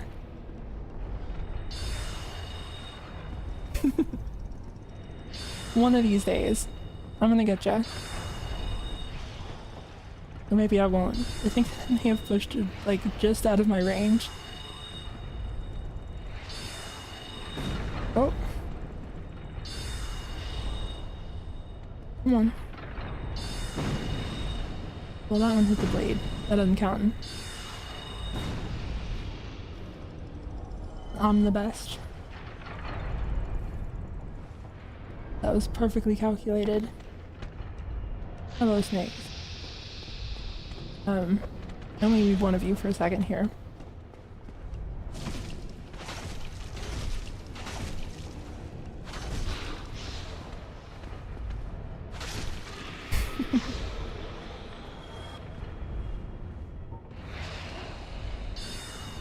You can get away with so much by just pushing things off of things. Like, it seems like kind of a joke attack to just shove things, but it really works wonders, honestly. Hello, the demon.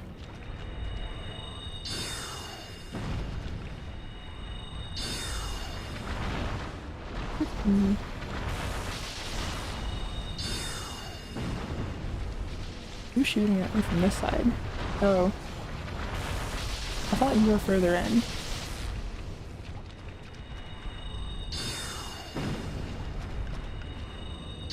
Yeah, so there's just a bunch of demons down here.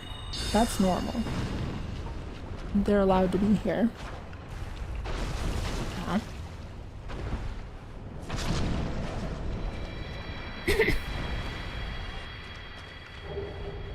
I did not realize that I was already out of Estus.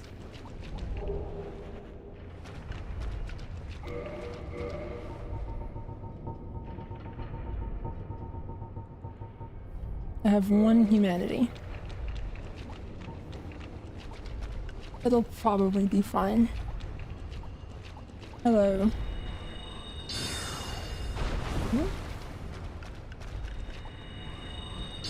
Just stay there and get hit by the spell, please. No fancy footwork.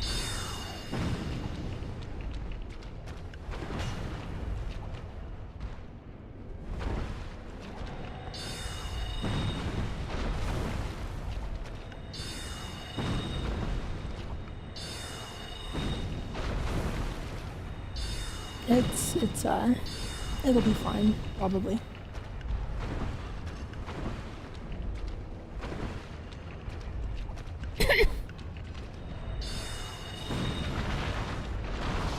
Oh.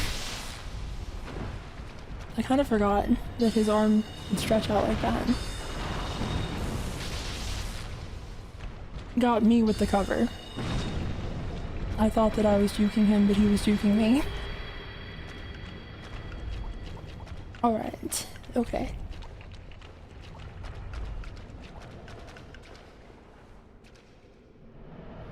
Hey friend. Just a moment. I heard my phone go off. Forgot to mute it.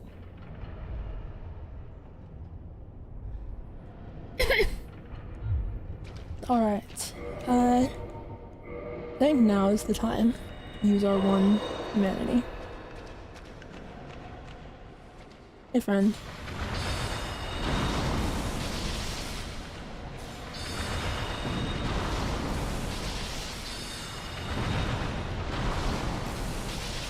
if it's just a magic fight, I'll be fine. It's not just a magic fight.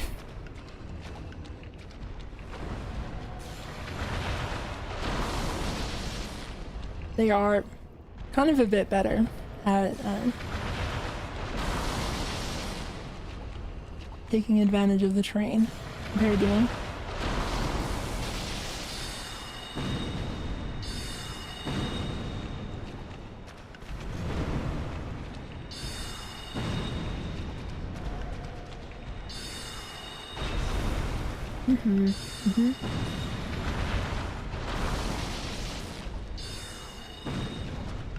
Come back here.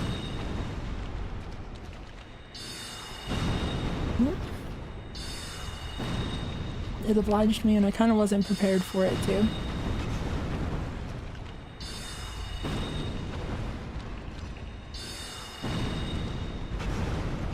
I should probably consider having a like a blunt weapon that's upgraded at all.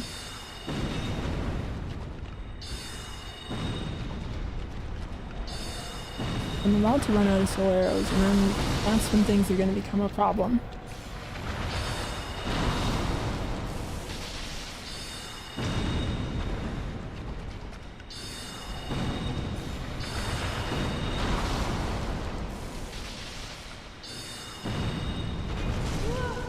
Oh my god. Well, that was kind of way more damage than I expected it to be. I kind of don't have any amount of lenience here at all.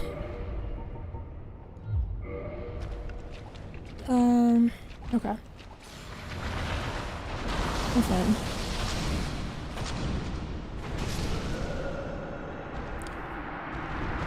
Admittedly fair.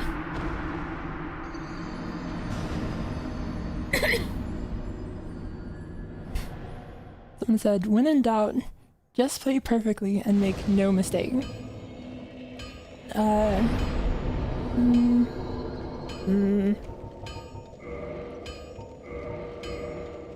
gonna have to, like, come back to that plan.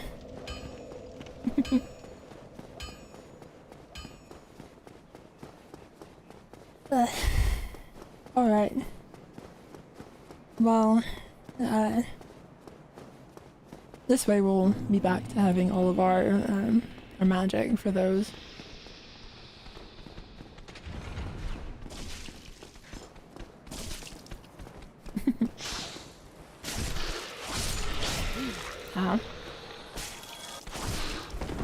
We'll have all of our magic and all of our healing, and it shouldn't be a problem anymore.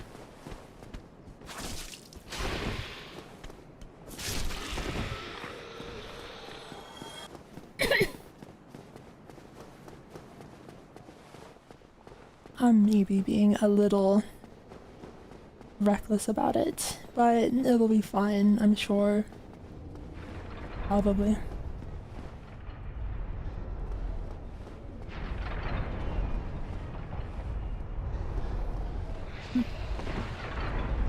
I'm over here for a second. Make friend.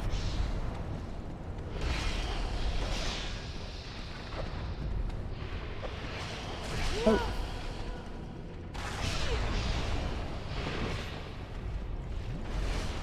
He's immune to being kicked. My most powerful weapon. Not immune to just falling down on his own though.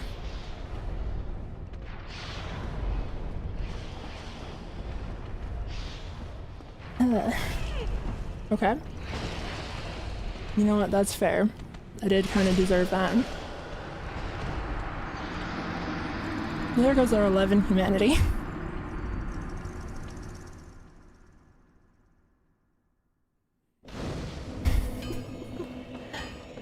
I kind of keep forgetting about that one.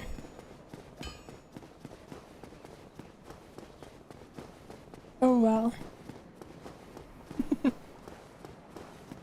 That's, you know, there were like a couple times where I got very close to being hit by that one. And then I did get hit by it.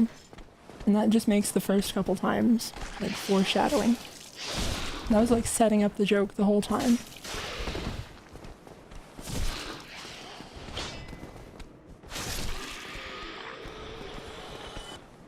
No.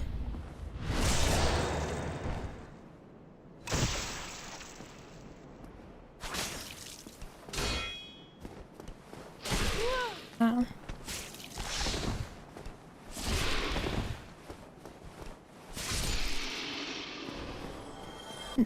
All right.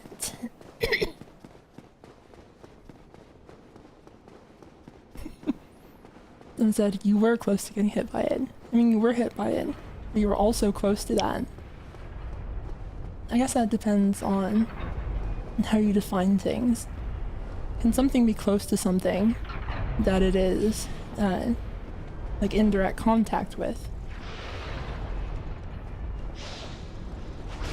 Or at that point, is close no longer applicable? No. Go that way.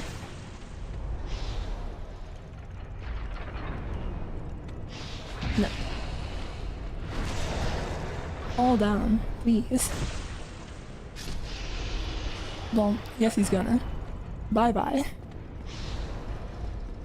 That's sort of going along with what I said, I guess. So that just missed entirely. Slightly embarrassing.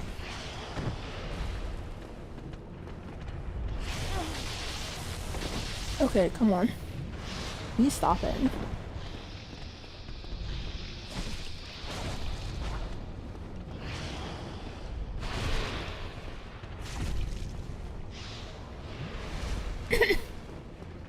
That has kind of made the situation down there kind of precarious.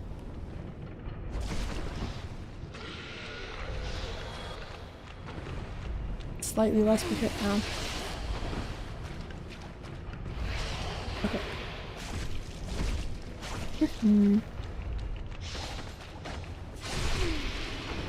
Oh.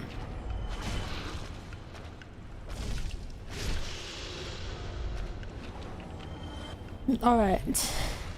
Back to it. We're all good. It's like nothing bad ever happened except I lost in humanity. Which is quite very bad actually.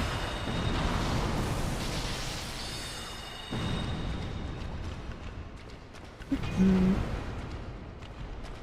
think that the two of them that are in this room are scaled stronger than the other two that I already killed.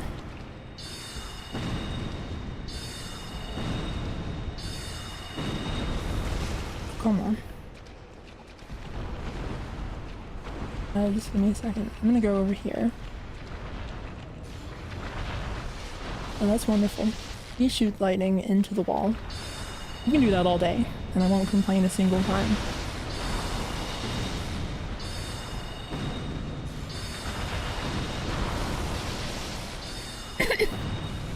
Oh yeah, but I found the note that I was referring to the last time. Like when I fought the first Titanite demon in the earlier stream, where they mentioned that like the Titanite demon was part of like a like conceptualization around just like coming up with ideas, I guess, and then they said that they needed a ore demon that forges weapons, and so the design was selected for that role. So it was a thing that was like wasn't exactly designed with this in mind, but just sort of took on the role. Assuming that all of that was like translated correctly. Yeah, I realized as I was casting it that that was gonna happen.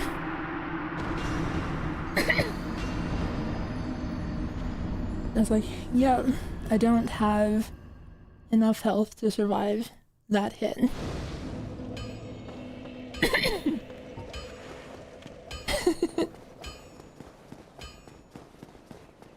Oh well.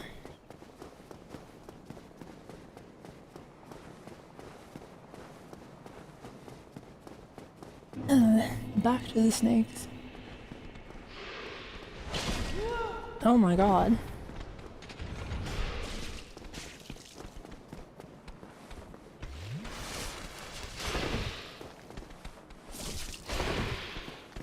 Yeah. One of you at a time, please.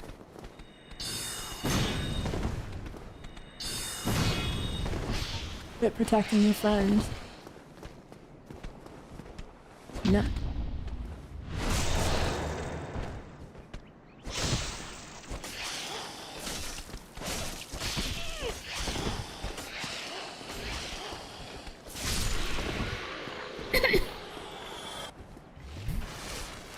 It was nice of them to die in, like, perfect sequencing. They're, like, perfectly synchronized death.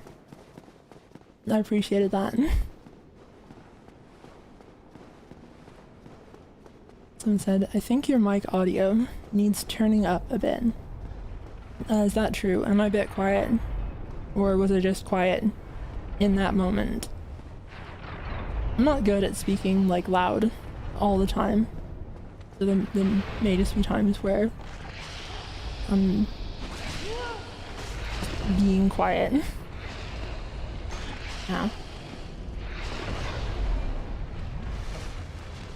No. Okay, I got electrocuted for that.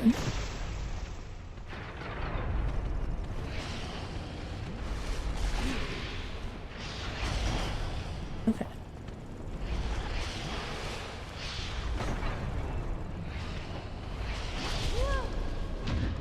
Okay.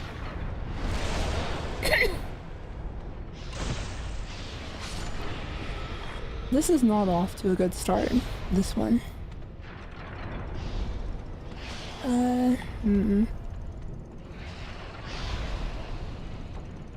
gonna take damage just from going down there.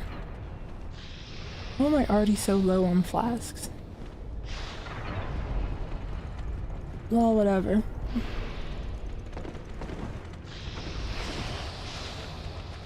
I kinda just die in one hit to that Titanite demon anyway, so... what does it matter? Hey buddy. You stay over there at the exact limit of my sorcery. That's not what I said to do.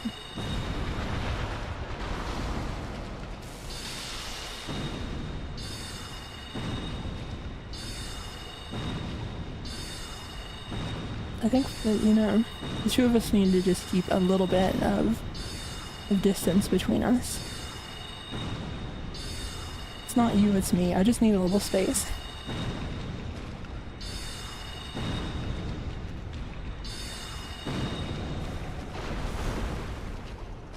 Okay.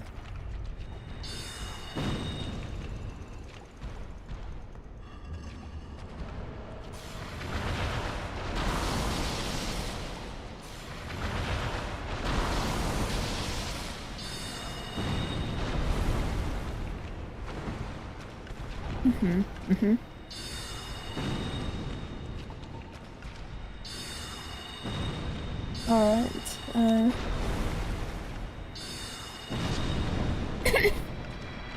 okay.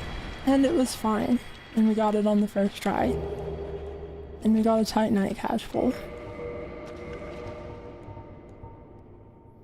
Weapon of the Titanite Demon. A faceless stone monster born from Titanite slab. One of the enchanted weapons, perhaps from a residual power of the Titanite slab. Known for its leaping attack, which comes smashing down on foes from above. I think I may have seen that one or two times. A certain attack that matches that description.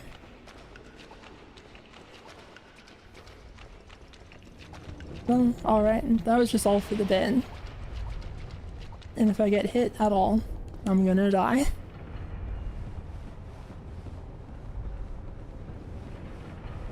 Someone said, I really wish magic came out of the tip of your staff, not your hand. Yeah, it's... one of the sillier things about magic in Dark Souls 1. And look at that fake wall. Leads up to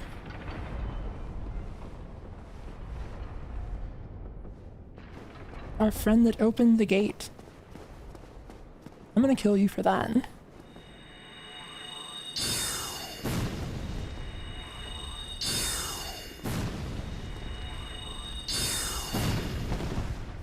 It's this guy's fault that we had to kill Quelaag. It's not his fault that we had to kill Ceaseless Discharge, but that happened after we killed Quelaag, so... Ow. Kinda just kicked me to death.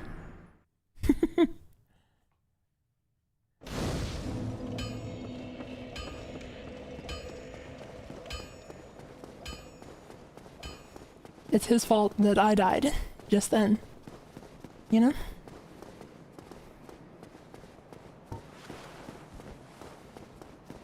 You can debate how much of my own choices factored into my fate there, but ultimately, I blame it entirely on that guy.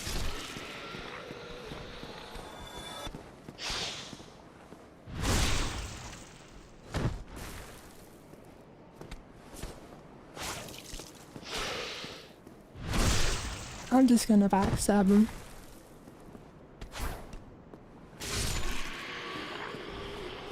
Like, the parrying is fun and fancy, but you can kind of just literally run circles around them instead. Alright. Another round of the fun fortress. Hello, snake. Aw. No.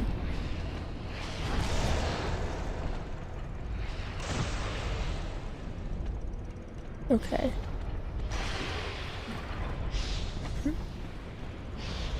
No.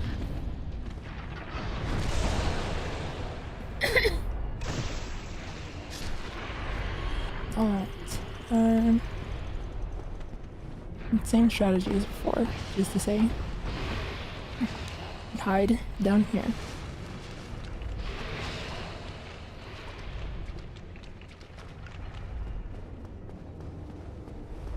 Someone said, Zuli, did you ever play Hollow Knight? And did you ever do analysis on games outside of From Software? I played some Hollow Knight, but I wasn't in the mood for a Metroidvania. It just couldn't keep the map in my mind. So, I don't know, just wasn't vibing with it.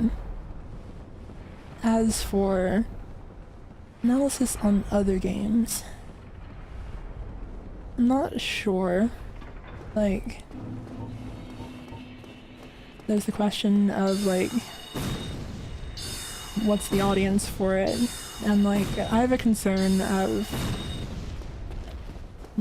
if I make a video about something, I would want to be able to speak as an authority on it, and I'm not sure how many games there are where I feel like I could just do that.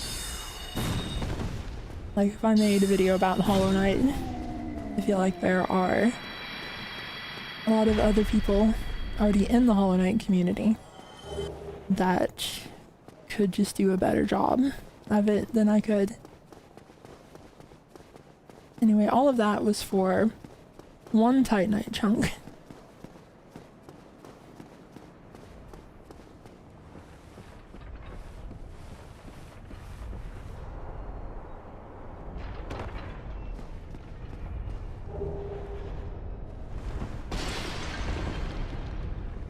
I don't dislike Metroidvanias, but they are a thing that I need to be in a certain mood for. I'm not the best at a sense of direction and all of that kind of stuff, so I can't kind of casually play the Metroidvania. Hello.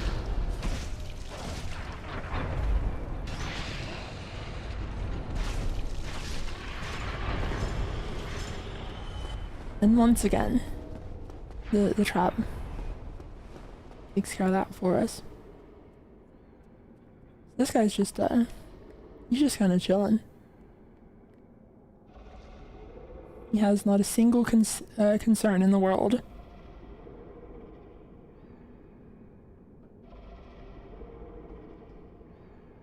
You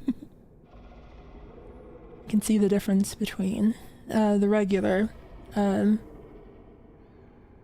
like the male man serpents and the female man serpents. Like the females have 4 arms and the cobra hood. These guys have like a rather, like their neck is like almost as thick as their torso, which gives more of a like continuous snake-like silhouette to their body as compared to like a lot of typical man serpents that have like human proportions and then just like an actual snake on their head.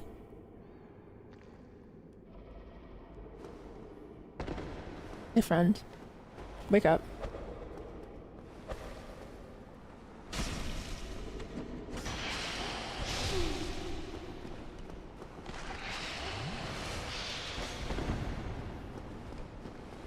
Come over here. He's like, I want to attack. Okay, there we go. That guy. Like, I can't break the wall, but that guy can. Ow. Oh, wait.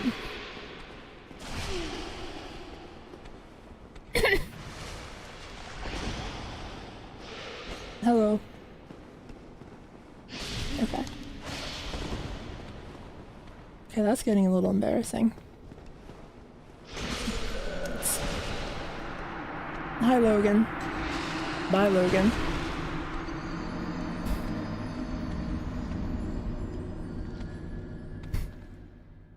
That has to be, like, crazy for him to have watched. He was just hanging out in the cage.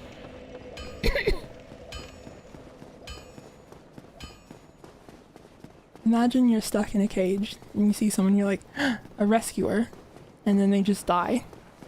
They just eat it super bad and die right in front of you. Hey guys, come down here real quick.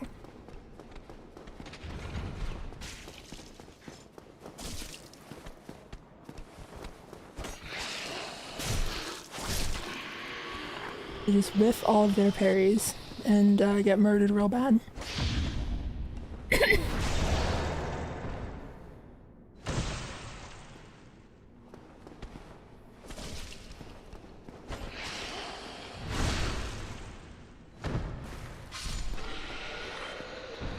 And those guys they're not even hard to kill.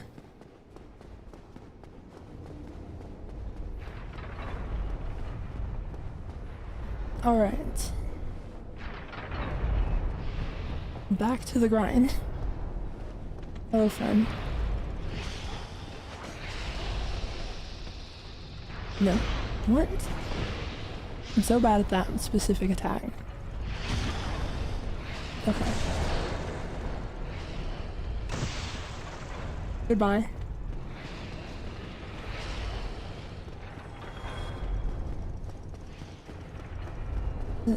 Alright. Hello.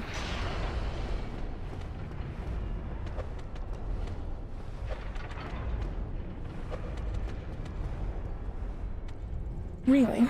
That doesn't count. Hmm.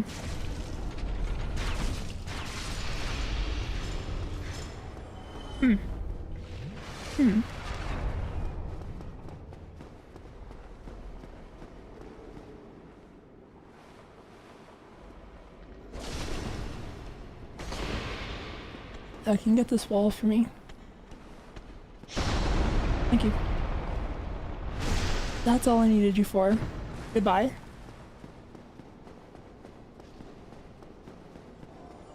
Hello, Logan. Goodbye, Logan.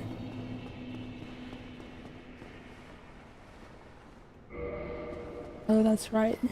I don't have the key for this yet. What's up, friend? You seem quite lucid. A rare thing in these times. I am Logan. I'm a bit cooped up, as you can see.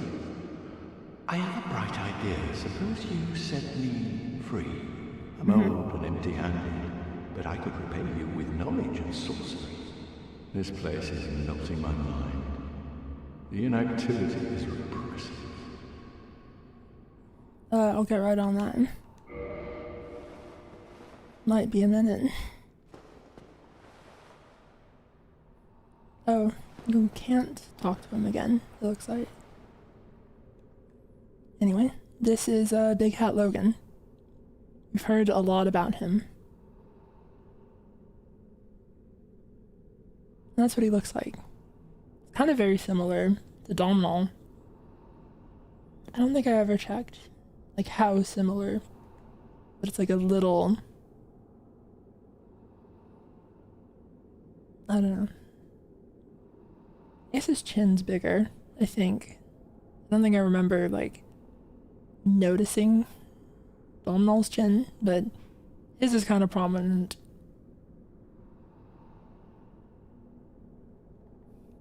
Well, I'll see you later. He's just gonna hang out in there for now.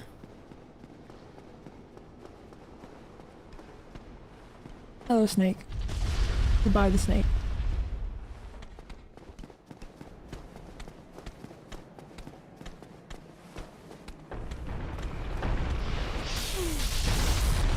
Goodbye. Oh, win one. Hey, Siegmeyer. Did you see the snake fall down? I thought it was pretty cool. What do you think? Oh ho! Ah, where did you come from? Splendid news, I tell you.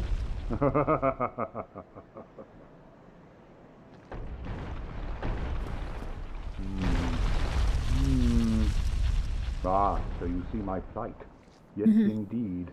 I've run up against a wall, or a ball to be precise. I must say, I'm a bit too tough to be outrunning those things. So here I sit in quite a pickle, but who knows? Perhaps we'll have another development. No, I think development on this game ended a long time ago. Perhaps I could try some rolling. Bah, no chance. My head would spin. Perhaps I could... Bah.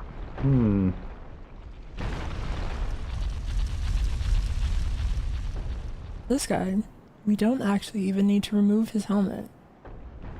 His face is in there.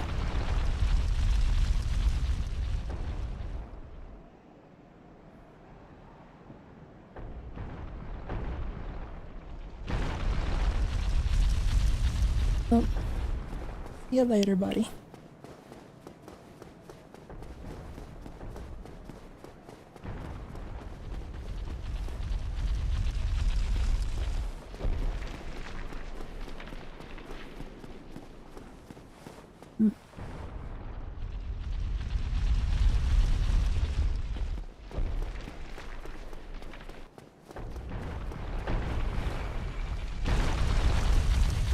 Siegmeyer's equipment load is just a little too high to run past all of this stuff.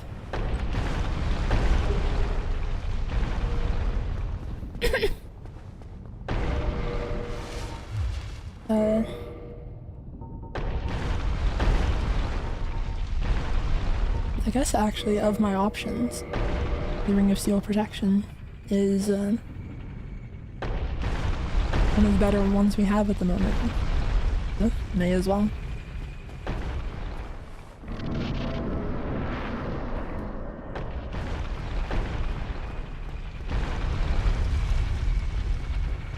Okay. So a kind of fun detail is that, oh, you aggroed to me? You are? Okay. I was about to, like, chat about stuff, and then I would have gotten killed by a snake.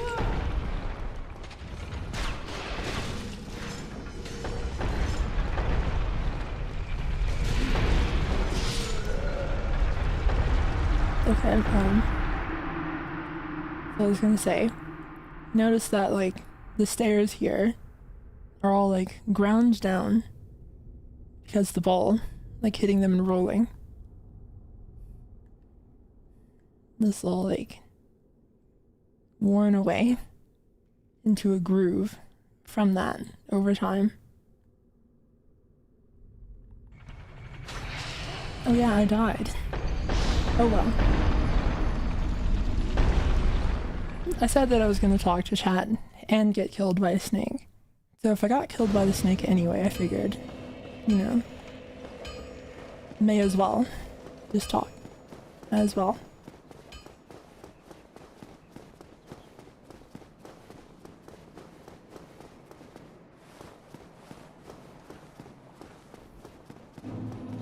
I think that I'm dying here, like, so much more than the other areas.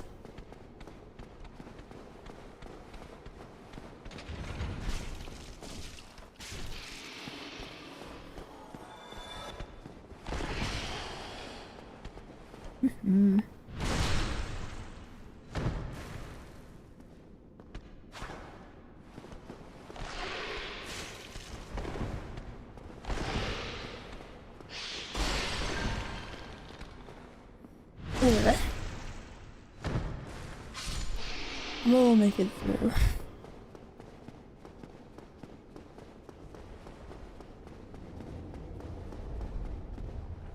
There's one thing that's kind of funny that I'm thinking about.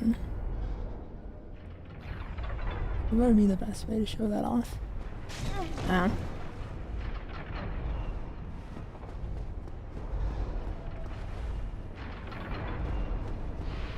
I think the best way to go would be to go up a little bit first.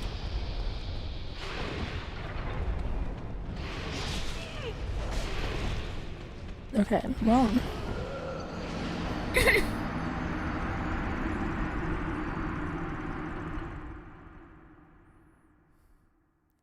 This is, you know,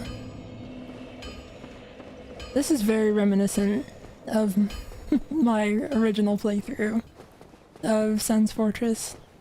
Like, that kind of hasn't changed, I guess. Some things are just the same. Also, it looks like about 50 people left. I died just then.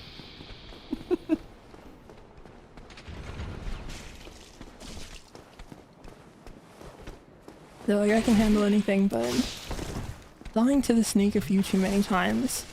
Unforgivable. End of stream.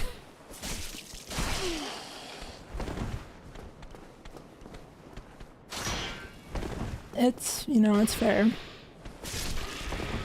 At a certain point. It's like, dying a couple times is comical, and then dying more times starts to get a little silly.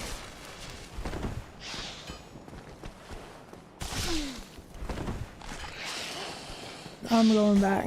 I've already used multiple flasks. I think that this is... Oh wait, I don't have any humanity. I was considering kindling that. Oh well.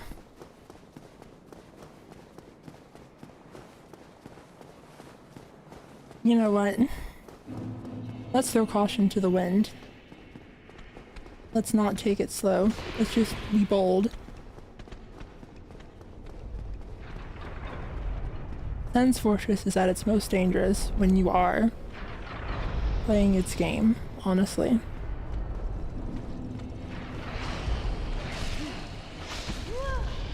Yeah. Bye-bye.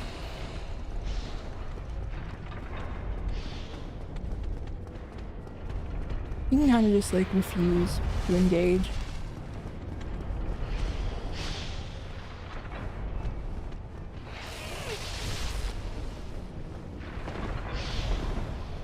Goodbye.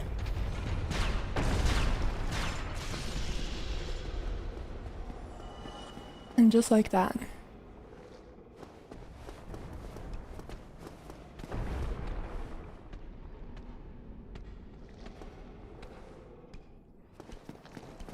Okay. It's not active in this spot at the moment.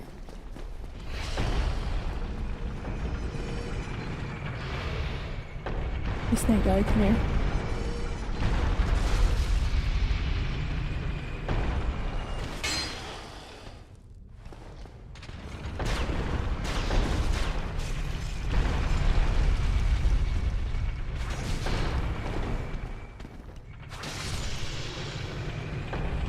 You can kind of just go. The fear is all in your mind.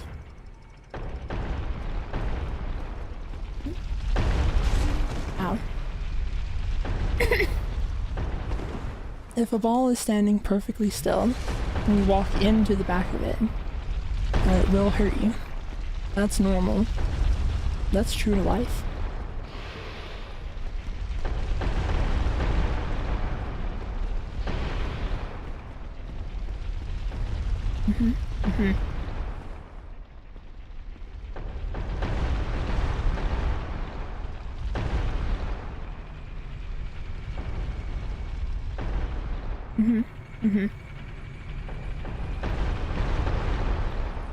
It's normal to see the treasure chest start breathing ever so often.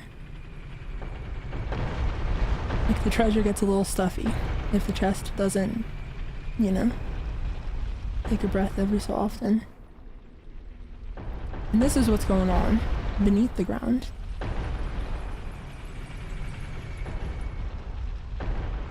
Kind of a weird guy, huh?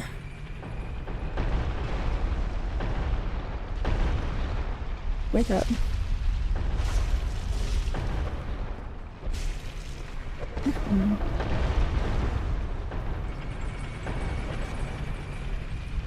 This is the Mimic. Very famous guy. Very well known in and outside of the Souls community.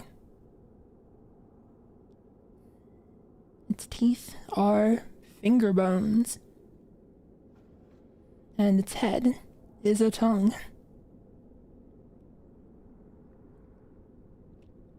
So they mentioned for the design of the Mimic, they're like, Mimics are like a rather well-known enemy. So they wanted you to have the moment of like noticing the Mimic and having like a sense of familiarity of it, of being like, oh, okay, it's a Mimic. So it's got the classic like big tongue and teeth, and then you were supposed to immediately after that become absolutely terrified by the fact that it was standing up. You're just like, this is new and different, and what is going on?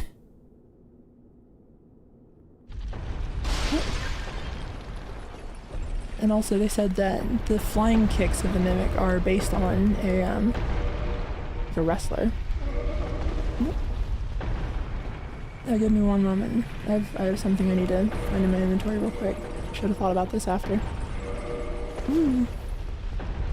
Hey friend.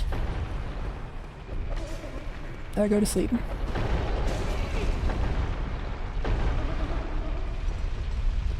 Yeah, the Lord's Talisman makes it sleepy. Thank you for that. Now wake up. Lords again. Just kidding.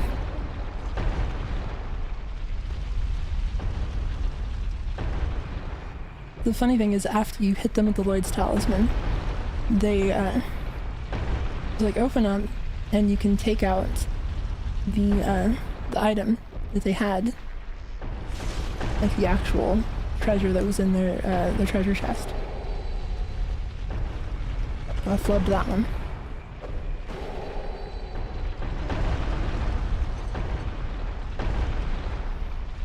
Well, I kind of messed up there. And if you aim carefully,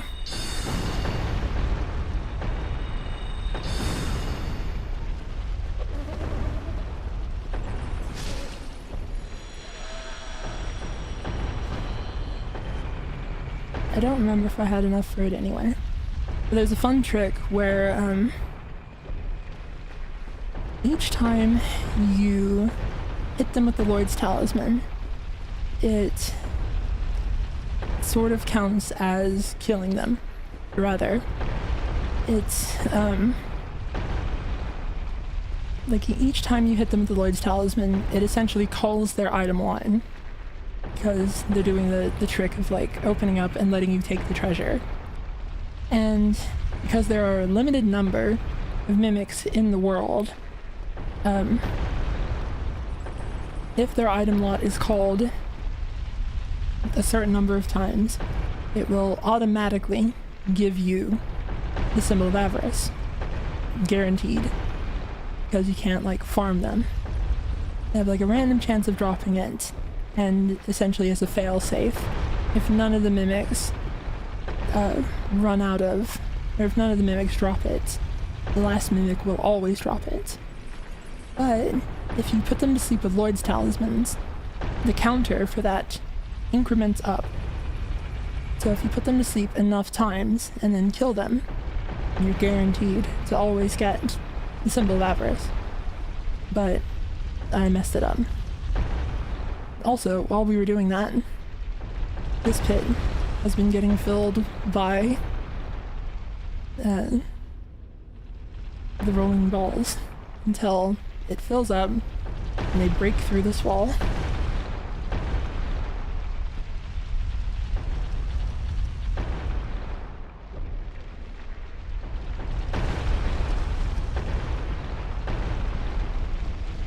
You can come back here and get snake ring. Ow.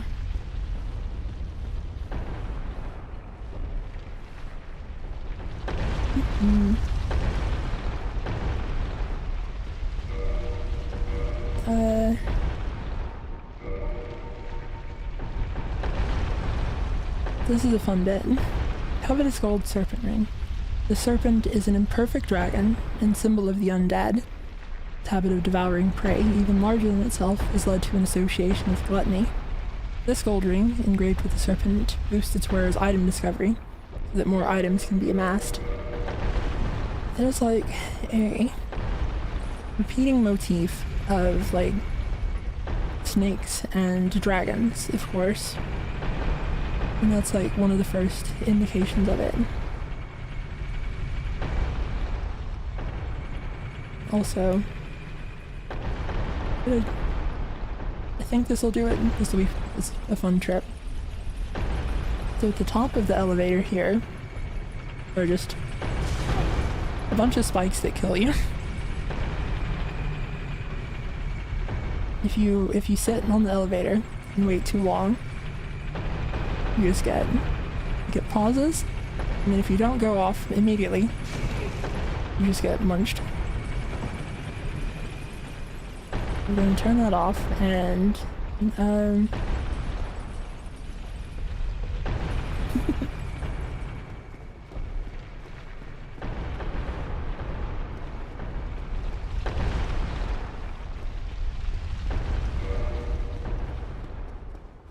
don't remember how you get there.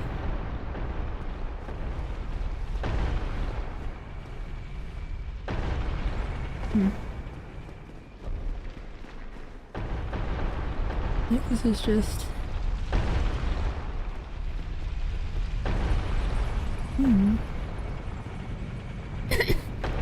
This little lever decides where the stones roll down. And so this is how you are intended to open the wall for Logan. And this is killing that serpent who's not even loaded. Had a rough time for him.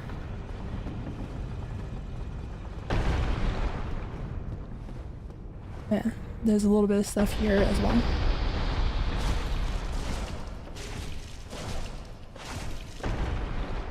Goodbye.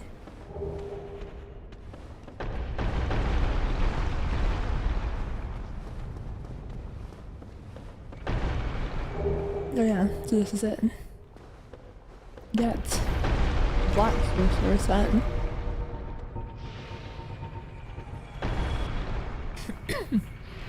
Cloak worn by the secret sorcerers at Vinheim Dragon School. They secretly work with sound-based spells and never reveal themselves. Indications that something's a little up with Griggs. He's not wearing the same kind of sorcerer garb that we were.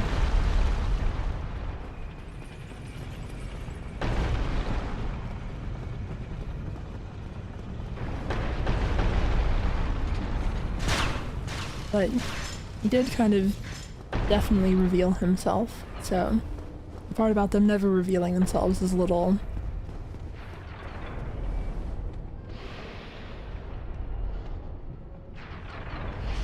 I don't remember... Where do you drop down for this bit? Just at the end of that one?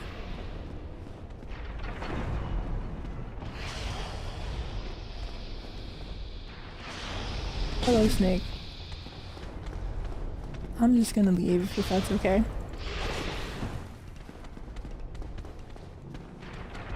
I don't know that should have worked, necessarily, but it did, and so...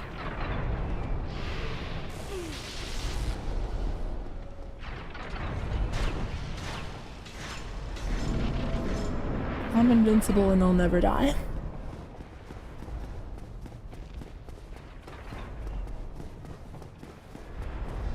Anyway. The secret bonfire.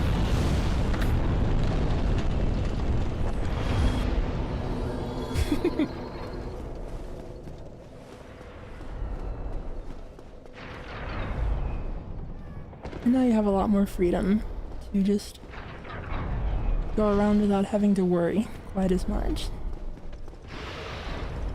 Hello. Go away.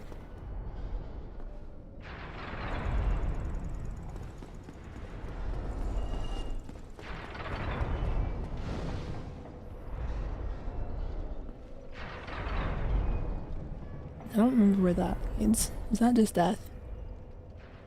That does look like just death.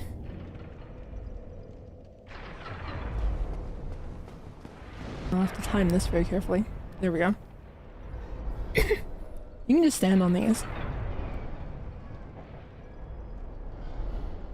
There's like a specific way to get up on them that I don't remember. But, it's a thing that, sometimes people would, while invading, just get on the blades. Just for fun, just to show off. Just to mess with people.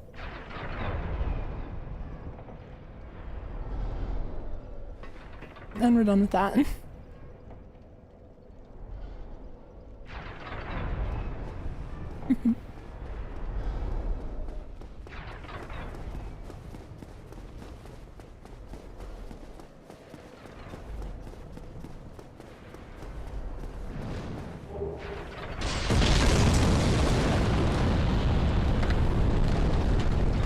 Here is one of our new loudest guys.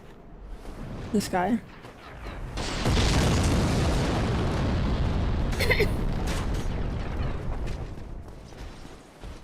Oh.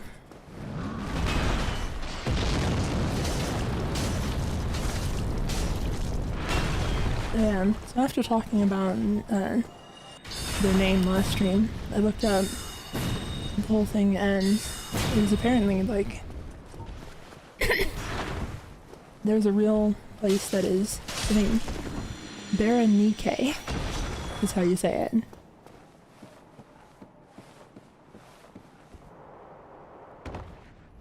But it is often spelled as like E-R-N-I-C-E, but it is pronounced with a K. Explains how they ended up like writing it out as Burnus, like Banisu in Japanese.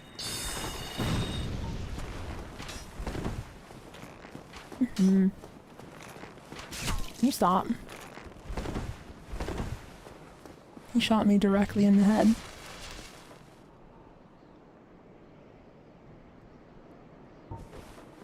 It just wears off eventually.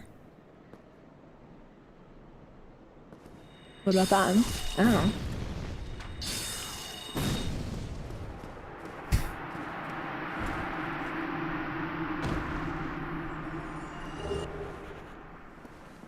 And that's Prince Rickard, or potentially Prince Rykard. When you think about it, this is another one of those names that Miyazaki has come back to, I guess.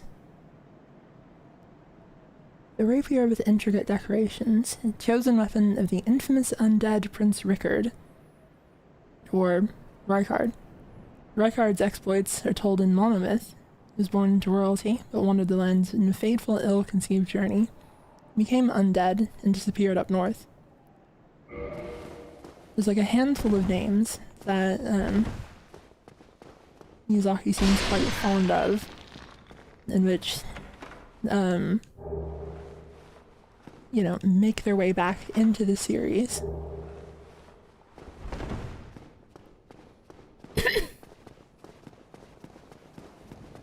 And said, I always thought the emphasis was on the A, as in like Rykard or Ricard, I guess. I'm not sure if there's a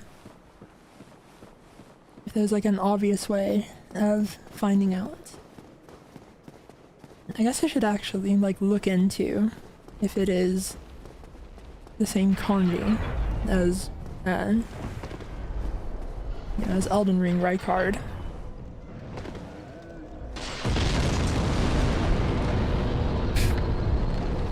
You are less than 100 souls shy.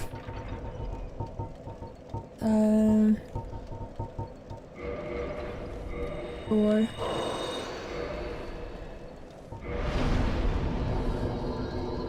let's get a bit more endurance.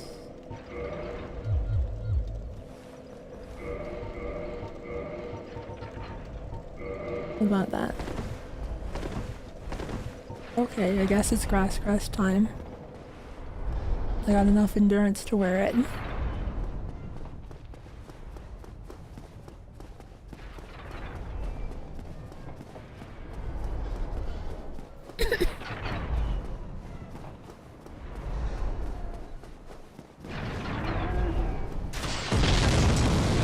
Another thing that's kind of funny is that,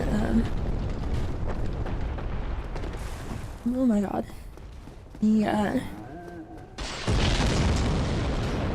The actual, like, rolling ball trap of the fortress. Oh, you load. I was trying to talk about you. The actual, like, rolling ball trap of the fortress is just this guy. He just spends all of his time putting the balls in the trap. It's not, like, automated. It's not. There's not some fancy system. He's just doing this. It's his hobby. He enjoys it. Probably. And here we have another guy who is floating off the ground just a little bit to make you think that he's taller than he is.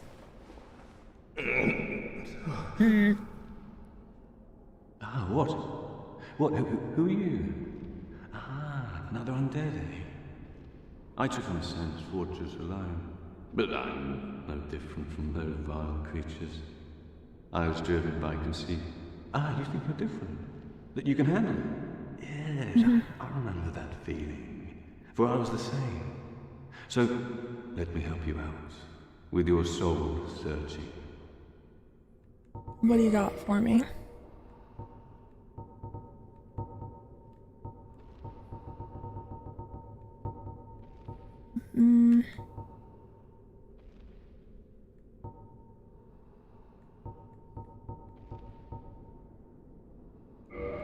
I guess maybe I could use some fire bombs. There's nothing more to say. I'm finished. We're both on the brink, you see. End of story. You bloody fool. That's a little Let me mean. give you a nibble of advice. Don't even consider visiting Anor Londo. Not in your state. For a century they've tried and failed. The Night King Rendell, Black Iron Tarkus, and even Logan himself. You won't stand a chance, you'll be eaten alive. But go along if you wish, if only to deepen your despair. Chat, I'm kind of considering going to Anor Londo. Let me give you a... don't even consider visiting Anor Londo. I am, though. Like, I hate to say it. I'm considering it, like, strongly. I think that you could go so far as to say that it would kind of ruin the playthrough if I don't. So... like, I don't think that he factors in that, like, it's my job and I have to.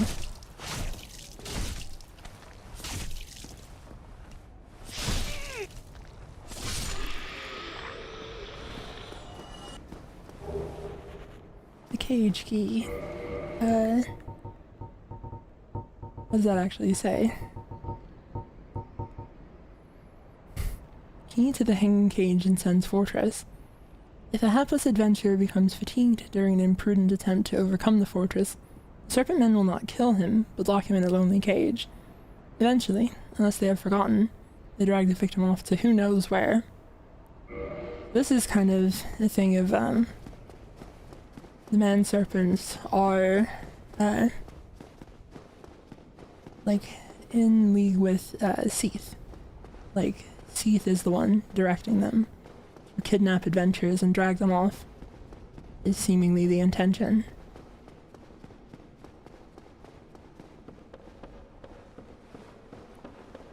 Also, kind of oddly gendered.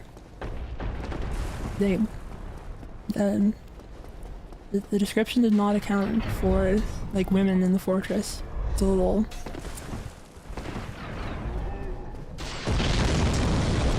we're gonna have to cancel the man serpents.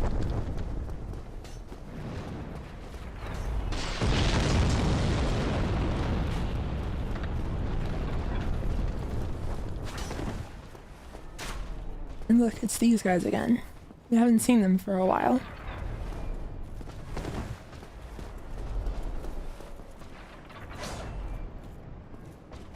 You having fun? Hanging out? I just don't want to fight you on, like, different elevations. That just sounds annoying.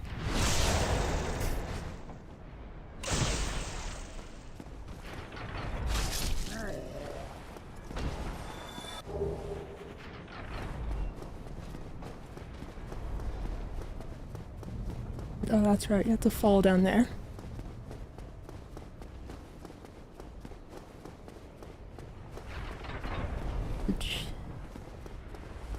Fall down there from...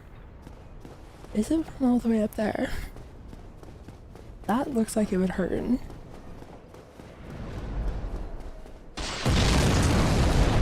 This is the kind of thing that could be easily solved by Demon Souls vaulting.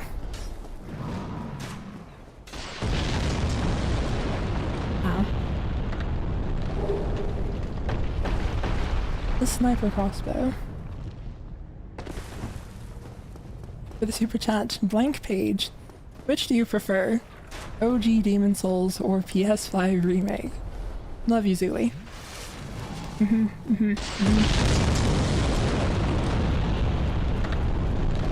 I'm gonna assume that was in good faith.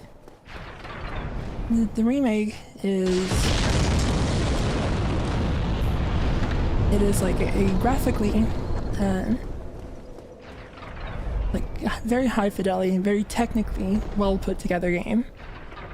But I don't think that it preserves the aesthetic of Demon Souls. In summary, the OG, by like it's not even a question. There's like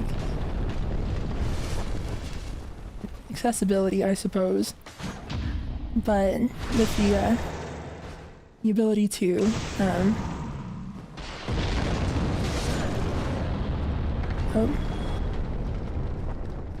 chat saying that the stream cut out for a bit. It doesn't say that I have any dropped frames, so I guess it's just on YouTube's end. Well, I think that's like a good reason to not cut our log. Hey friend. What are you thinking about? Ow. You're not.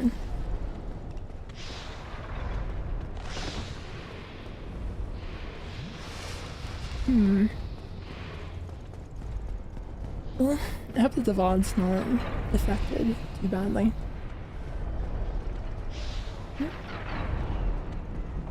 Anyway, I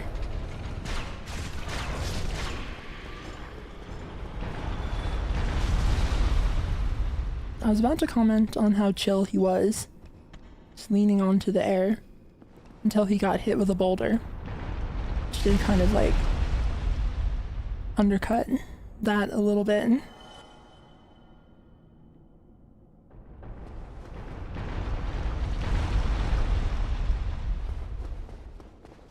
Well, I guess we gotta go through and turn that back off real quick. Over here.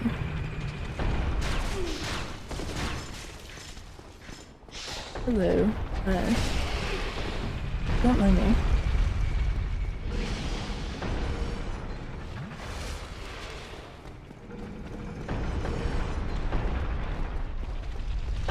Okay, well, that's a problem.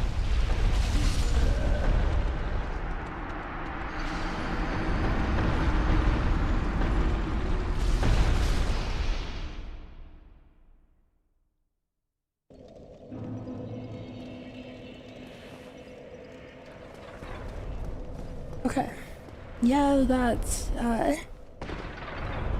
boulder physics for you. They're just like that sometimes. It was kind of my fault for, kind of just gotta commit. Like the reason that like hit me multiple times is that I like turned around because I heard the I heard the lever turn and then turn again, and so I was like, oh, is it not going down there after all? But no, it for sure was. Hi, Snake Man. Don't mind me.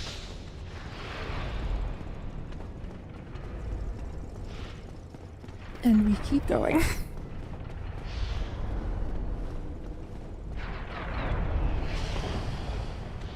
Bye-bye.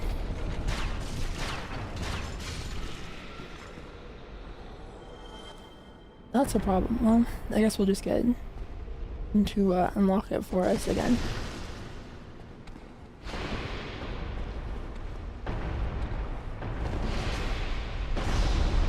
Thank you. Now, if you would, just, don't kill me, real quick. If you were considering killing me, don't.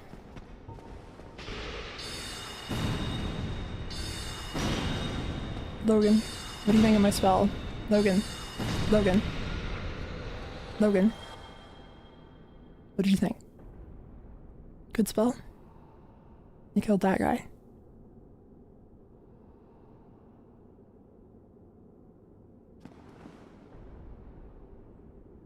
Feel a little disheartened. Okay. Doesn't want to talk about my spells. Oh, heavens. Thank you. I'm saved. And I'd love to resume my travels. But I must log a few things first, and I owe you a favor. I will return to Farling Shrine. Speak with me there, so that I may impart my sorcery. I think that was a little pointed. He's like, speak with me then, so that I can impart my sorcery. I think that that's a very implicit commentary. on what he thinks of my sorcery. Oh, hello. Don't mind me. Go on ahead. I'll be along later. Well, I'll be just fine, young one. Alright. Oh, hello. See you later, Logan.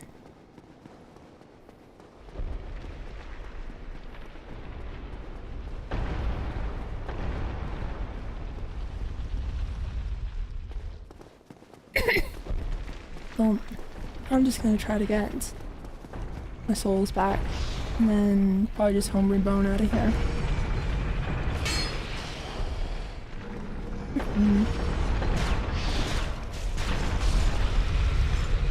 Thank you, the wall trap.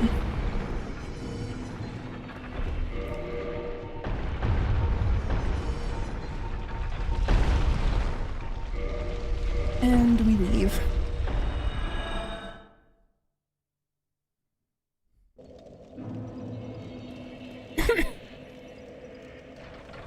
Instead, it's funny to imagine Logan having to dodge all those traps on his way out.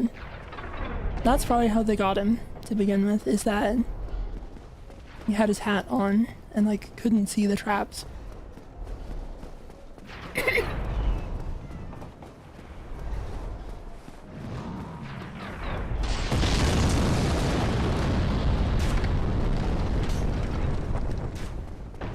Alright, well, not a whole lot left to do here.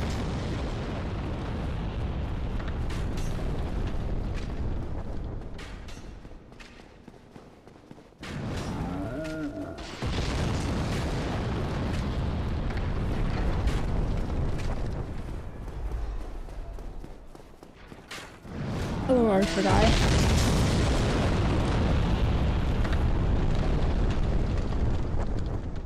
He's alive, but he's down there now.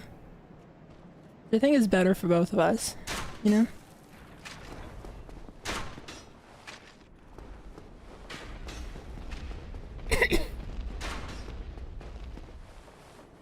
You can see there's,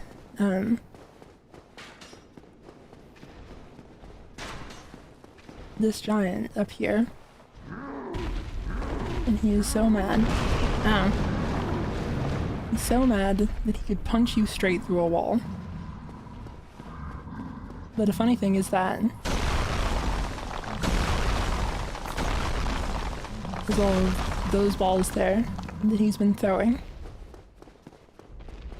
And now if we leave,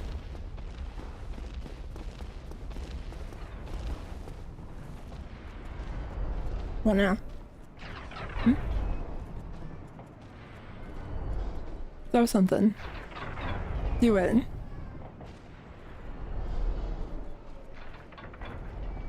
You can't. There's an actual event tied, like there's an event script tied to those objects. And if you break all of them, he has to stop throwing the balls.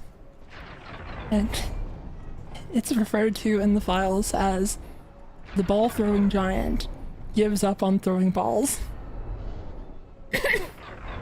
We forced him to give up on his hobby. Yeah. What now?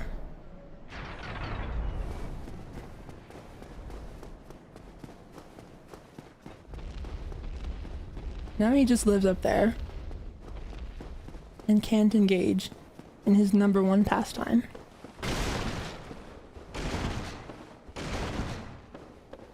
Oh yeah, there's nothing there unless you're human. In which case you can summon, Tarkus. Well, time to do our best.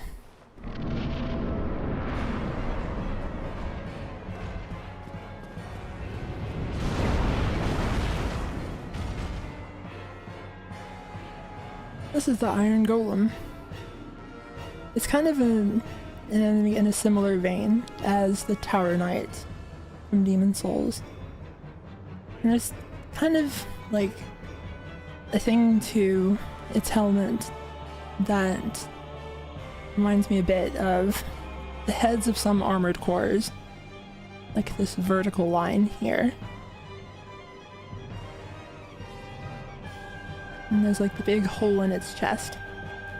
And this is actually, according to an interview, the like circular hole face of the giants in Dark Souls 2. It's partly inspired by this circular hole in the chest of the Iron Golem. The artist said that it conveyed a sense of like an artificiality, which kind of gives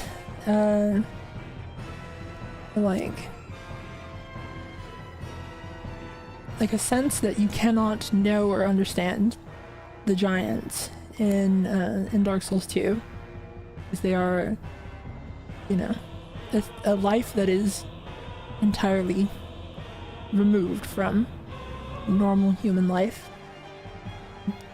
It helped sell the impression that they are, like, not exactly a faceless other, even though they literally don't have a face, but like a thing that is beyond your understanding. They're like invaders from another place that, you know, are just unlike you.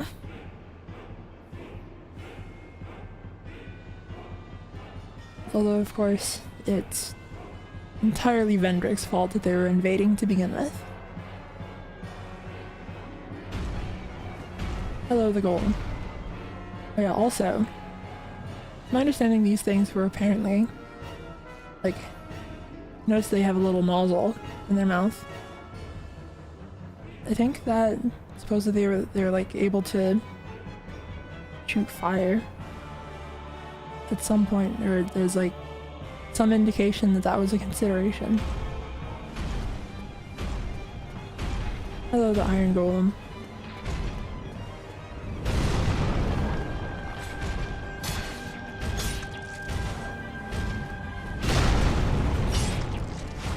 And for some reason, Iron Golem does bleed. Maybe it's hydraulic fluid. I don't know. Uh-oh. I lived. Now give me a minute. One moment.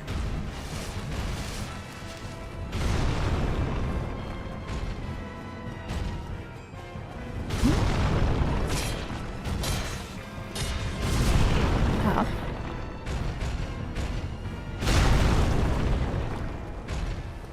Okay.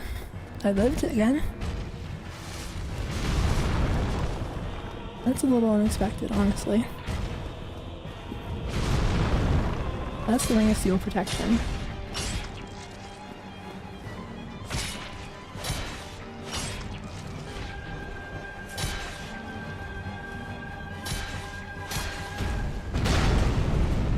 Fell down. Fine. Did not have a clear path. He's just kind of chilling.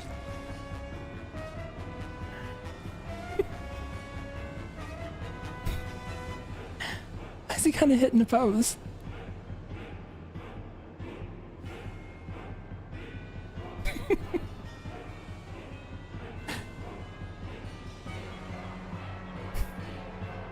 I didn't know the Iron Golem was chill with it.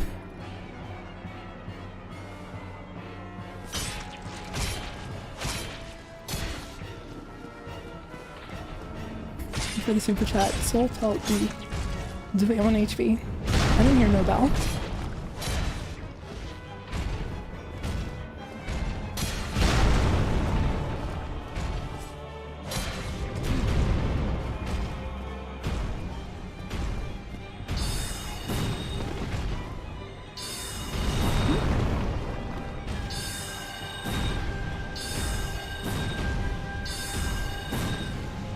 Accept my sorcery.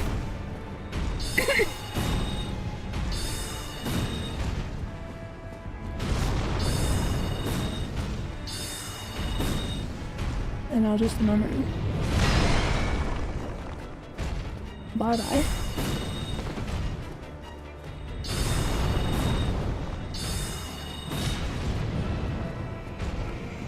And it's as easy as that.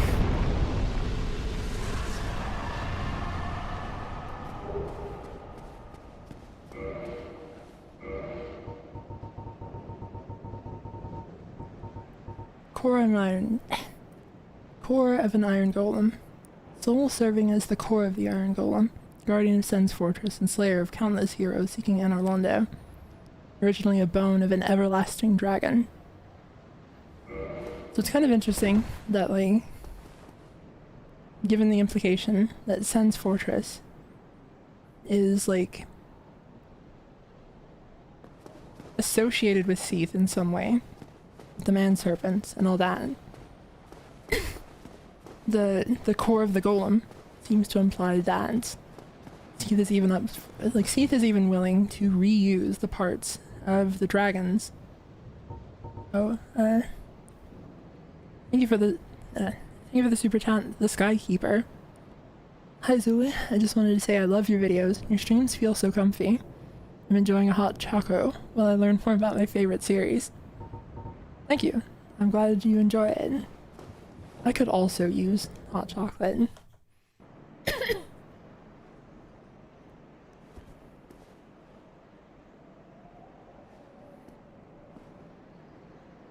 And now, we're getting kidnapped by gargoyles again.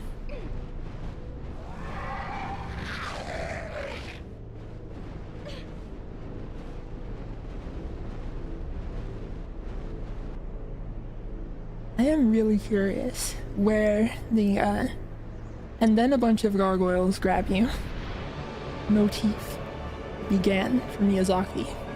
Like, was that an original idea for Demon Souls that then he just kept doing? Or is this, like many Miyazaki-isms, just like a reference to something?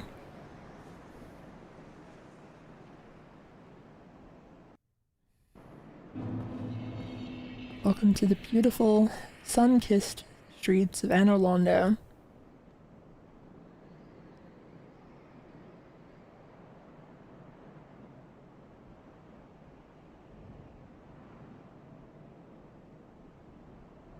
Like, after all of the very, like, dingy, run-down places that you've been to throughout your trip through Lordran, this is the first huge, like, glimpse of the majesty that is in decline.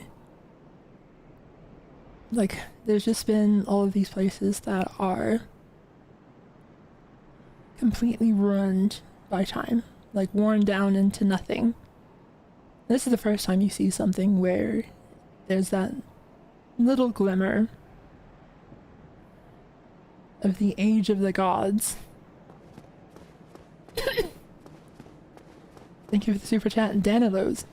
You think the three gargoyles had to get back up to carry Tarkus up the wall? Well, there were 3 of them, and 2 of them picked me up. So maybe they just needed, like, the 3rd one to chip in for Tarkus. Hi, friend. You're surprisingly chill. No, you're not.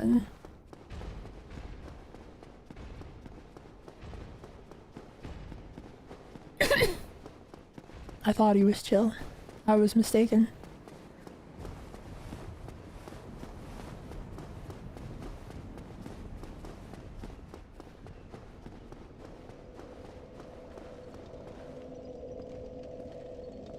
Here's a new friend.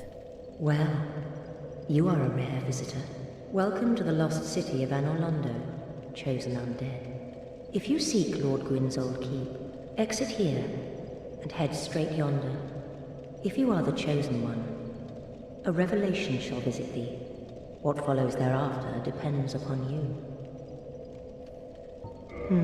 What is it? What am I?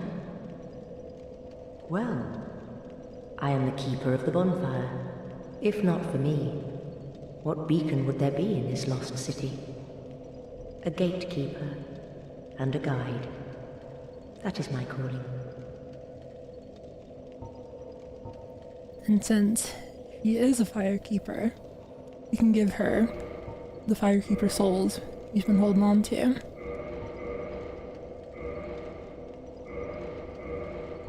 The bonfires attended by the keepers are special. They are linked to one another, and their flames never die. Yet never shall the keepers of these flames meet. If you require rest, now is the time. That is, after all, what the bonfire is for. If you require rest, that is...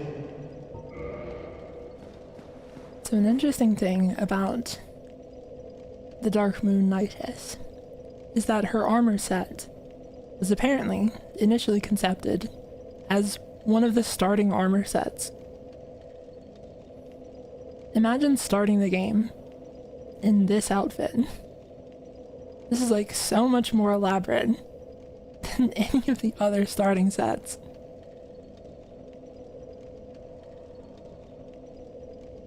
But they decided, I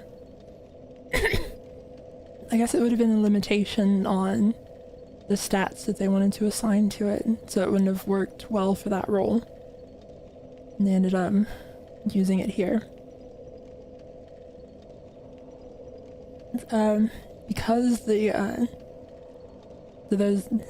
said in an interview that there's like two elements to the faith of like the worship of the gods of Lordran, which is, you know, the worship of the sun, which is of whom the primary figure is of course Lord Gwyn.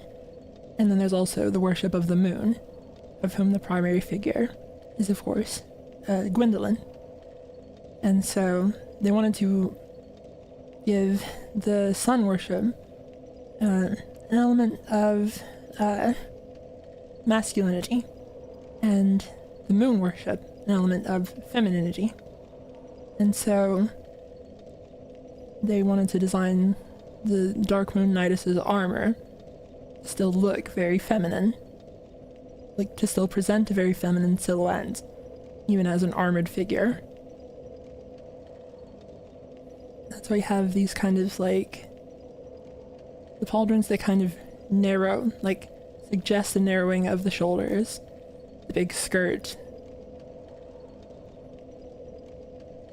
And actually, they said even the helmet being like as large as it is supposed to give a girlish innocence to the set's appearance.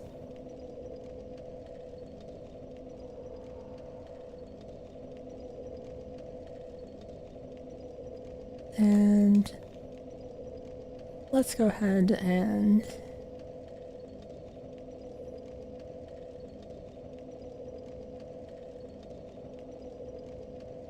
see what she looks like without it.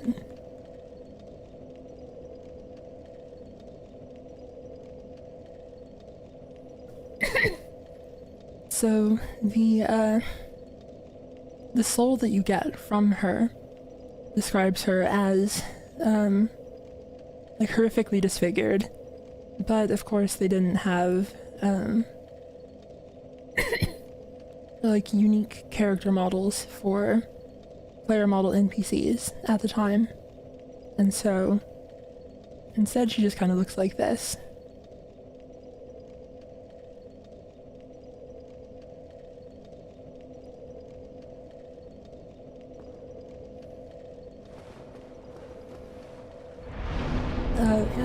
Yeah, this is another instance of like the bonfires that are associated with firekeepers are kindled, and so instead of 5 flasks you get 10.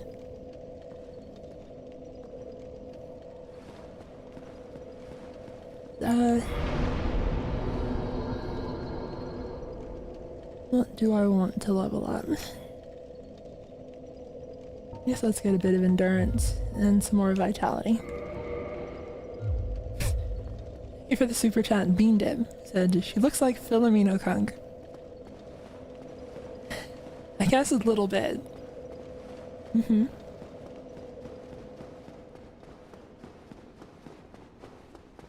So a fun thing about this area, the thing that I find endearing about Anor Londo in general, is that it is this very like bright, sunlit place, and yet it is also very dark.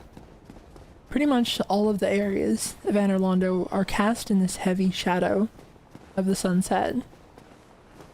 Like, you're not actually getting a lot of light bleeding in. It's not this, like, blindingly brilliant place. It is, like, you know, literally the sun setting on the kingdom of the gods. It's like a thing that, similar to the way that Dark Souls is allowed to be, like, the environment is allowed to be very loud. Like, environmental sounds can be very overwhelming. They also let the environment be very, like, dark and gloomy. Like, there's not, there's like a solemnness to the lighting of the area that I find very interesting. Also, a fun bit. It's Ornstein.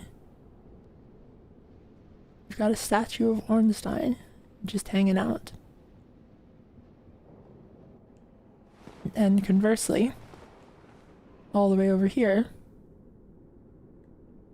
who else would it be but Smo?